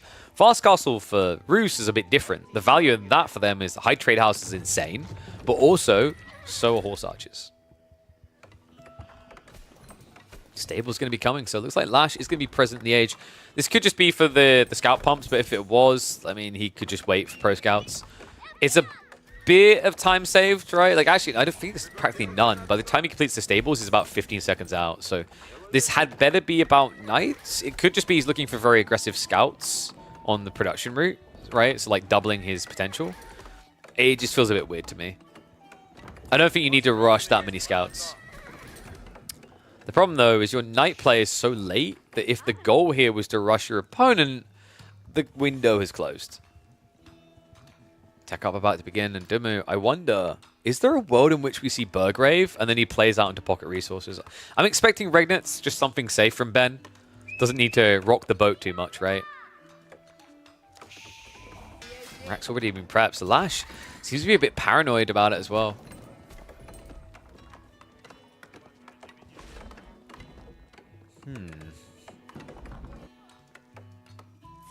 It has to be Regnets, right? Yeah. Is Burger good against Roost? They should deal with it pretty well. With Golden Gate, I actually think so, yeah. Like, I think it... Weirdly enough, I think Golden Gate deals with Burger better than Kremlin. And here's why. That sounds controversial, but here's why.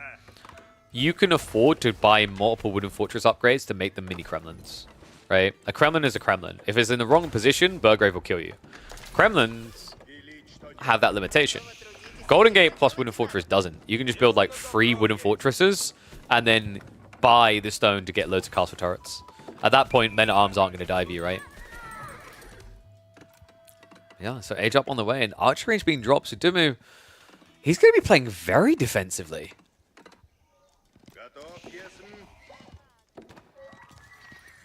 The weird part as well is like Lash, when this tech up completes, I mean, you could just go Horseman if you see your opponent's going archer range, right? Is he going... This has to be crossbows, right? Because like if you were going archers, you would have started sooner.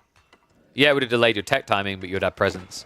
But it's interesting because usually when people see knights, the immediate thought isn't I need to build crossbows straight away. Like not when you want to get out on the map.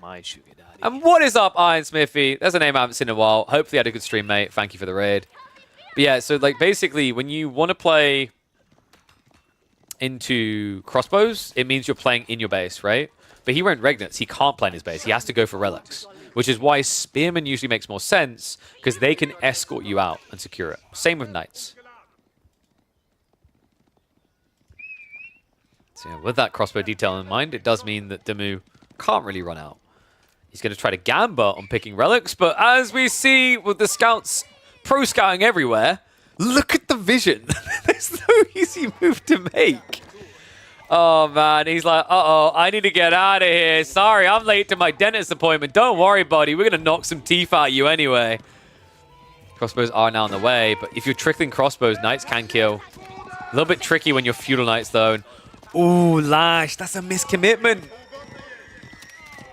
Good hit. I mean, Dumu, it shouldn't have been that clean. He should have been able to scare away the Knight, but he shouldn't have been able to get the kill.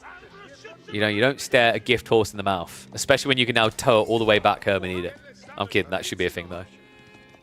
So Prelate now moving out. First relic secured. This is not looking great for Lash. That's charity that should not be happening here.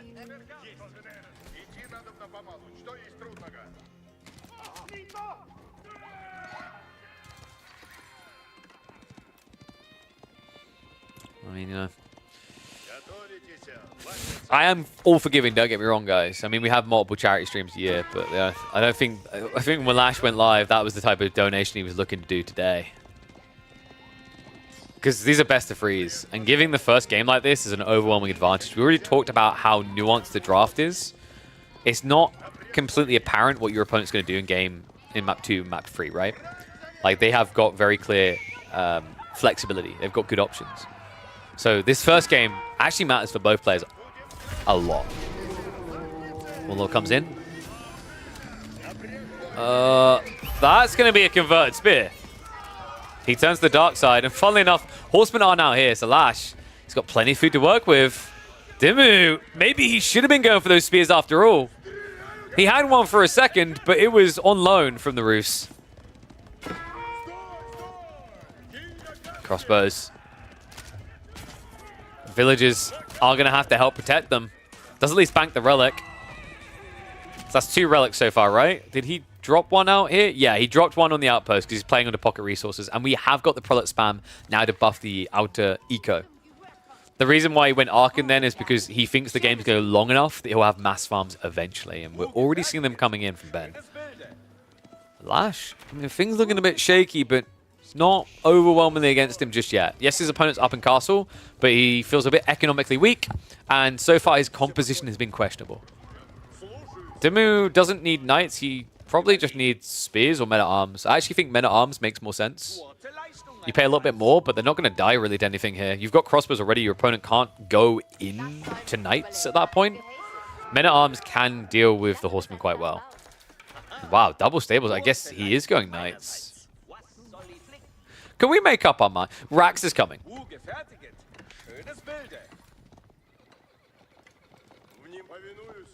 Meanwhile, Lash is going to be able to raid in onto the Archon. Rax is slowly being built up, not in a rush here. The good news, at least for Ben, is his economy is not being harassed whatsoever. The bad news is he can't rely on static defenses. He has not gathered an ounce of stone this game, so no Springleton placements to reset this feudal army. I think Lash is in a really good position here. It looked shaky at first, but I love that he understands. He's very cognizant of the fact that he can't stay H2 any longer. Men-at-arms are coming.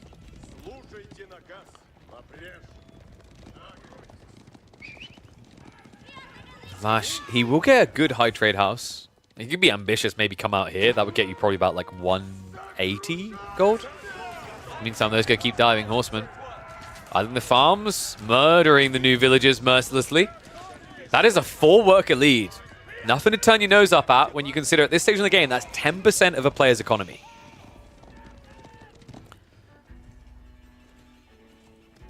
High trade house now on the way. Okay, he doesn't go for the more ambitious one, but get your numbers in, folks. How much gold is this going to be generating for him? Lash has done a really good job up to this point. Crossbow and men-at-arms are now a problem, though, so he just needs to back away, minimize his losses. We've got a small group of archers raiding in. Looking to be a bit cheeky, but Damu has plenty of defenses here. We're on a scout and run. Don't mind us. Yep. No, don't mind us. What are you doing? It's like nothing. Back to work. Damu has got a timing here in mind. The problem, though, is the walls. The walls are going to stop him from flooding men-at-arms quick enough.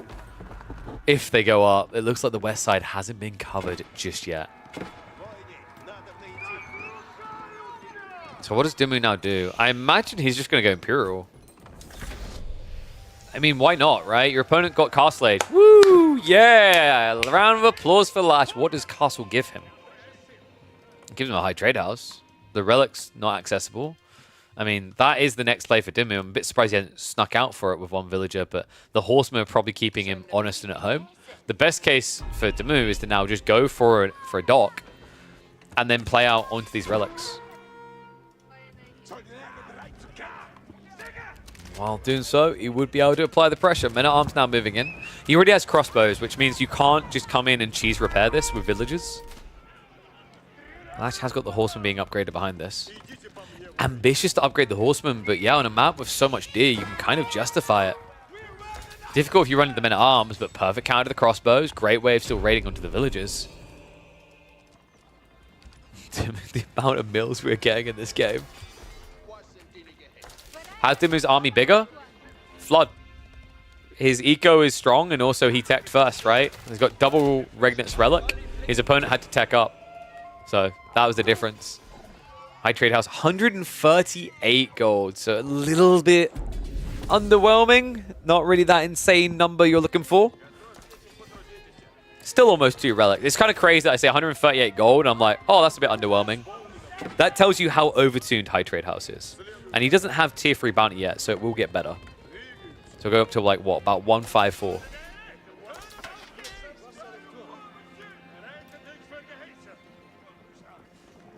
So what is Lash's win condition now? Because this is a tricky thing. Season 9 actually did change a lot about the late game, and I have not seen an HRE Roos imp game yet. It's usually over by castle. If we do go to Imperial, which Dumu's taking us there, what's his initial advantage? Because now with Unitech being so expensive, you don't just immediately get a big one-up militarily. He will get a huge one-up via eco, though. Lash, meanwhile, I mean, how do you ever rush Imperial here as Roos? What's your justification? Streltsy? Great. Takes a long time to produce, though.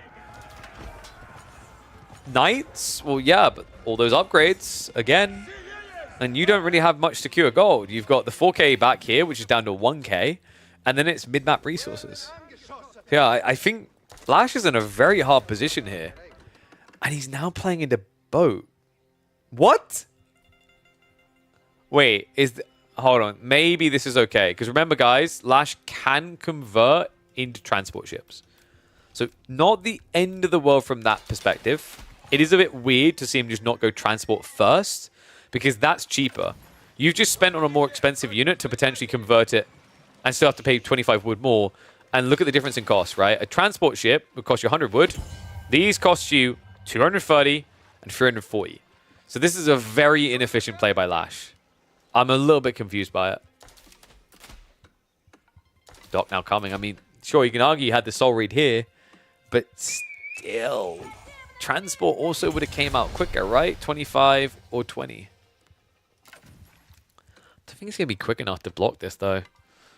And the Logic Galley is not really going to do much to stop it in general, right? He could rush for the relics, so that might be a smart read. But it's not happening yet, and things are starting to rally against him. Dumu, up in age 4. He's also gathering stone. He might go for a Sacred Site victory. I don't think it's necessary here versus a Flood. That really, at this point, I mean, the world is Dumu's oyster. He can do whatever he wants.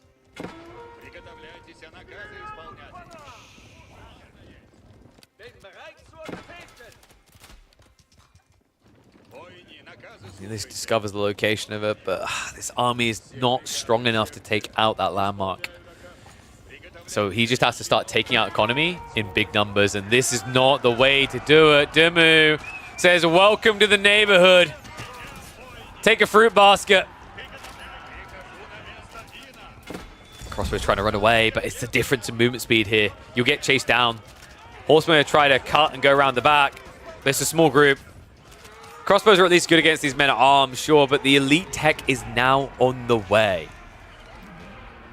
I would not call that an exchange that necessarily favored Lash. Even if he took a slightly better exchange in terms of military count, the state of the game is starting to work against him. We do at least have a blocker here, but not for long. Carrick is coming. Yeah, in a game where you're trying to find a way to get to Imperial and your opponent has Pulse of Swabia, you are now going to have to start building demos and extra boats to deal with this.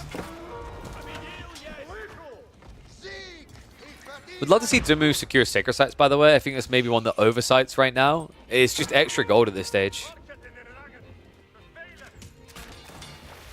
Coming out in just 10 seconds. I don't think Lash even expects it.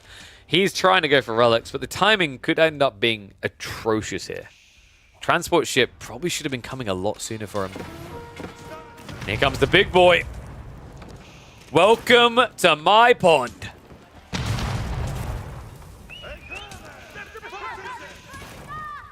Cannon placements also on the way on land. Lash, I mean, he just has to pump multiple demos at this stage to bring that Carrick down. Otherwise, it's going to have him on blast quite quickly. Because if you run out for relics and this Carrick intercepts you, it's just curtains closed, right? Yeah, I've at least got some knights from Lash, so we'll be able to get a bit of eco damage down here. He needs to at this stage. It's almost a 20 eco lead already for the HRE. What happens if a transport ship dies with a relic? I'd have to double check. I think at once upon a time it would put the relic back where you garrisoned on board originally, but I think now it drops it at the nearest land point.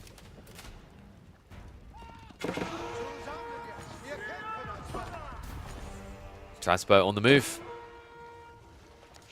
Lash needs all 3 relics to stand a chance against this. Tech is almost there though, I've got to give it to him. I'm impressed by the fact he can almost afford Imperial while keeping up on the military.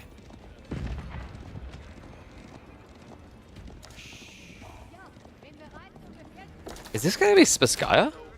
He also did go 2 TC, so he's falling behind still, but not as quickly as he otherwise would. I think you Spasskaya. Does that sound weird? I mean, what do you get out of high armory? I guess... Yeah, I guess maybe Mango just being cheaper is worth it. Your opponent is playing mass crossbow after all. So high armory it is. Remember, Siege got heavily tweaked, so high armory doesn't have as much value for its unique techs anymore. This Springle's just a meme, so the banded arms doesn't matter, but it's still a 20% discount on your Siege.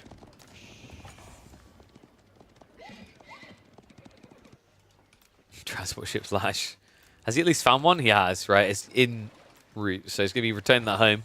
And I think, has he scouted all of them? No, so he doesn't know about this one. He has at least scouted the one over here. Dumu, however, with a Carrack, it's taking a lot longer to find these. We've got, it's like Pac-Man on the water, isn't it? Oh my god.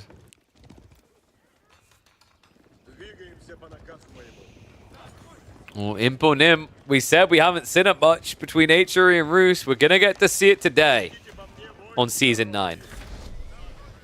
I'm still not entirely convinced about who's meant to be favored here. I mean, obviously in this game you just say Dumu because he's ahead on economy. Yes.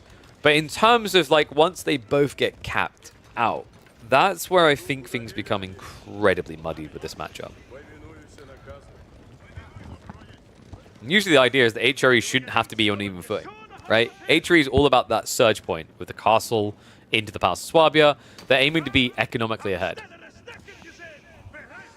Right now they're militaristically ahead, although not in numbers. They are in terms of quality. Lash having to back up and wait for his elite techs here. Still 30 seconds away.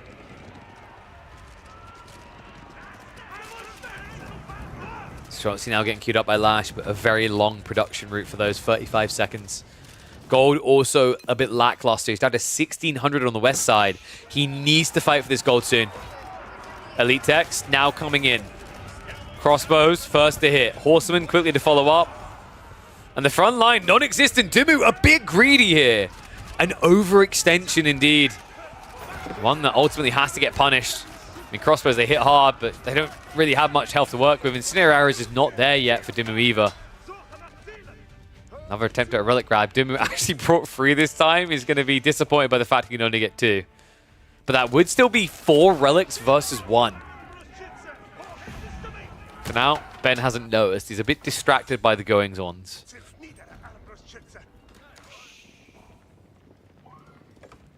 There you go. Wait, guys, I math. You remember when I said it would turn to 154? I math, man. Look at that. You know, everyone was like, how does a pigeon math? They can't even press the buttons. I have a beak. 154 gold. Man, I'm big brain. I guess, actually, I'm not so big brain if I have to call myself big brain. This guy's going to hang around for the Sacred Site. However, wait. That's the Warrior Monk. Oh, but the problem is Lash, he still hasn't scoured this. He doesn't know about this relic. So kind of a wasted effort. Sure, you block the Sacred Site, but you don't get what you really need. Oh, boy. So that is going to be 4 versus 1. And remember, there's a Regnitz relic, so it's essentially 8 relics to 1. Cannon emplacement's also now in. Lash has a full ranged army. This is terrible. You need Siege. Good news, you got high armory. The bad news, gold is becoming more and more awkward to issue and reach. And on top of that, the backup golds are on the islands, where Roos gets a little bit sucky when it comes to Imperial play. Biology also on the way. I mean, if this does move to the islands, the big problem I see is Lash doesn't have access to good ships. He lost the dock already, even if he had it. Remember, Roos do not have warships. They don't have Carracks. They don't have Zebex. None of these things.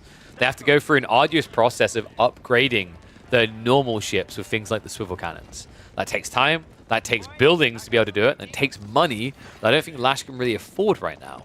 Sure, he's got 1,700 gold in reserve, but that's going to be going into Unitex, and you just saw how much one of them costs. 1,000 gold, 500 food, just to get biology. Yeah, I remember talking to the devs about this and the choice to make this change. I mean, the concept is that University should feel like age 5, right? That was the goal with University. The advantages you get, the boosters, feels like you're a next level up from Imperial. So to make it feel appropriate, the costs had to be boosted.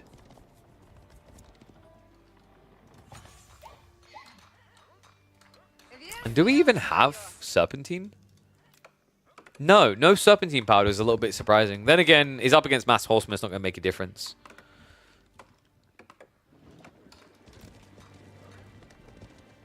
Things heavily slowing down here. So Stone being gathered. Lash probably looking for a keep drop. A staging point, right? It's awkward when you set up keeps as staging points because some civs will build siege there. You don't want to. You want to build your siege at home because of the high armory, right? So a drastically different situation.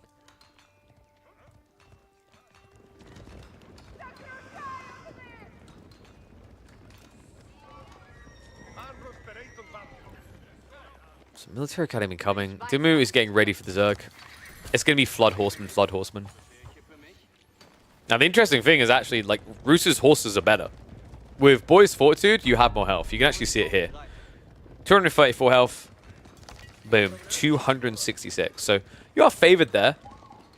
And Food and Wood should run out for either player anytime too soon, right? Like, we've already got farms up. Lash is sitting at how many farms in total?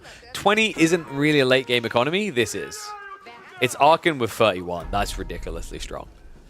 So, that's why you're seeing Lash a bit slow to get into Mass Horseman. In fact, wow, he's reacting to the horseplay. He's going spears instead. That means he just wasted resources on that Unitech. He needs elite army tactics instead.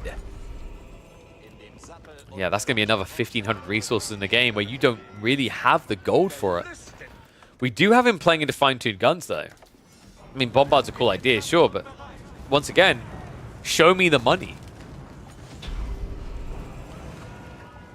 Or show me your economy, Dimu. Oh, the villagers! Try to repair it, not able to do so. And now movement onto the farm. Streltsy trying to move in position. The spears and horsemen giving chase. But Dimu, with the mobility advantage, can now get the lay of the lands. Yeah, scouts all the way in. It's funny, actually, Dimu never actually checked Lash's base fully around. Which is surprising considering in the early game, guys, you don't have anything else to do. On this map, because the sheep, only 5 of them spawn per player at their TC, your scout solely exists in the opening minutes to scout the entire map.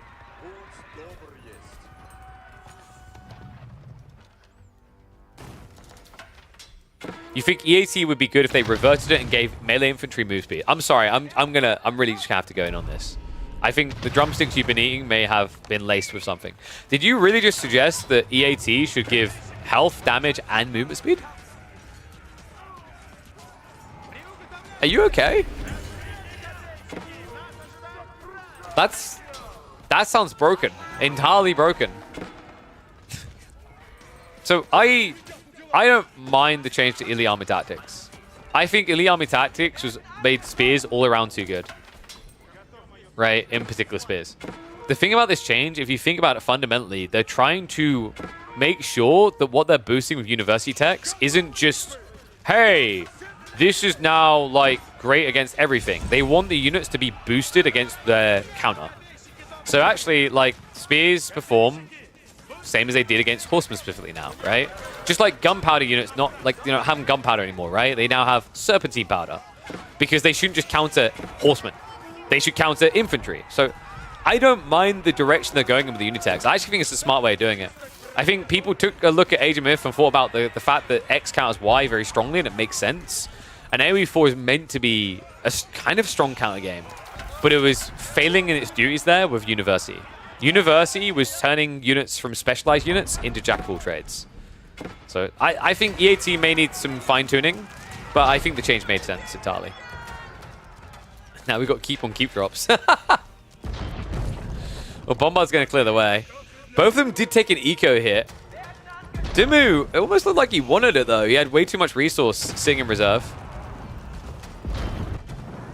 Once more into the breach. Horseman once again looking to break in. It's wave after wave, baby. And because he didn't go Spaskaya, he has no way of blocking this off. Just so many cav. More farms being set up, but that isn't safe for Lash. The military isn't holding here, by the way. They're overwhelmed. He's got way too much standing its ground in the center. Yeah, that means villagers lost, though. Like, so Lash, he has it's under over 1,000 food income right now. And his farms are about to all get idled out again. Oh my god, no, dude, he's way too static here. Lash is so fixated on the center of the map, he's going to lose because of the flank. Dimmu doesn't stare that gift horse in the mouth. He takes the rewards that are coming to him. Villagers now idled out. Food income once again under the 1,000 and plummeting. The rewall coming through, but that's just more villagers to the wolves here. 96 to 82 eco. Dimmu, he's at 96 because he wants more military. Hand cannoneer transition now on the way, and the horsemen have cleared the way. Lash finally pulls that army back, but that delay may have cost him everything because now the horsemen are in on the center. Marching around, the bombard's forced away. The villagers idled up here, 35 of them not working. Almost half of the Rus economy. The horsemen hunting for even more eco units. We're about to pinch 3 more. Villagers playing clownery through the gates here, but I think Lash, that distraction on the north side, the reluctance to pull the army, may have just pulled him out of this game with a loss. Villagers once again in trouble. Dimmu hasn't even deployed the infantry, guys. It's just horsemen. Because why rush, right? Like, build your premium army behind this. Build your victors. Gold is a limited resource on this map. Food and wood almost feels eternal. How does Lash get out of this now? The other problem is the gold on the islands. It's not with him. He's finally sneaking out for one, though. Castle drop did get him something. The weird part is Dimmu could easily block him here, though.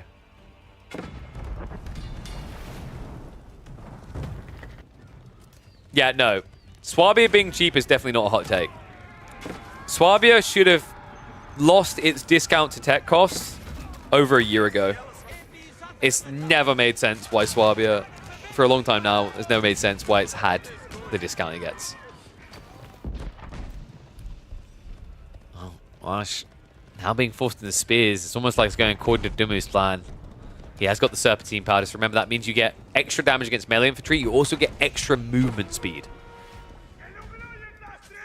Which is kind of absurd, considering the way that percentile movement speed scales on units, and this one is already quicker by 10%.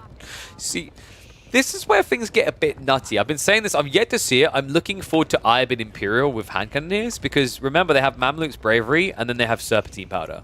So that's a... was it a 30% movement speed buff and another 30% movement speed buff, I believe. Or 25%. So theoretically, that should make hand cannoneers as quick or quicker than knights. Looking forward to that game. Another attempt to wall. This is just not working.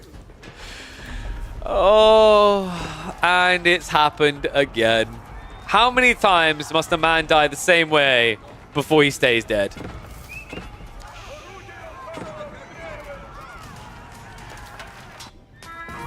There's an attempt to assault, but guys, the bombard's dead. He could just die to cannon emplacements. Lash is like, Dimmu usually goes offline around now, so he's very tired, and it is his day off. So, if I just drag this game out for an hour, I'll be favored in game 2 and 3. Kind of feels like that's the strategy at this point, doesn't it? Because I'm not really seeing a semblance of a real strategy in-game right now. Horsemen, they found the tree line. I mean, the good news is it's a best of 3. Lash still has an opportunity to strike back, but this game looks done sparse. Lash is as discombobulated as you can get at this stage. An admirable attempt. I just think... Man, Lash, it's annoying, right? Like, that initial raid in the Feudal Age, it looked like he took advantage, and I love the transition to Castle, but once we got to Castle, I feel like we hit this very hard what now? And stalemating against HRE feels like it inevitably leads to into Imperial. I'm impressed that Lash was even able to get to him. I think actually in some ways, it wasn't as much a macro outplay as it was a micro outplay. Lash wasn't really actively finding an entry point, right? He wasn't reacting to the attempts to raid him. He actually allowed those walls to break before he moved his entire army. And then the siege was so delayed coming in, he never had a breach point, and it allowed Dumu to get all these defenses up. And now, all those details I just mentioned, this is the aftermath, right? And essentially unplayable game at this stage for Lash.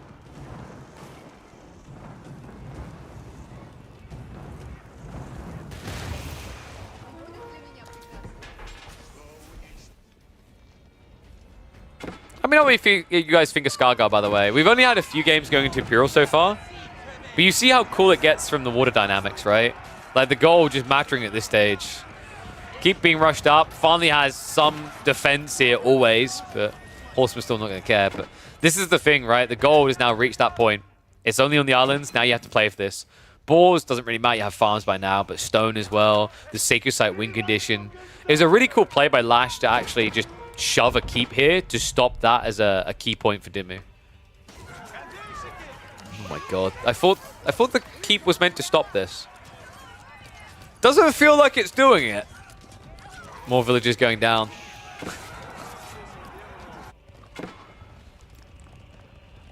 I thought the Mahodo Lash game yesterday on this map dragged, but oh my god. You know what, guys? You remember that Mahodo Lash game? Lash has been thinking about that game. He's like, man, he almost won with nothing as the ruse. I can win with almost nothing.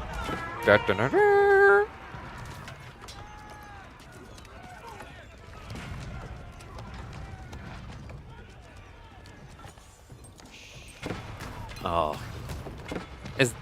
Is that it? Because I'm trying to figure out what Lash's goal is here, what his win condition is, right? And I feel like being stripped of gold here is GG. You can't play without gold, right? Your income's about to plummet. So you can't get Streltsy, you can't get these bombards that he's aiming for. You basically can only build trash tier units. Spears, horsemen. And if Dimmu just builds spears, hand cannoneers, like, it's the easiest fight ever.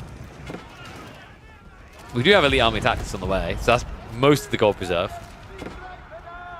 Walls are starting to break, and we do have the siege. Dimmu is done playing with his food. Surprisingly enough, reducing guy to under 50 eco is the signal to go. Hand cannoneer mass on the way, and I don't think Lash realized this was waiting in the wings. He finally sees it and does not hang around. GG called, Benny Boy able to show the good old Imperial rushes are still as strong as ever. Really cool game between these two. Only the first of this set. What do you guys think? Did Lash miss a timing? Was there ever a timing here? Is HRE just simply too good, whether they're playing all feudal or fast imp? Felt like it was a very difficult game for him to navigate. And I mean, I've got to give him props for even getting to that imp. But yeah, let me know what you think in the comments. Would you have lasted this long in the arena against Benny Boy? Or would you have been flatlining by about 20 minutes? I'll catch you in the next one. All right, guys. So, game one. We'll be going to Le Dimmu. Let me just mark that one up. So, Holy Roman Empire versus Hrush. I can't even roll. Left side win. I think Lash's draft is maybe a bit awkward now. Probably high view Byzantines. I think you just do... Yeah, you just do Byzantines and you thin Dimmu's draft for a game 3 more. Because, like, Coastal Cliffs is clearly going to be Ibids or French. I don't think you pick Byzantines there. Is there any matchup that would make sense for? Oh, Malians, actually. Ooh, but once again, we said earlier, like, Malians makes a lot of sense for Highview, right? I think if you pick Byzantines, you've got to be worried about either Malians or Juji here. I don't think Dimmu's going to pick Delhi. Likely he'll save that for Coastal.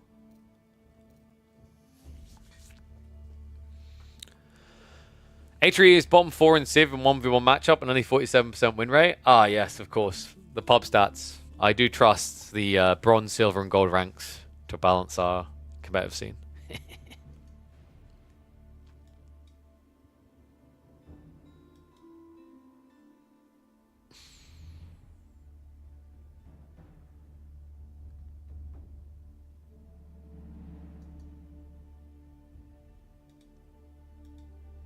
Sorry, I'm just getting a message in the background. Reminded of loads of invoices I need to send. Well, loads may be an exaggeration, but invoices to get paid for stuff. It's most of the player base. Oof. True. Like, I'm not really this rank. Someone else has held me down. Guys, I'm going to run a minute of ads now as they're getting ready for game. That way you don't have to worry about it when we're in game, okay? So, wait, did ads just run, maybe? It might have.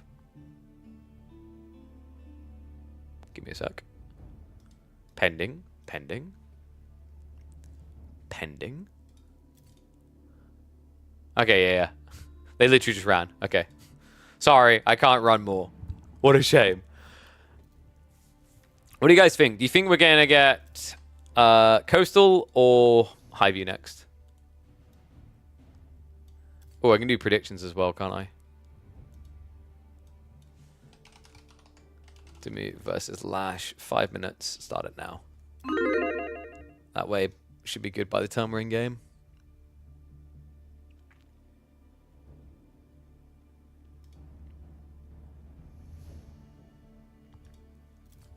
Conk level 940 games, 49% win rate, bottom 6.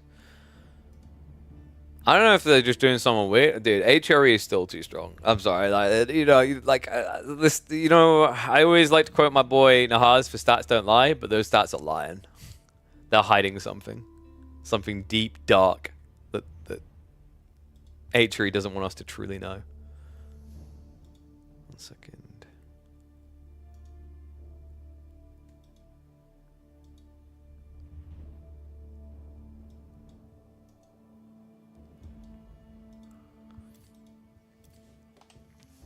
Swabe is just terribly designed? Yeah.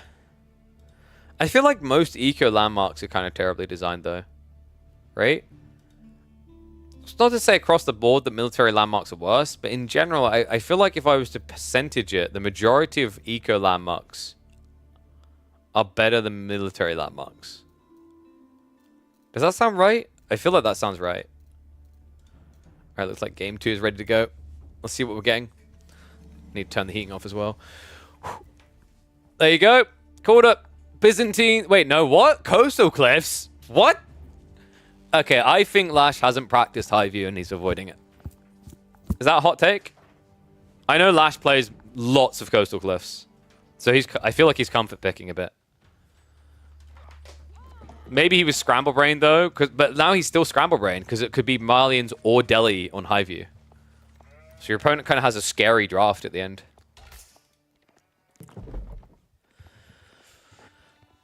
Whew. Oh, and by the way, it's who will win the series? Imagine that it says who will win the game. I forgot to change the typing. A type error there. Whoops. Let's see. How are we looking? Draft links. Nice. They gave us everything. All right. I think we're just a few seconds out. Boom.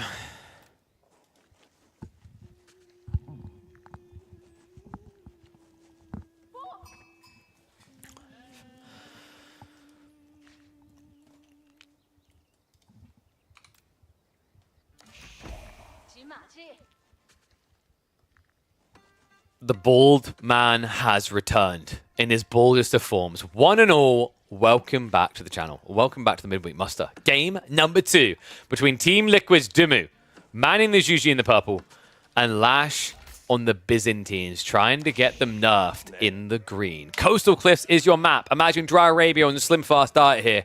And that is what you're going to get. Stone further away, though, makes TC booming a little bit hard. And one thing I have noticed is Juji not very popular on this map, folks. Juji... When Coastal Cliffs first released and it first appeared in a tournament, people thought Juji was good, and then they practiced it and realized it had a conundrum. The conundrum is that there's not really that many great meditation gardens on average. In theory, the goal of what you do with Zhuganu rushing on this map seems good, but in practice, the meditation gardens weren't really there. So, curious to see what Benny Boy's going to do. If there's anyone that I trust with Zhuji right now on a land map, I think Dimmu is one of them. One of probably the most experienced players at exploring the late game and the mid game with this Civ, whereas a lot of players over the months have focused on the early mid game. I feel like Ben has been leaning a lot later. And he might need to go later because I got a funny feeling that Byzantines are going to be looking to pressure early. Lash on his way up the Grand Winery. I feel like in this matchup, you're probably going for... Do you go Limitanis? No, I think you go Longbow Horseman, right?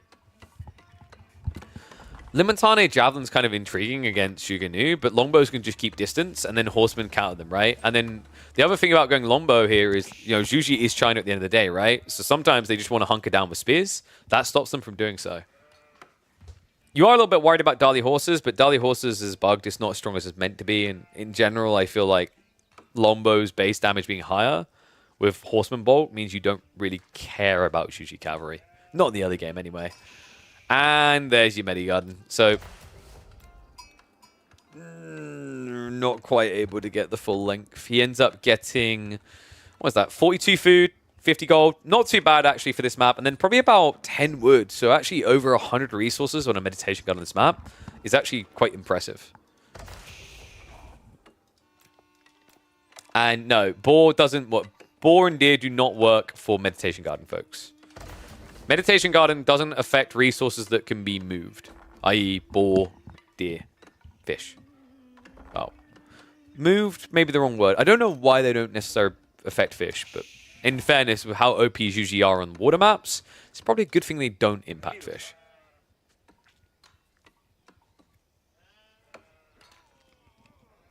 Love there's a debate going about Lash or Dumu being the better player right now.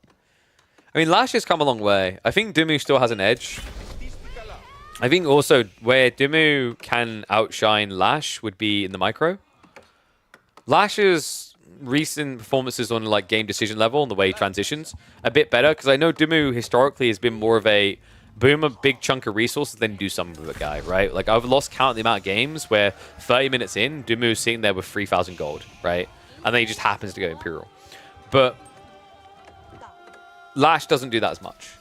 The difference, though, is I would say Lash's micro, and I think he doesn't mind me saying, Dumu is more on point when it comes to micro. Which you kind of expect from someone who competed in StarCraft for years and years, still plays at quite a high level to this day.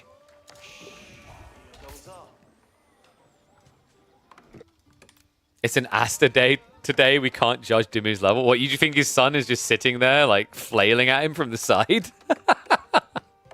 See, that's why I have my studio at the end of my garden. Freya still finds her way here, just less frequently. And even less frequently in the middle of winter. It's terrible to try to get here on crutches right now, though. I've lost count of the amount of times already where I've almost slipped and broken my neck. So Stable's coming. It's going to be Longbows. That's interesting, though. Dumu went for a Palace Guard opening. Yeah, Dumu's one of the players that really loves doing this. I don't see it out of too many Zhuji pickers at the moment, but it's pretty smart. The problem here, though, is Horseman plus Lombo do deal with it reasonably well. So although you can get some initial pressure in, like, what's the goal behind this? Historically, when Ben's done this type of play, it's 5 to 6 Palace Guard max and then a castle play. And the idea is then you just rush Palace Guard's upgrade, and you essentially already have men-at-arms in the enemy base. Good out of time being achieved here. He's slowing down the timing, but a little bit too late. Lash already has what he needs for his first mercs. It's unfortunate, actually, for Dumu. If this had been a forward-spawning placement of the berries, he probably would have idled out quick enough to block the first play of mercs.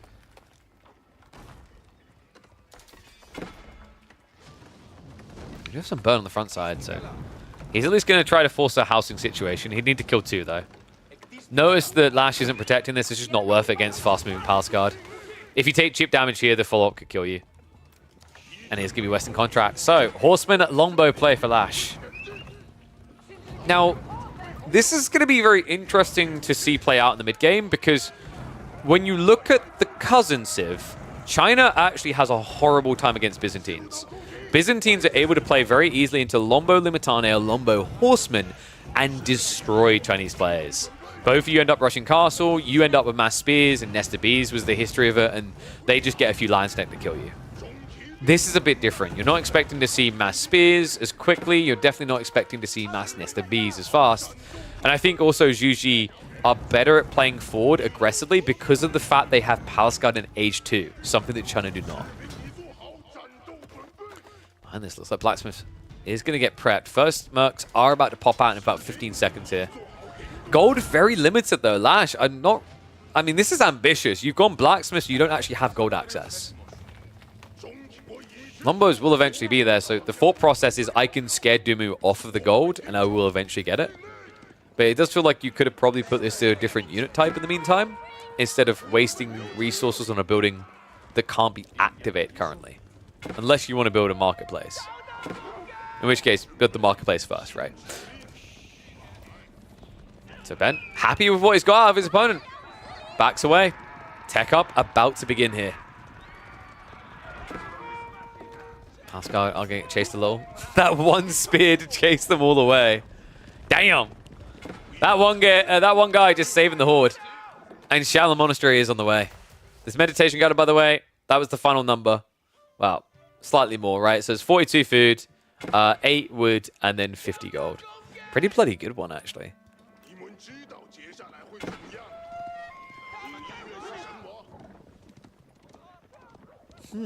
So now that it's a fast tech behind, Lash is in a bad position here, folks.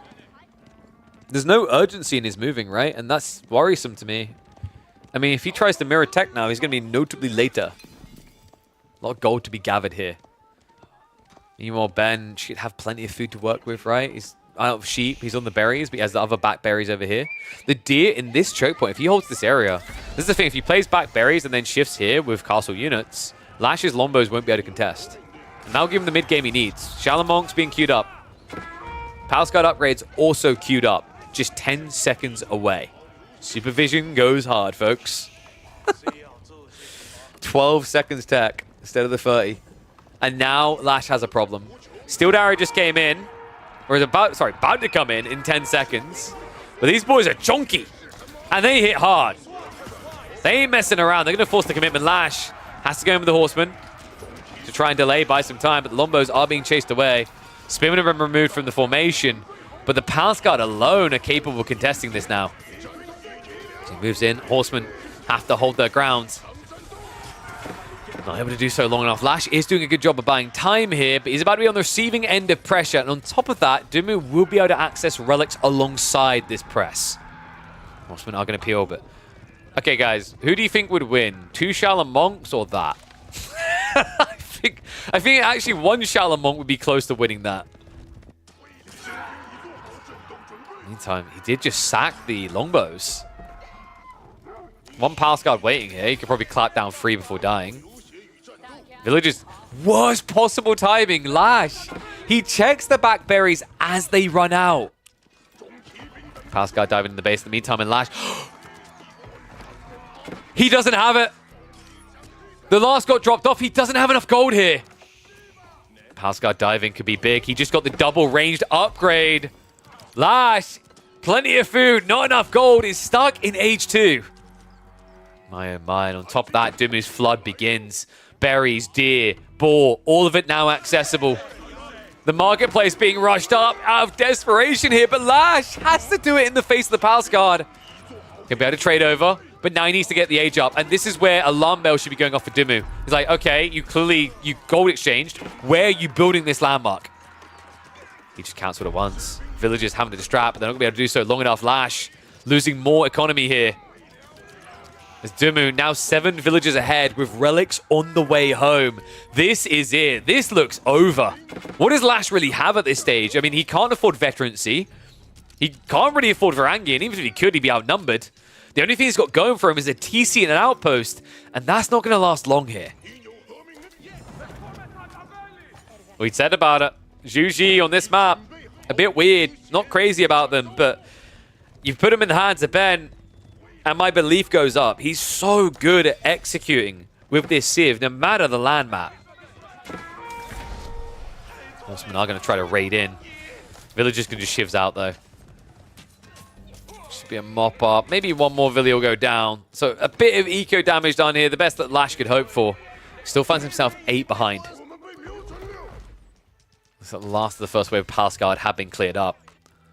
But that's for good reason. Dumu can chill for a little bit here. And get the next wave ready. He wasn't able to stop the Castle Age, but he was able to punish it. Behind this, he's got, what, 2 more relics on the way home? Remaining to be grabbed, but easily doable considering that Lash has 0 cavalry and 0 map presence. We're here again. Hello, Darkness, my old friend. A little bit paranoid. Dumu realizes he doesn't want to trickle troops in with his Lombos here. But he's got a wave of Palace Guard. Lash, how many farms behind this? Four olive groves. And he's out of berries. So he can get Vet. He can get an extra group of longbows going. I think he can get only one, right? Because one's come out Golden Horn Tower. He hasn't queued the other yet. So that's 10 longbows and that's it. You have to then somehow queue the other berries because an olive grove transition is going to kill you here. Might kill you regardless. Palace Guard moving in again. Villagers also, yeah, a little bit slow to garrison there. And Lash building Horseman is a bit curious, no? I mean, he had some gold access. Cataphracts would have made a lot of sense here against PG. Would have also given him a counter raid opportunity. I almost feel like the Horseman was a panic reaction from Lash.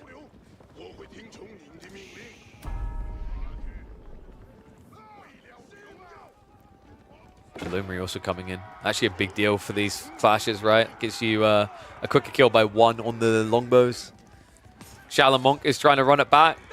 I mean, you could actually protect him here. Because if you don't kill the Palace Guy, if you focus the Shaolin Monk, you're going to lose everything. Warlord's going to come out. A little bit ambitious. I think he forgot the Body of Iron there. So funnily enough, Dimmu actually could have got away with that. Behind this, we have Mount Lu Academy on the way. He's discounting his units. More Flood. Looking for that cost efficiency, right? Yeah, a little bit surprised Mount Lu Academy. I mean, wait, is this going to be the Mount Lu Academy into immediate Song? I think it is. So he's doing this to make the Taxman better, and then he's going multi-TC. I've seen this a few times. People don't really tend to use Yuan that much. Yuan gives you the discount, remember. Gives you a nice 10% off on all of your units' costs.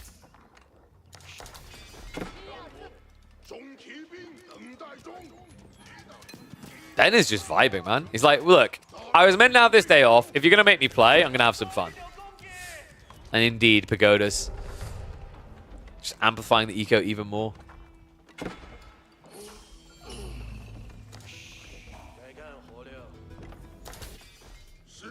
In every 4, the top 10 players have switched their positions, but I've never seen anyone get into the top 10. Louis MT, CSO at one point was basically rippling on it.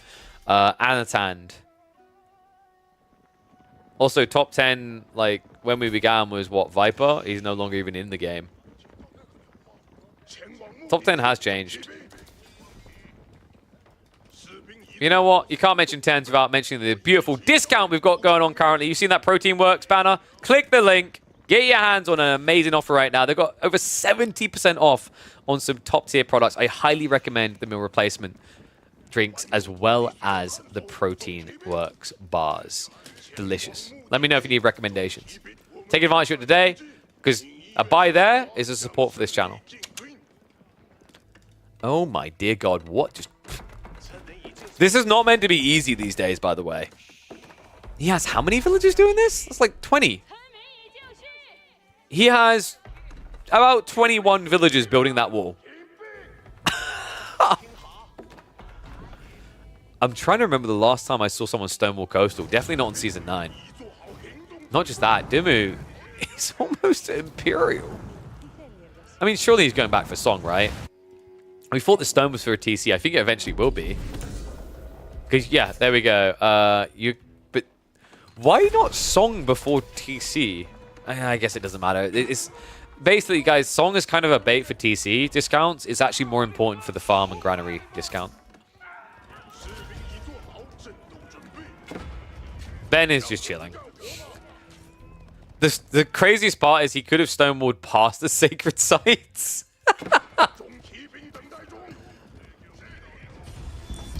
Lash, he has gone for second TC, so almost just expecting this or feeling he needs it himself. This is so out of order. And I don't mean that in a, oh my God, disrespect. No, I just mean the order of things here. TC into Jiangnan now. So we're going back for the Song. And yes, Kiljadi has cracked top 10 as well.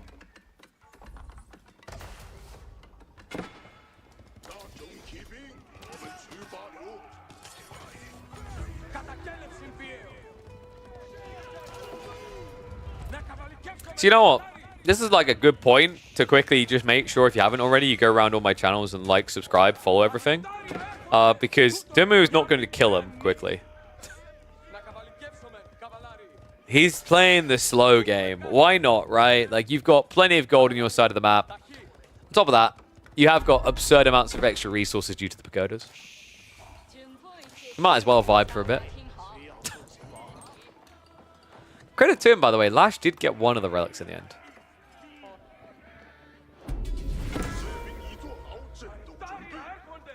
Ben is going Imperial, right? What did we say in the early game, right? When people were saying who's better, Dimmu or Lash, and the way they execute, we're saying like Dimmu has this tendency to float a lot of one resource and then switch to another. It is happening. It's funny because I feel like that also comes from the fact that Ben plays a lot of China and Juji historically, and these civs are more likely to float one resource because you supervise one resource and move. I think like China with supervision and Juji as well kind of embody that concept the most. Now remember, these taxmen are incredibly good, by the way. Let's go free TC now. There you go. That's how you make up for the fact you done Jiangnan after the second. You build a third. Mount the Academy, he's getting the better supervision. He already got the speed, so I always find it comical. Look at these guys go. Quicker than a horse lathered in armor, by the way. I gotta go, I gotta go, I gotta go. Whew. Glad I got that 8 gold back in your pockets in time, boys. Juji's library now in the way. I mean, allowed him to afford that. A little bit surprised by Juji's library. I've been quite vocal about Juji's library being weird. If you don't queue up a tech straight away, you should have just went for the Sun instead, the Pulse Sun. Temple Sun, my brain. Temple Sun's better because you immediately get value. This requires you to buy things.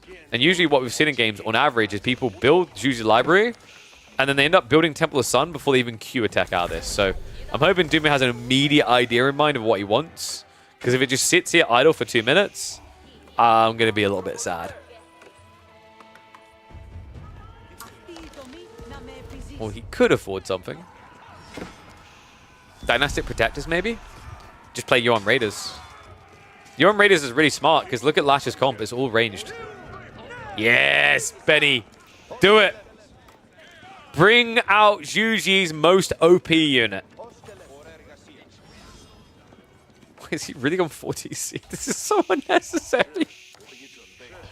Dimmu has 2 military, man. Like, come on. Could you imagine if Ben loses this game now? Because we're borderlining cocky here at this stage. Lash is like playing this very kind of safe, like, ooh, big threat. Might be a giant Zerg coming over the hill. If he could only see right now, if he only had God vision, he would be pushing so hard. So we're going to have some stables drop soon. Yep, coming in now. How much food does one Yuan Raider cost? Dude, these Yuan Raiders are absurd. They basically cost a horseman. Look at that. 80 food, 20 wood, 20 gold. You pay the same as you would for a horseman. But you get, I believe it was 15 base damage, 190 health. Is it, do you guys remember, is it 8 ranged armor? No, I think it's like 5 maybe. And 2 movement speed. They are broken. Although, weirdly enough, for some reason against a mass ranged army, Ben is building Imperial Guards. What? Imperial Guards are really good against melee armies, guys. They have 10 melee armor and about as much health as a Cataphract, right? And they have very high base damage, which scales really well with Temple of Sun, because you get Dali Horses for the 20% attack speed buff, and then you get the Cavalry Charge, which gives an extra 20% damage by toggling the Temple of Sun. So yeah, really powerful for that reason. But like I said, it's all about melee. They suck when it comes to a ranged mitigation point. Still 5, which is respectable, but compared to the 11, that's really a big part of what you're paying 280 resources for. And no, Lash does not know about the walls. I don't think he ever ventured beyond the Sacred Site. Yeah, he's got Pathfinder School coming, though, so it looks like we're heading for an Imperial Age showdown.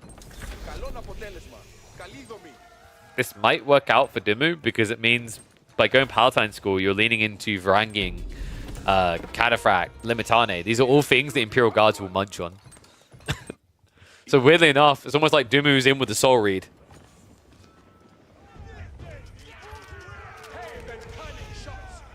Reveal the mass ranged army there. Just also a lot more cost efficient to scale Yuan over Imperial Guards. Doesn't take as long, 23 versus 35 seconds, and costs half. And that is kind of Dimu's issue right now. Is he's basically going for the quality approach to massing army. It's going to take a lot longer, but once he reaches 200 pop, it's going to look broken for the count.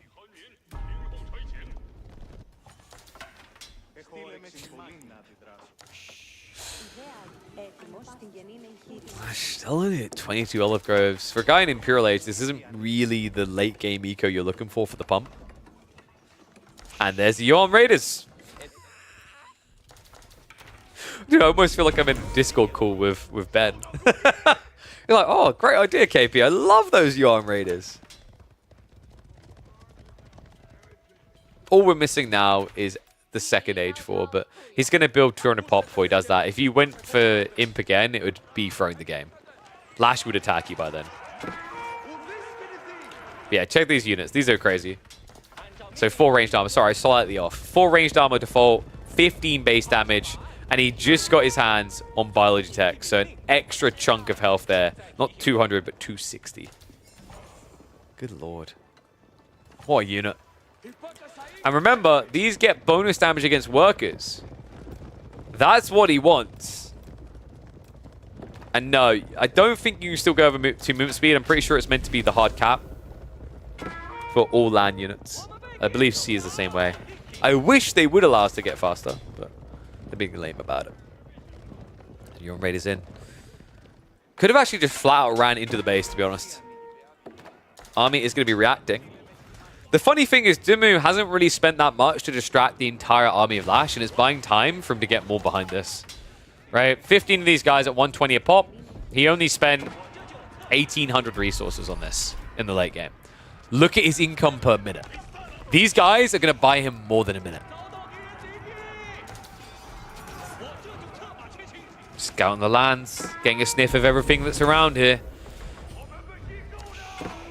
Might even find a few villagers on the back of this. Yes, don't mind if I do. Me like you very much. Remember, they get bonus damage there, so they're actually striking pretty hard. That is a solid 23 damage per hit into villagers. So almost free hitting tech-starred villagers. Second wave comes in as well. Lash, I feel like he actually needs stone walls. When you see Yuan Raiders, guys, you know when you're in a game and you see Palace Guard, you're like, oh man, I need stone walls? This is doubly that. If you see these guys, if you panic and think you need walls with Palace Guard, you should be having a heart attack when these ones turn up. These are more lethal than Palace Guard. The army tactics on the way. We might be getting to Palace Guard. No, for God's sake. Ben's like, gotta give the people their entertainment. Time to get the Bald Boy army going. Yeah, elite army tactics is so he can build shallow monks. Come on, man. Oh, I feel so bad for Lash. What are you doing to him? Oh, he does have silk bowstrings on the way with longbows. Oh, that wall. He listened. It just wasn't quick enough. They're in again. This is just vile. Where's the next wave? They're not coming yet. They're about to, though. The dumbest part about this is he's not even coming from both sides. He's lapping the base the same way. And so's wave number 3. Yuan Raiders. A few hang around for the villagers. A few on the tree line as well. Lash down to 62 economy. He's about to be down even more. This Ringa Ringa Rose is in a pocket full of posies. He's doing it again. Zhu are more Mongol than Mongol here. Army's at least going to be waiting. So it looks like Lash was aware a second wave was going to be coming the same way. The gentleman's agreement, I guess. But he's down to 50 economy. Oh my god. And now we also have the Imperial Guards joining in. Dun, dun, dun, dun, dun, dun. Yeah, these ones are actually scary. They're more of a hit than a miss. Although they will have to dodge all these Limitane. So we did have elite army tactics earlier, and it looked like Dumu was going to go for mass Baldy boys, but he's just going back cavalry again. Now building Horsemen because, remember, UN Raiders are pretty good for what they are, but Horsemen will be better at directly countering ranged units. He's still finding eco kills.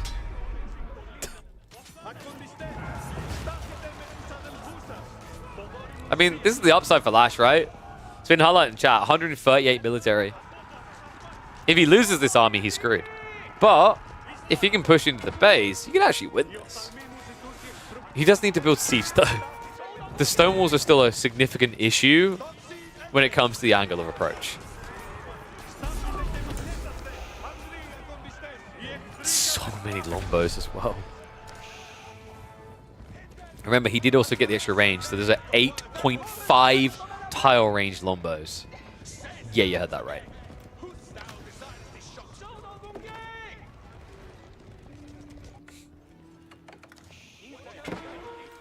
Demu, what? What is his goal here? Like, he's just doing it for the fun. Alright, say what you want about Demu, but when he plays, you can tell he's just enjoying himself. You know what I mean? Like, the way he's playing this game, he's just having fun. And he caught the Lombos as well. That's a heavy hit. 20 already down. Lash losing more here. Reinforcements are coming in, but crossbows against UN Raiders? Psh, please. And yes, those are feudal horsemen. And now it's time. He's cleared the way. And in fact, he'd done this perfectly. Lash lost the majority of his Lombos. Shaolin monks would struggle against range. Remember, with the changes, elite army tactics no longer gives raw health. It gives melee armor. You want your opponent to go heavily into Limitane so that you can do this to him. Oh man, I feel like we're just going through all the unit arcs here.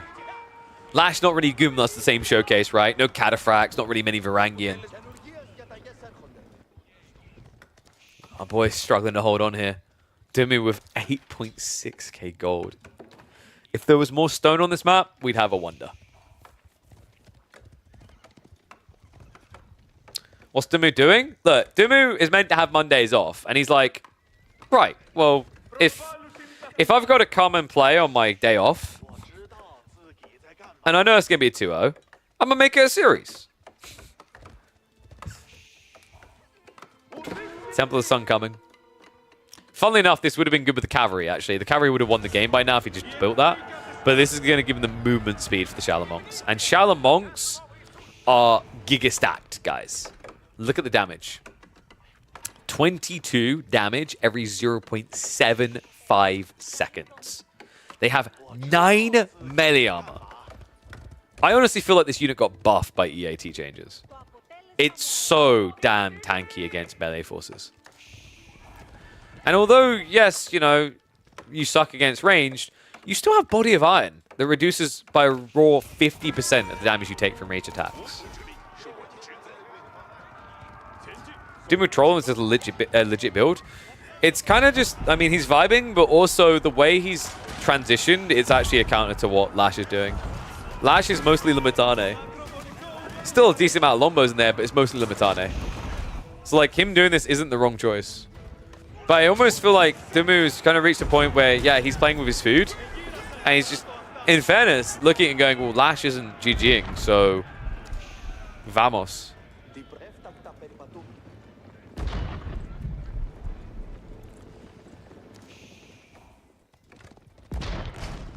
We do have an attempt to break in here. The second site is ticking, by the way.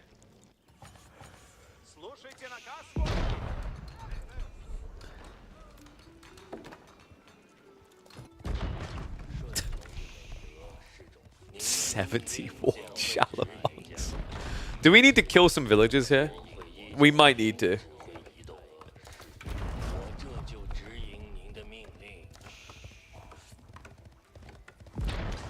Or we just clear the population by losing a few bald boys. Demu. He hums, he chants, he channels his inner bald. He has been unleashed upon the battlefield in his finest, truest, and most real-to-life form. Body of Iron gets activated. He heads in. Limitane trying to back away from this, but the villagers get left behind on the gold. A little bit too slow to retreat there. Look how many just get clubbed down straight away. He's still pumping more. 88 Shaolin Monks. And the waltz begin. Limitane are not going to last long against this. And also keep in mind, there was never an elite army tactics, right? Lash never got that tech. He didn't think he needed it, which is why he's getting rinsed. It's not Monks, it's Monk-S. It's Monka TOS because this is too much violence for a broadcast here. Army gets wiped. Dumu, still plenty of Monks left over. Only upside for Lash is that he has stone walls up to hide behind, but my god, this is getting brutal to watch. He's already dead. Stop hitting him.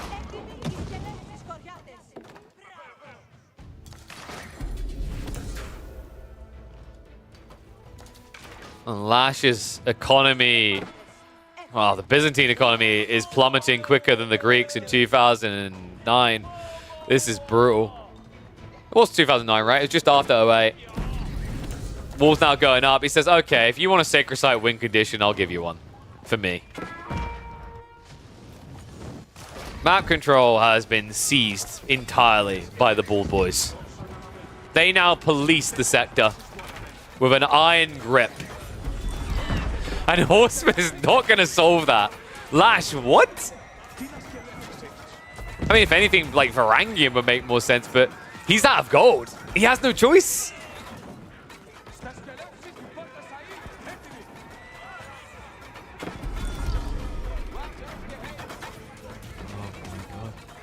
Well, I think there's enough staff on the team here. Both staffs, that is. And that is going to be a 2-0 for Dumu.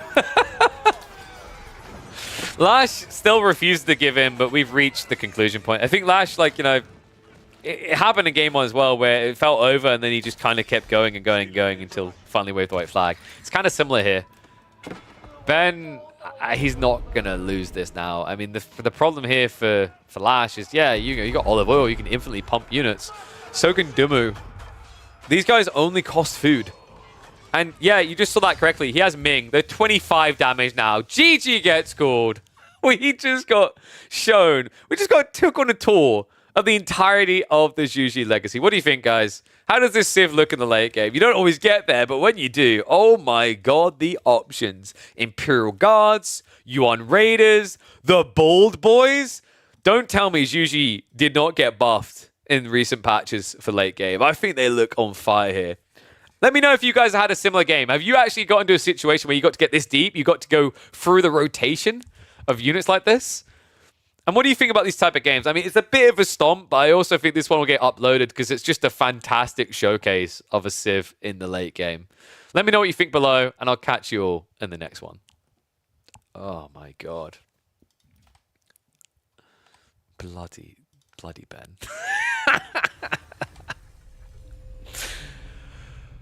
Oh, well, that was a good one. So, that does mean that Dumu is through to the next rounds. He beats Lash 2-0 to go into the quarterfinals. Now, the B Voldemar series did play already. I don't know if they're going to play today, though, for the follow-up. So, I think what we could do tomorrow is if you don't want that result spoiled for you, wait and we'll cast B versus Voldemar tomorrow. And then we should be able to follow up with Dumu versus the winner of that. We also have got Wham versus Cat to cast. Anatand versus the winner of that should happen tomorrow as well, probably. So that'll be, I reckon one of the semifinals will likely be tomorrow, and one of them probably ends up being on Wednesday. In that case, we'll look to try and cast the other semifinals before the grand finals on Thursday. And Thursday should be a 17 CET start for grand finals. But make sure you're following the Discord and have notifications turned on to know exactly when we're going to go live for that one. How much was the range armor on the Monks? Not much, because they have 0 base, so they get free.